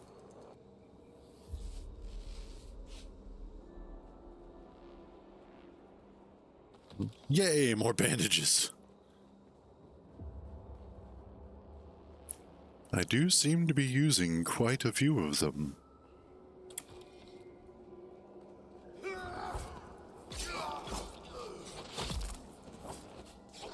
And more water. Awesome, we are fully hydrated. One of the few games that teaches you to be healthy by drinking lots of water.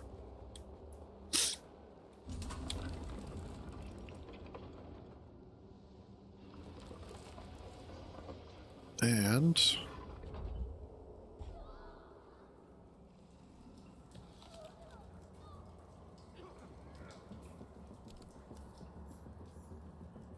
well, hey guys.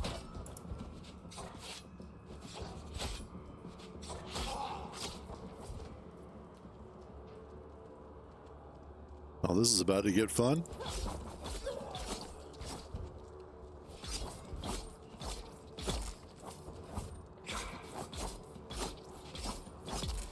All right.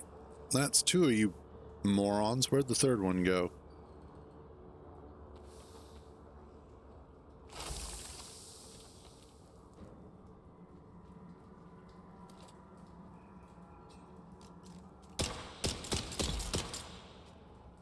Idiot. I will just look away from the threat. That'll work out. If I can't see it, it's not going to hurt me.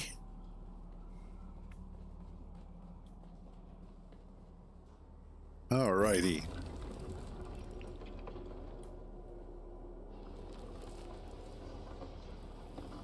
Okay.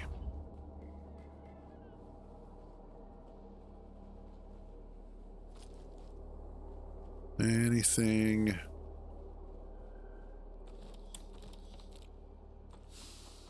Wow. I've almost got, well, I don't almost have, but I do have Let's see, the engine and the back seat of a sand bike. So there's that.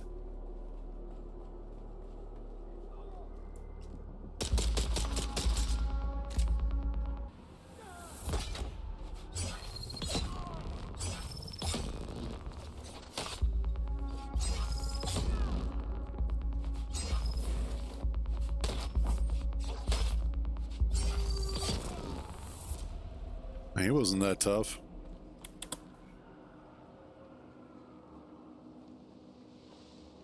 I've had worse.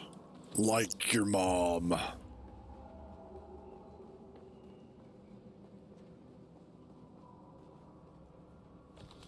And we'll just take all of that. We'll take you. Whatever you have.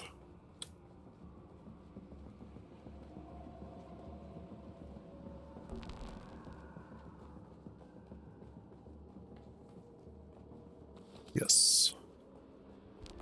Welcome to Desert Botanical Testing Station number 2. Also, and I can't believe it took me this long to figure it out. But if you ever need to figure out where the exit is in a testing station as you've been coming through it and you get kind of turned around, just look at the direction that the solido projection is facing, and that'll let you know which way is out. I can't believe it took me as long as it did to figure that out.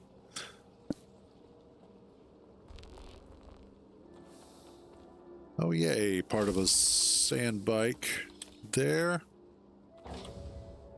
Lots of extra stuff. What do you have? Awesome.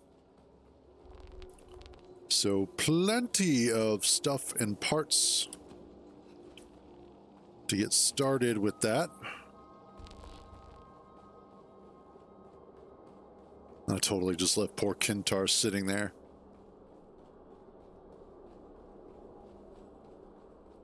Did he friend in or party invite? No, he didn't. Okay.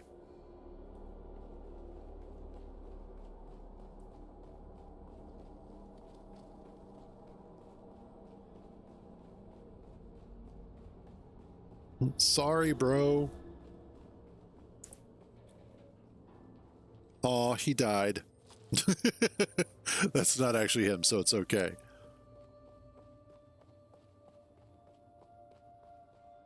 All right, now to run back to base with our... Actually, no, not to run back to base. We got to go run back to the planetologist first. Then after we talk to the planetologist, then we go back to base. And then we can make our sand bike. And then we finish... Actually, we go do the trooper stuff, because that'll be next. And then once we have trooper, we can get sugar wire, and that's going to completely open things up.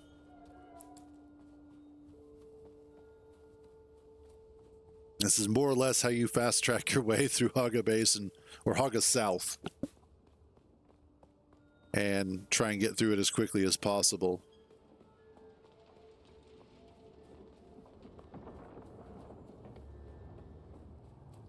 I'm sure, of course, I could have done this faster, but... You've come back. You don't know how rare that is on Arrakis. You have? There we go. Wonderful. Yes, of course. I haven't forgotten. There. Though I must confess... All right. Awesome. So now... Skills. Planetologist. And I want...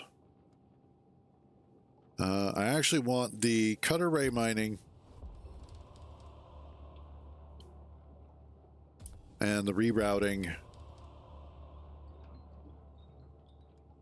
and vehicle repair. Those three right now are going to be kind of the most important.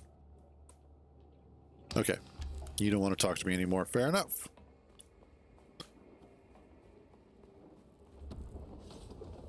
And essentially what that's going to do is just make sure that our power packs last a little bit longer. That when we repair our vehicle, that it is just a better repair overall, less total durability loss. And then on top of that, increases the resources that we gather with our cutter ray so that we spend less time collecting resources.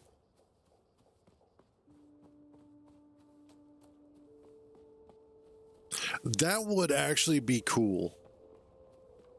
Because I know there's been times where it's like, I just want to replace the block with the heavy variant, but without replacing the block.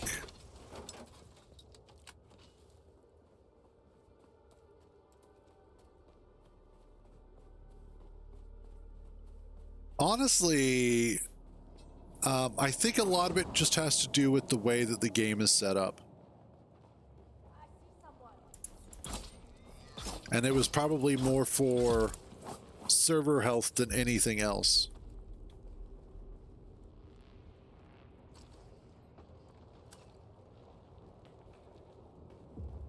I think if the servers were set up slightly different, then they might have done something like that.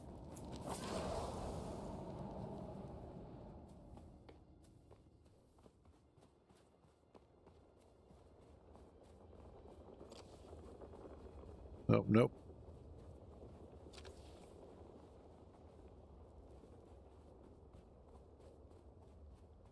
And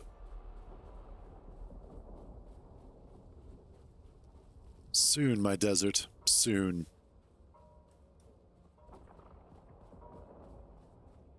Okay. Now we're gonna head back. Keep picking up crap while we're at it. But yeah, for space engineers, having a block replacement function would be cool. Because I know that there's been plenty of times where other people have been like, I need to replace this light armor with something else, but I don't want to grind it down.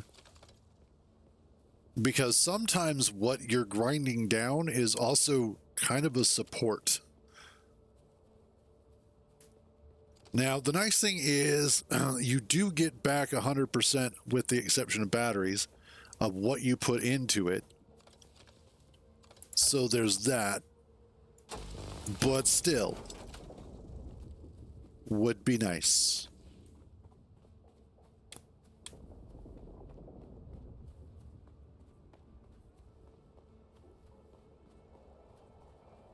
Okay. Oh, hey. There goes Kintar's little base.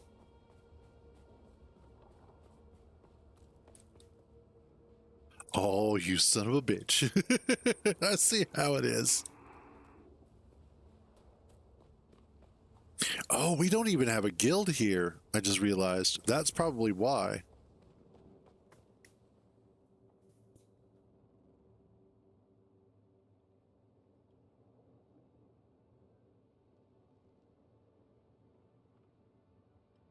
Yeah. I don't know. In survival, it probably wouldn't be too bad.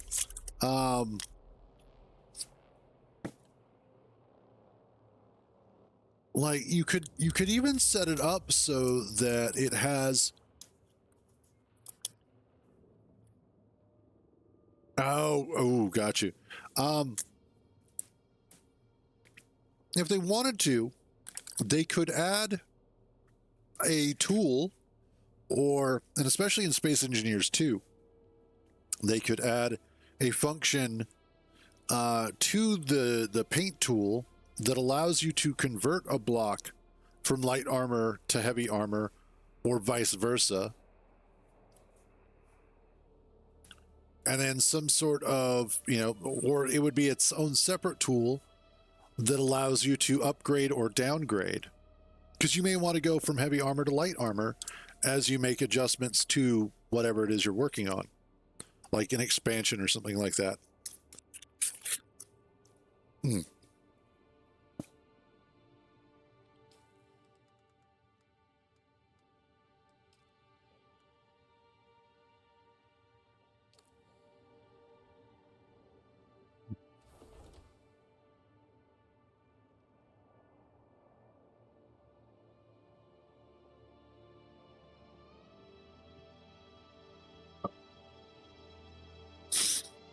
But yeah, tell you what, let's just go ahead, create guild.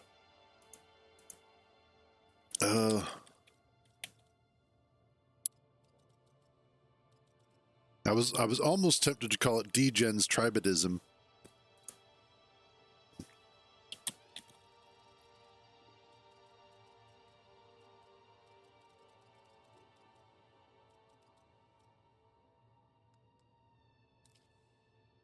Yes. Okay. And invite. Oh, he went ahead and made one too. Okay.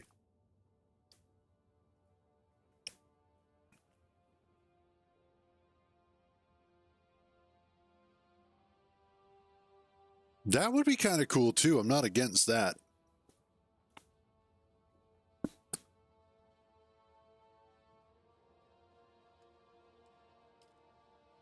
Actually, I'll wait until I actually talk to Kintar as to whether I'm going to disband or not. In either event, I need you. Get to work. You. Excuse me. What do you need? Plasteel microflora fiber. I know what I get that from. Okay. Currently, I have in my possession 1 tread and 1 engine. So I need 2 more treads.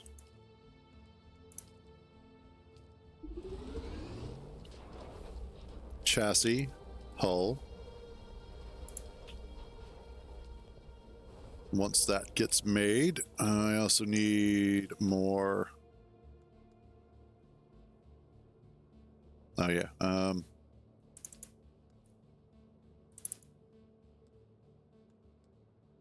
Drop off that and that. Drop off those. Don't need the binoculars. And copper ore. Okay, cool.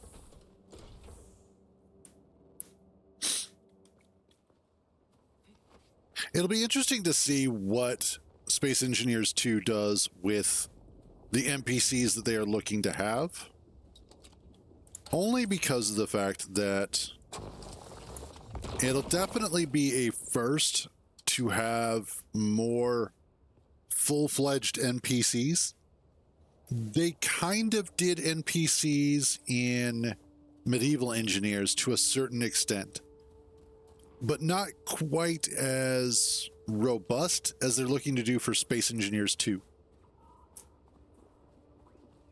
So that should hopefully be interesting and something new for the series to kind of give it a little extra oomph and make it something a little more special. Hopefully. But we'll also have to wait and see.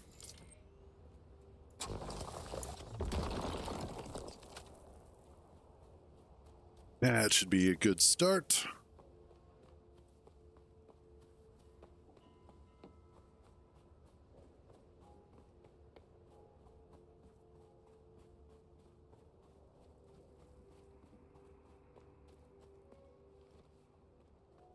Well, let me climb up. Yes, it will. I'm on your base.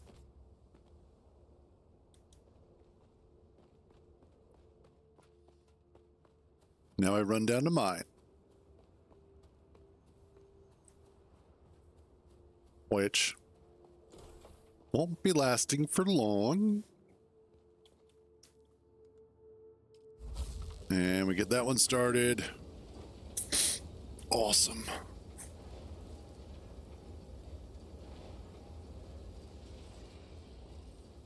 Yeah, I can definitely understand both of those as well. And especially for people who are used to more modern, livelier games. Games like Satisfactory, for instance, or Factorio, where there is more stuff that happens Although it's funny because Space Engineers really isn't that complicated. When you compare it to a lot of other similar games, it's not difficult. It just feels difficult because of the fact that there are a lot of concepts in it that aren't necessarily in other or similar games. Also, I need you, and I need you.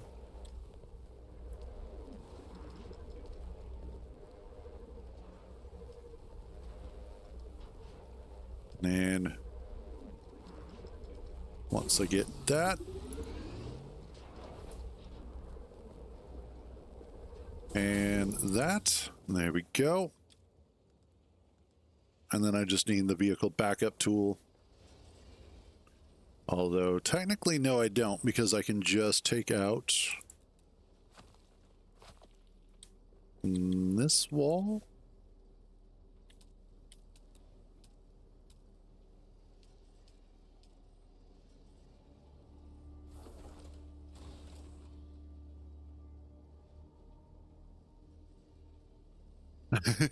That's, and you know, I understand why people also don't like rovers, because the rovers do feel a little funky sometimes. They don't quite behave the way you expect. They've got odd physics.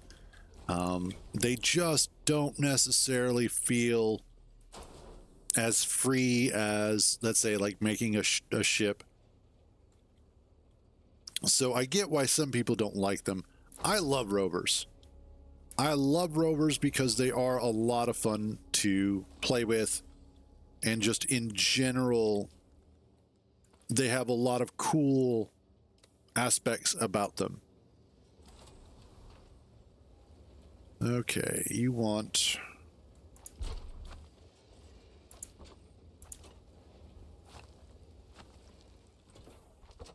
that and that.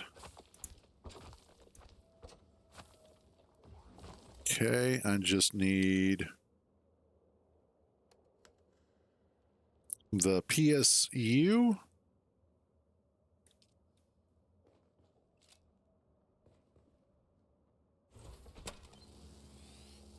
Get this repaired.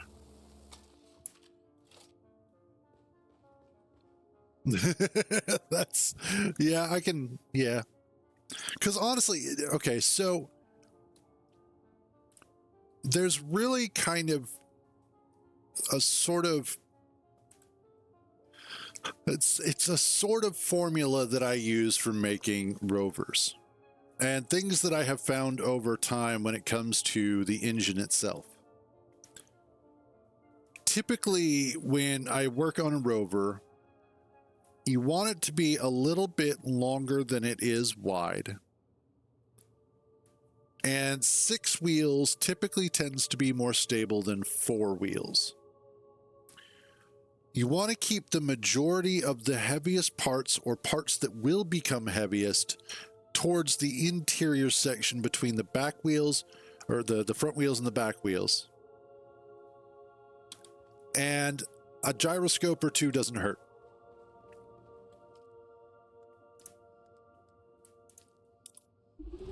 And that's kind of it for rovers. Everything else then just comes down to personal design and making sure that nothing is clipping into the wheels.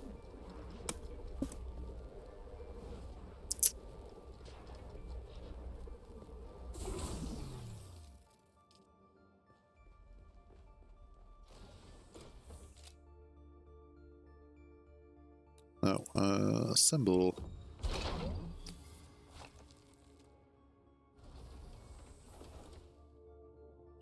Okay, there we go. Got my first ground bike.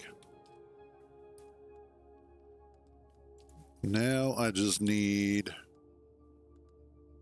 a fuel cell.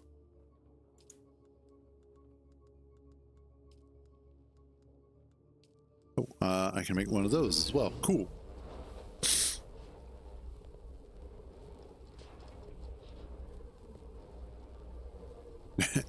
And planets planets you just have to practice on.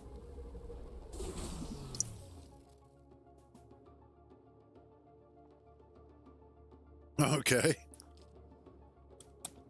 Oh, also. You're probably feeling it by now, Offworlder. Spice. It's everywhere on Arrakis. Okay. The air, the sand, the blood. It prolongs life, expands consciousness, and triggers some very vivid dreams.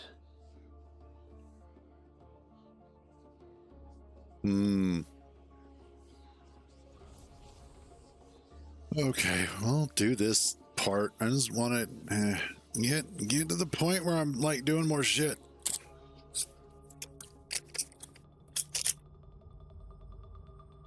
Sad day, last one.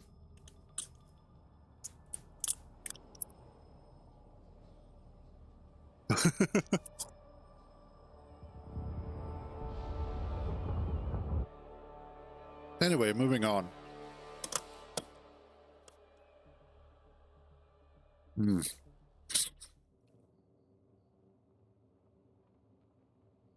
All right, there we go.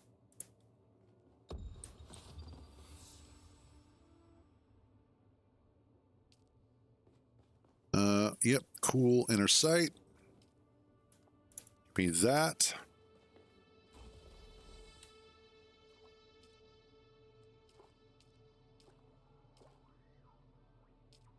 And there we go.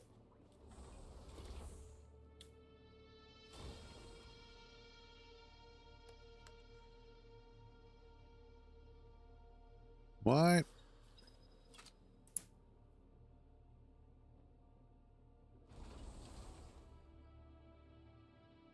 Okay.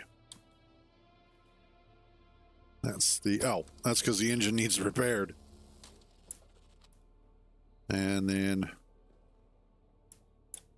apparently the seat needs to be repaired. Do I have a vehicle backup tool?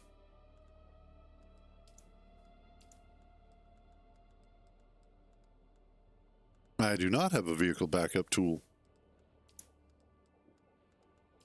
This is a sad day. Can I research one? Locked. Requires intel spent 18 of 19. Really? Alright, fine. There we go. Give me that. And then I do need the scavenger rags. And you.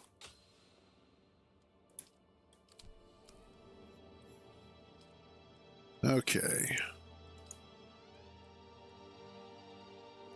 And that's what I need copper for. Okay, cool. Now I can make the vehicle backup tool if I had more copper.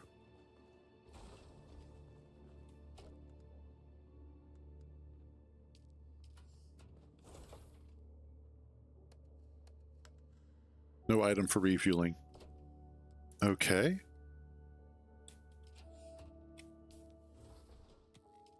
Yes. I need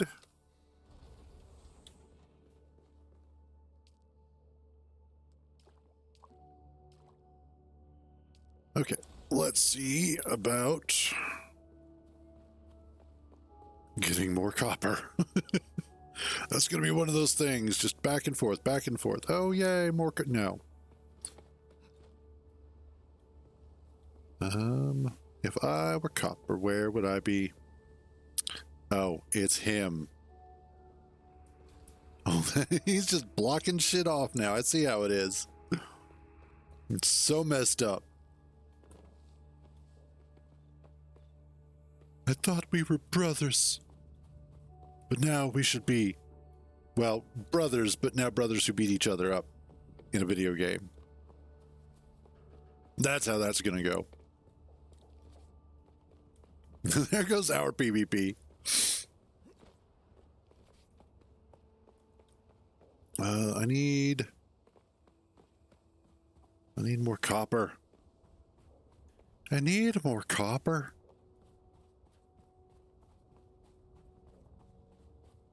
Like this down here.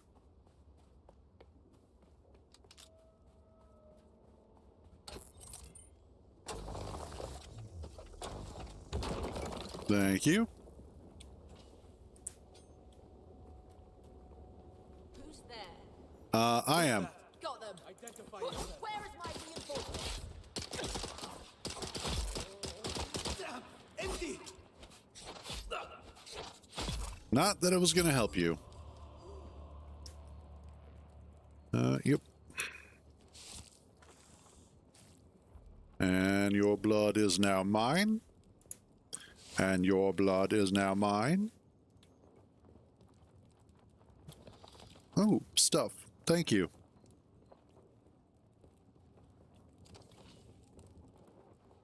Now I need more.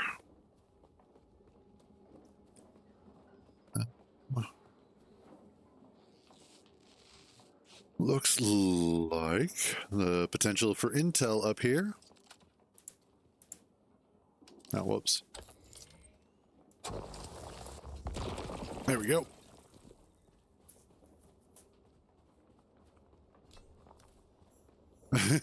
Context is always important.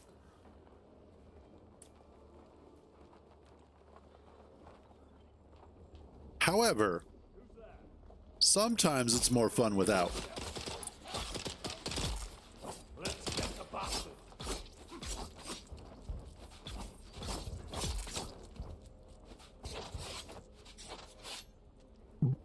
Fuck you!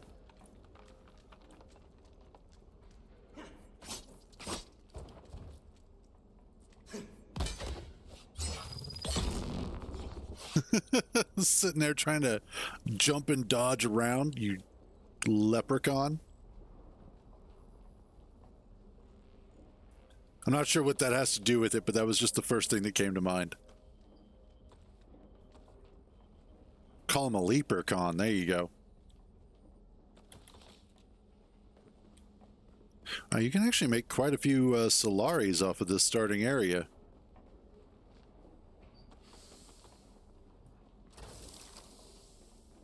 These bases are pretty good for that.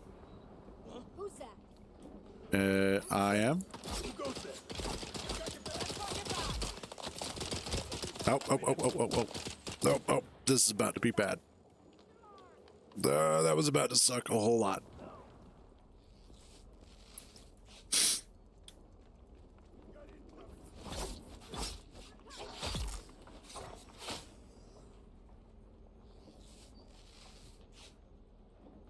Yeah. Oh, hey.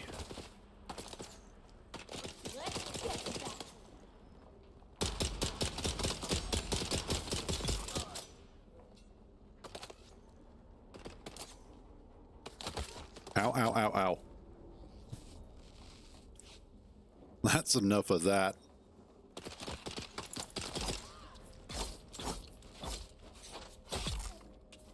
Yep, there we go.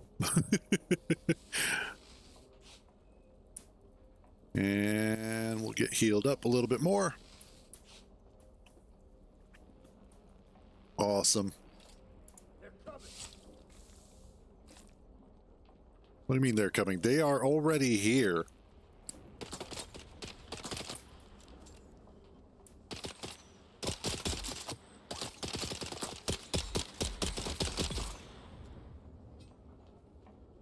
Like, surprise.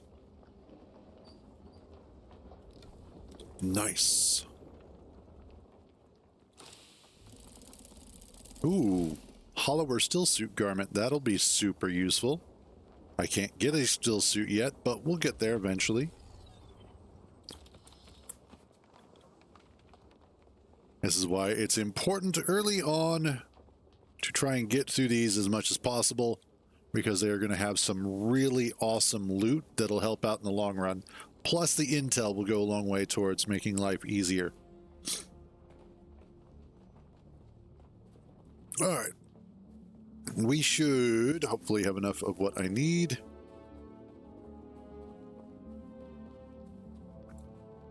Let's put that away. Let's head back, hit up a base, see if we can actually make what I need to make. And then continue on. Kill Atu Golvin in Kazakhstan.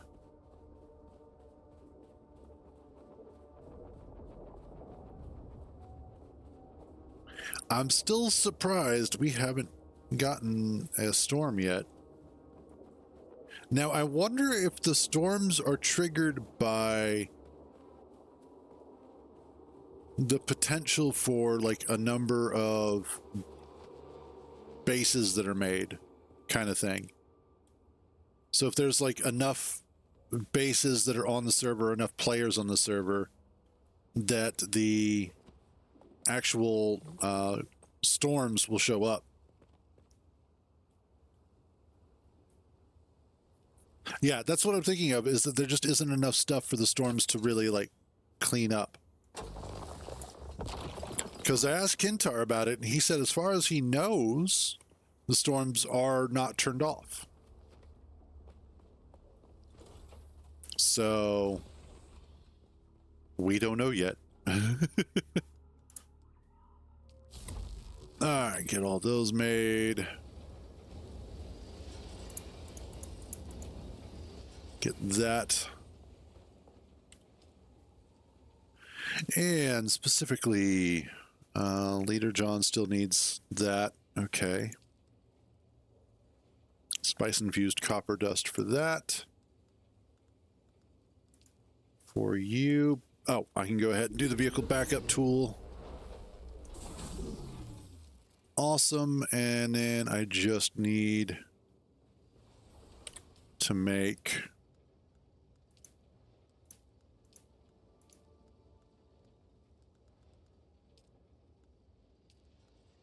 I need to be able to make a fuel cell. Research vehicles.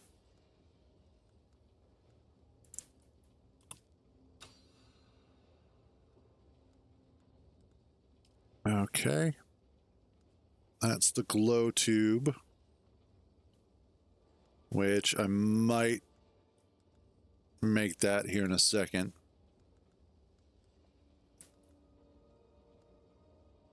Power pack Mark 1.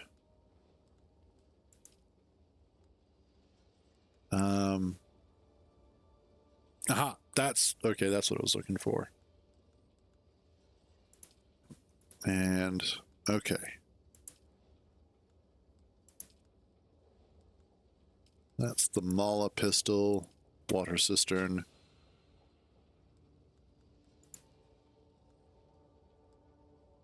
Glow tube.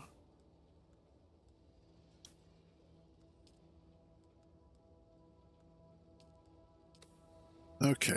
Oh, wow, that was a little weird. What's the other thing? I need...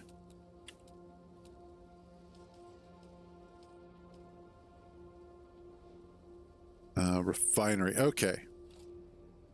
Oh, no, that's fine. That's fine. I think I know what it is I need the chemical refinery before I can continue on. So that's all. But I have...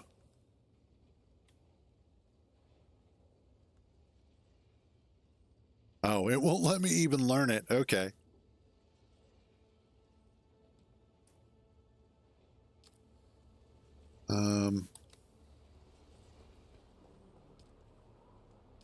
You.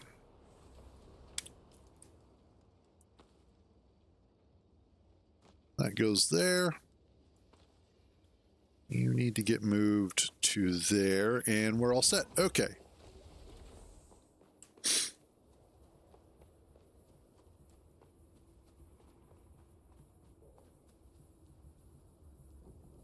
I need copper so that I can do the chemical refinery.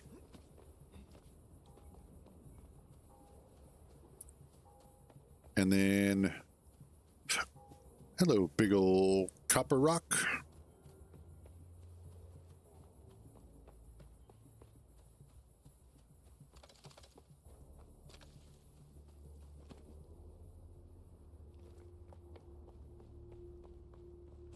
Yeah, right now the game is still new enough, and there isn't as much information out about it, about Dune, that there's just a lot of unknowns that have yet to be filled in, which is actually kind of cool.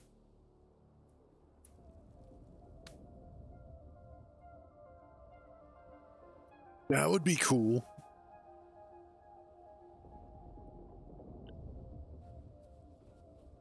Like, honestly, what would be interesting to do for space engineers, and it'll be especially interesting once we get... Oh.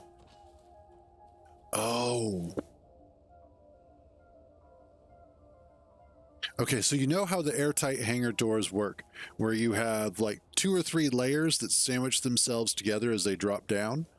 Well, now imagine with a unified grid being able to make your own airtight hangar doors because of the fact that you can fit all of that together and then match the pistons underneath, because you'll have 1x1 pistons that'll pull down as well. So that you can basically build your own airtight hangar doors.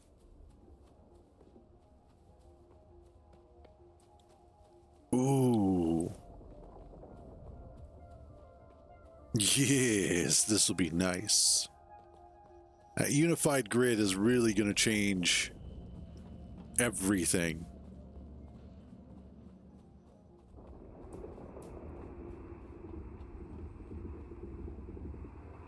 No copper around here. Oh, they won't. If they were going to fuck it up, it would have been fucked up already. Like, that's just one of those things. It would have already been messed up. Well, that's just it. They've covered a lot of possibilities already. They have done a marvelous job of covering a lot of their bases.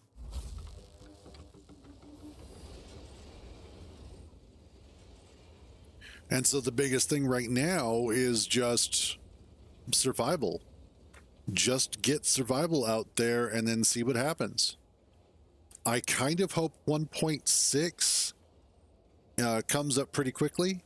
It's like it comes and it goes. So that way we can hurry up and get to survival. If I had to guess, we're probably going to see survival somewhere between end of August and beginning of September. That if I had to guess as to where it's going to drop, and then we would see water coming after that probably in November, because I know they mentioned that for the most part they were going to have Space Engineers 2 fully released within a year. And as it stands, they're doing pretty good at keeping major updates to every month to every other month. So, you know, hooray. I need 2 more. Damn. Ah, all that spice I can't go collect.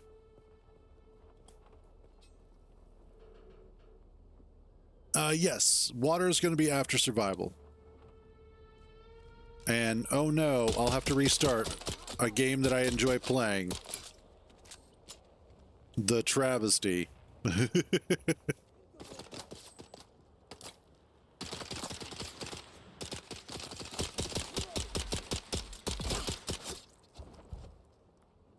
I know, right?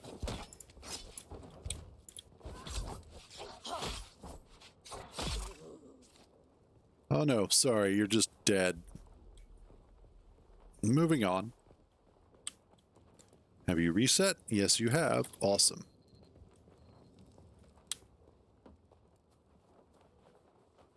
And me, sassy? Never. Ooh, so much copper. You looking kind of sexy over there. All underhung.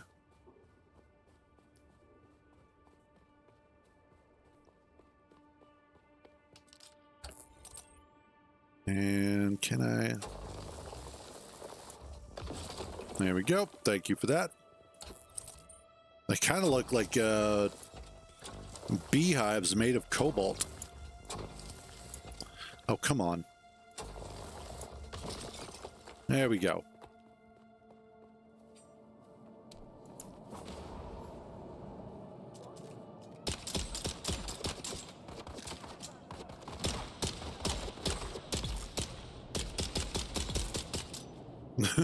Don't run up on me like that.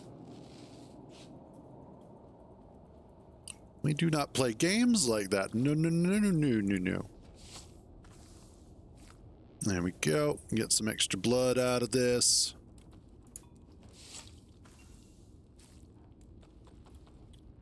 Get some extra supplies. Supplies.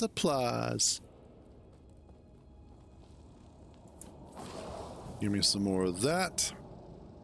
Micro sandwich fabric. And yep, that's everything. Okay, cool. What time is it? Holy crap. Having so much fun playing this. I mean, still, not even, I'm having fun playing it again. I'm still having fun playing it.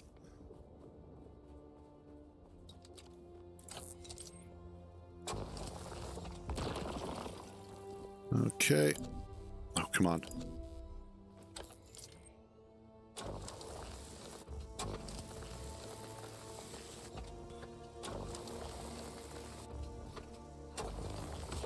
There we go. They kind of jumped there to get it, but we got it. Oh yeah, that's right. I have the passive suspenser now. Let's come around this way, Davy. Oh. Some more copper.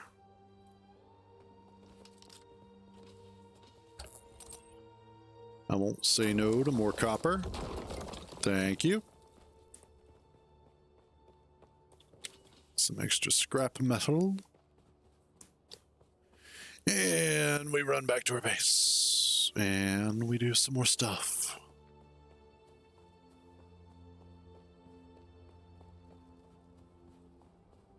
There we go.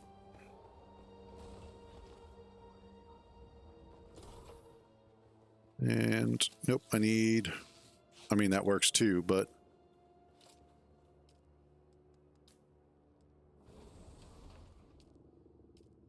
wait a minute.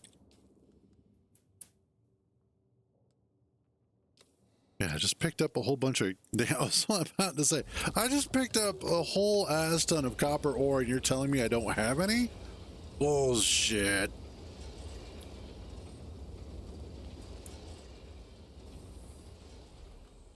Okay.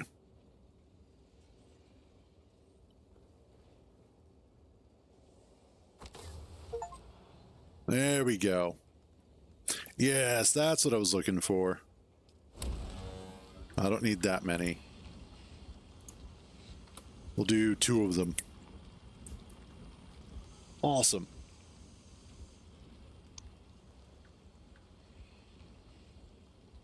And then 1.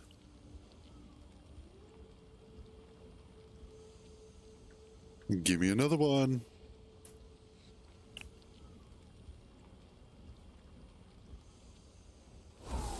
And 2. Awesome. Next up.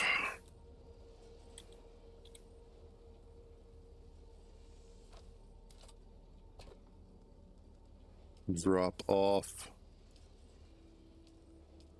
Actually, I want to keep that.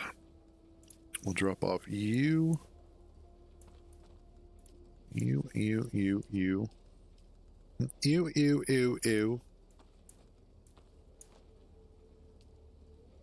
And just in case I try and get eaten by the sandworm like an idiot.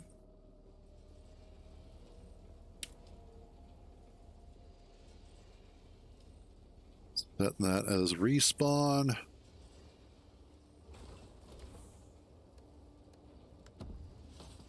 Awesome. Okay.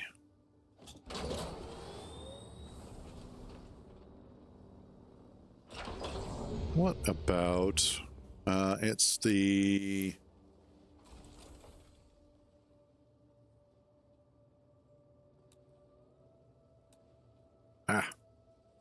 the engine and the tread. Engine and... yeah, tread.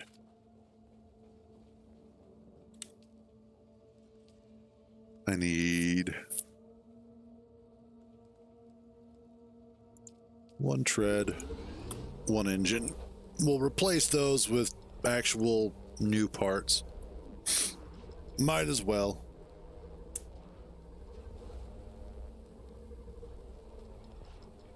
Ugh.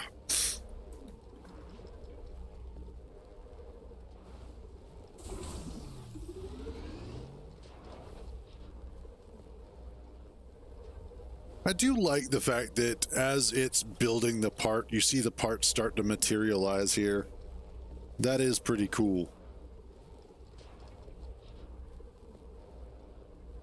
You know, part of me wonders what Frank Herbert would think about a game made based off of his books.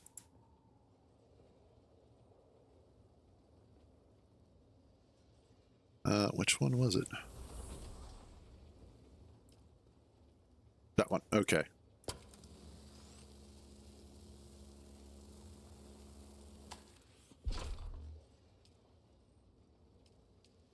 And that. And then engine.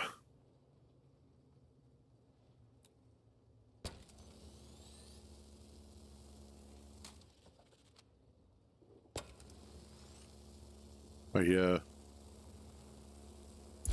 Okay. There we go. And I'm actually just going to drop these off here. I don't need them, and the desert can take them. For all I care. All right. Let's be intelligent.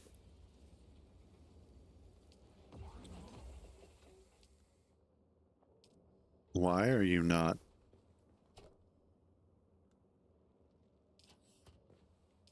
Oh, because I used them up, because I'm an idiot. Okay. Do I have enough for a power pack Mark 1?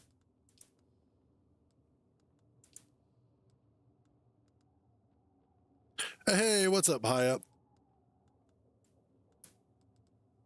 Do I have?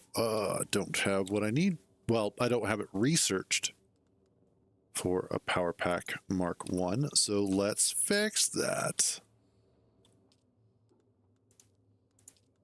There we go. And I do have what I need. Yay.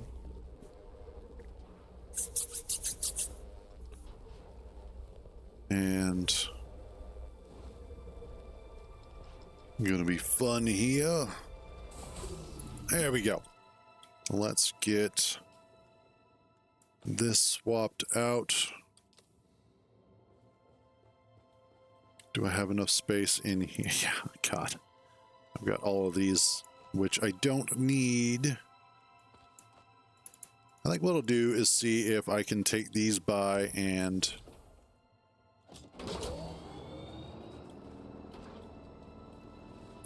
sell them up here at Griffin's.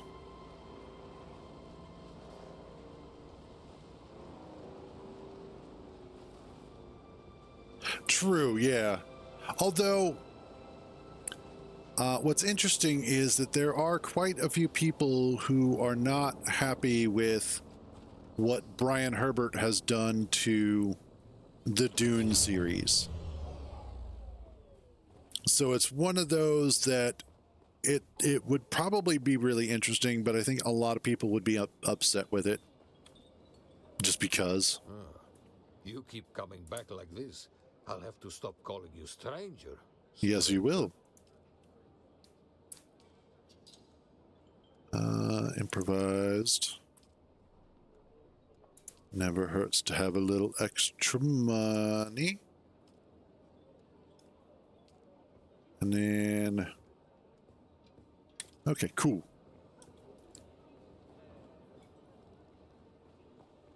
Alrighty. True. And yeah, I think Brian Herbert has really been kind of the only one out of the Herberts that has actually tried to continue that legacy going. So I applaud him for that much. And I'm not, like, I actually kind of enjoyed the Chapter House books, at least. So I'm not one of the people that is very anti-Brian Herbert, because for me, it was like, it's more Dune. It's not quite the same, but it's still pretty good. But you know how some people get.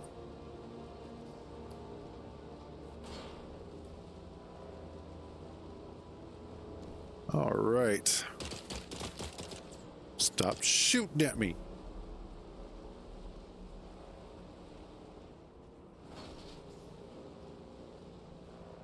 All right, Mr. Sandworm. I can now, at least more safely, run away.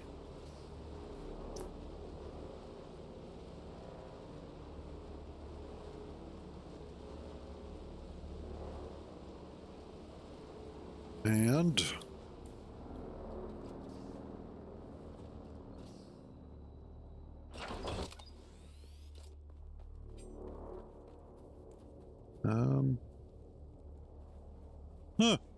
kind of figured there'd be some people here. I guess not. Follow your inner sight. It's time to go do a spice trip.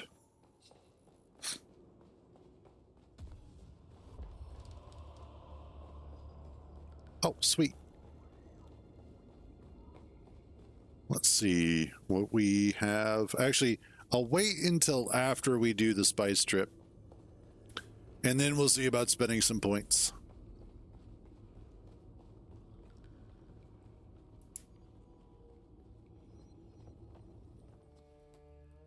Hey man, look, somebody left this tray of spice. I'm gonna go ahead and do a line. Whoa, man, the spice is hitting really hard. This must be that Fremen strain of spice. Holy shit, dude. I woke up in a vision quest. These aren't my clothes. At least I'm not naked this time, though. The last time I did a plate of spice, I swear I switched factions like 6 times, and then I wound up running around the Emperor's estate completely naked. It was a trip, man. Who is it that thinks? Your mom?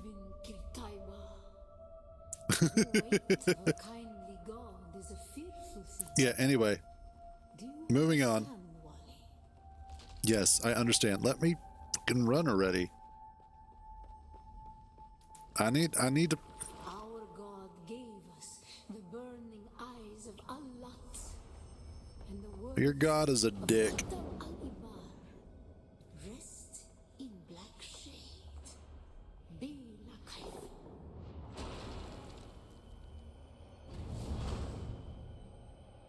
Blah blah blah. And look away. Do not look at me.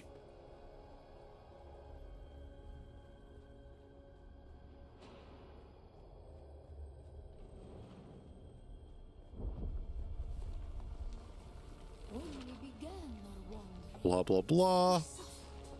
Until suffering was a thing we came to know within our souls. Suffering. Tastes just like mom's. Suffering. When we found it, we were home.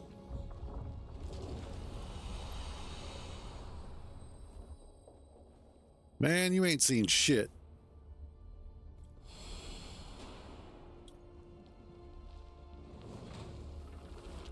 On Harmontep, we were made to suffer.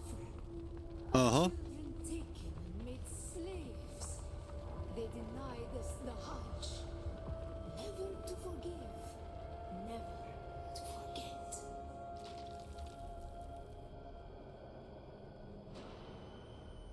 And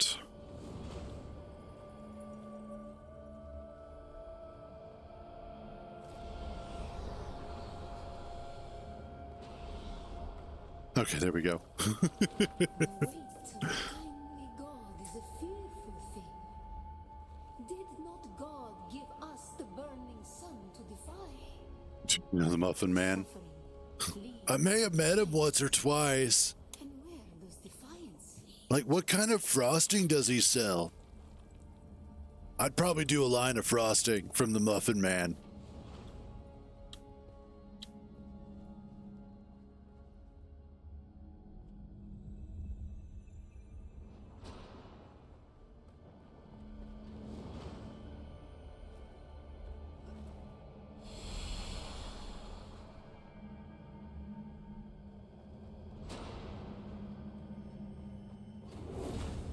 Nope, you didn't see nothing.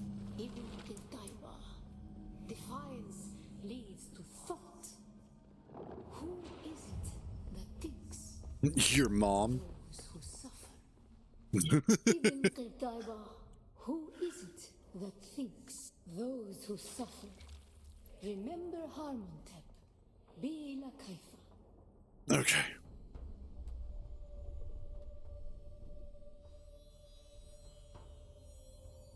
Yep, we're just gonna skip that. I've been through that enough times.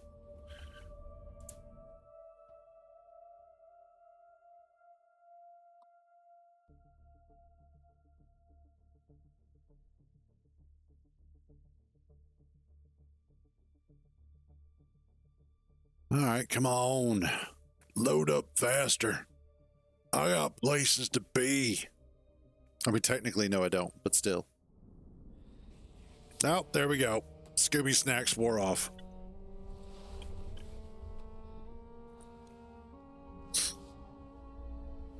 God, man, those Fremen really knew how to party. Too bad those narcs Sardaukar wound up getting rid of all of them. Still there, off-worlder. Your signal drifted for a moment. No matter. A thought occurs. When the Sardaukar began their purge, many Fremen were slaughtered.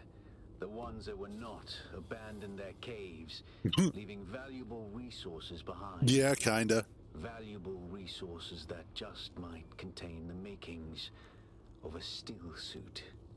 Take what you need. Their ghosts will not object. I already grabbed a whole bunch of stuff. Why are you telling me that I need to find more of this crap?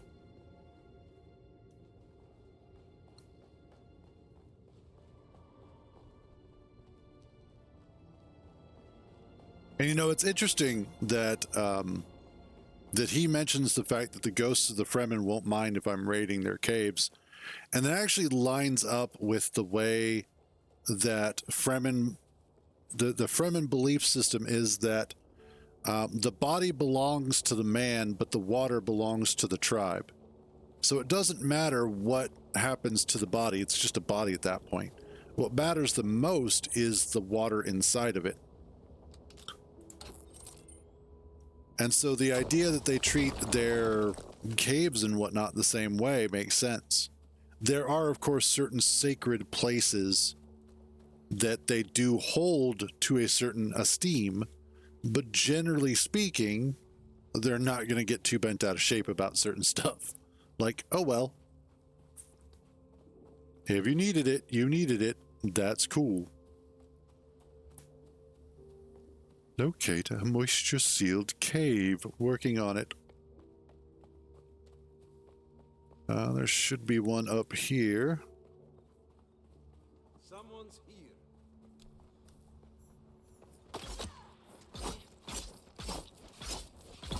Yes, somebody is indeed here. They are not here anymore.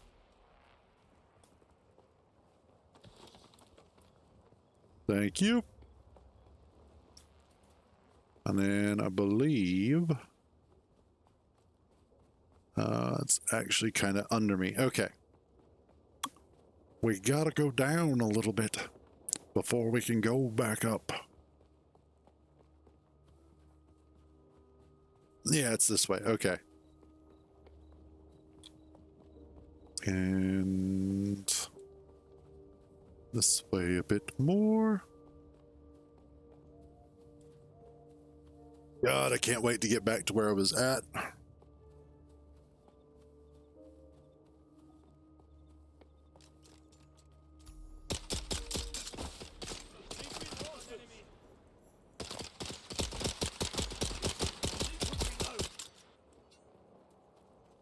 Ha!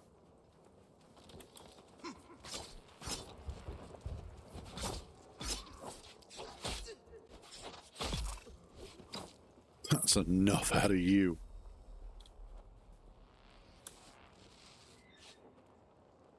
Okay. Ow, damn it. I hit the wrong button. Ah, excellent. The Vents of Ifrit. Oh, really?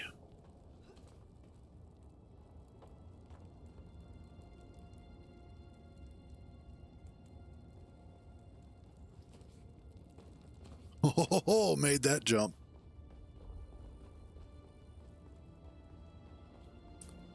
You can't stop me. I'm fast as fuck, boy.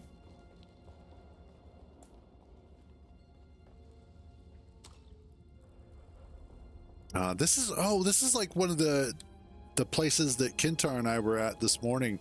We were out in the deep desert and we were looking at for caves and whatnot because we were looking for specific loot to help build the carrier. Yeah, there it is. Oh, hell yeah.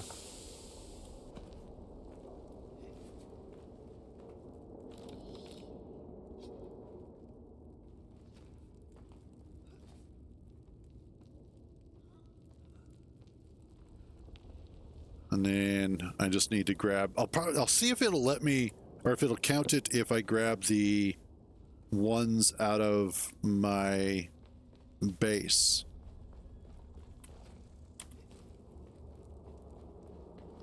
Because I think it will, since it's technically looting them.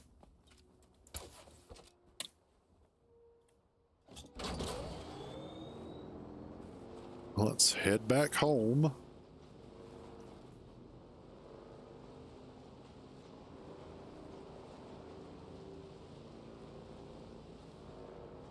It's kind of nice having a reason to ride a sand bike again. Not like I specifically needed one, it's just nice to have one again. Stop shooting me. That's not friendly. As they used to say, that's not very cash money of you. Not that I care about such things.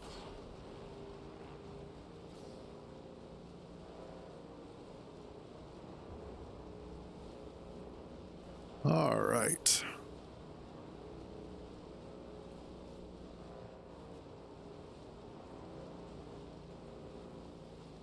Make sure we kind of know where the sandworm is, or more specifically, where he is not. I think that's the more important question.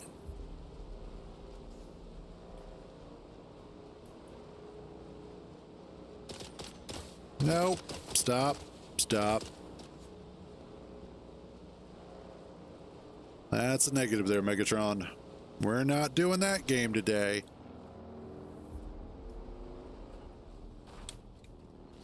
Okay.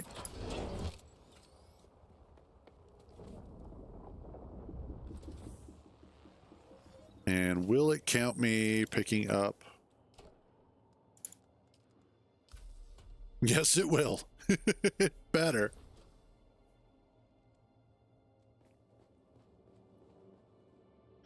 Do I not have enough metal? Do I need more metal? I apparently need more metal. Oh, that's the stuff from earlier. Okay. Oh, Good point. I should probably deposit my blood. But I think I'm also going to go ahead and I am going to wrap up here for today. Been kind of a fun one so far. We did some work on the base, got everything moved farther in, so it should be a lot safer when we do get attacked. On top of that, we were able to do some sort of tutorial stuff, kind of explain some of the mechanics on getting started for people. So that'll be nice. And then, of course, Dune. We're starting on an entirely fresh server. It's brand spanking new. It is one of those private servers, and Kintar and I are basically getting to have the entire thing to ourselves, which is nice. I'll probably poke Landry to see if she's going to want to join us. She thought it was actually a cool idea too, so she's on board. Other than that, though, we're going to wind up wrapping up for today. Tomorrow, we will be back with more work on Provided For and see about getting more of the base going, get some more guns going as I had initially promised. However, that is it for today. As always, thank you all for joining me on these misadventures. So glad to have you guys along for the ride. You all have a wonderful day, stay out of trouble, and remember, if you get caught, I don't know you. I will catch you guys tomorrow.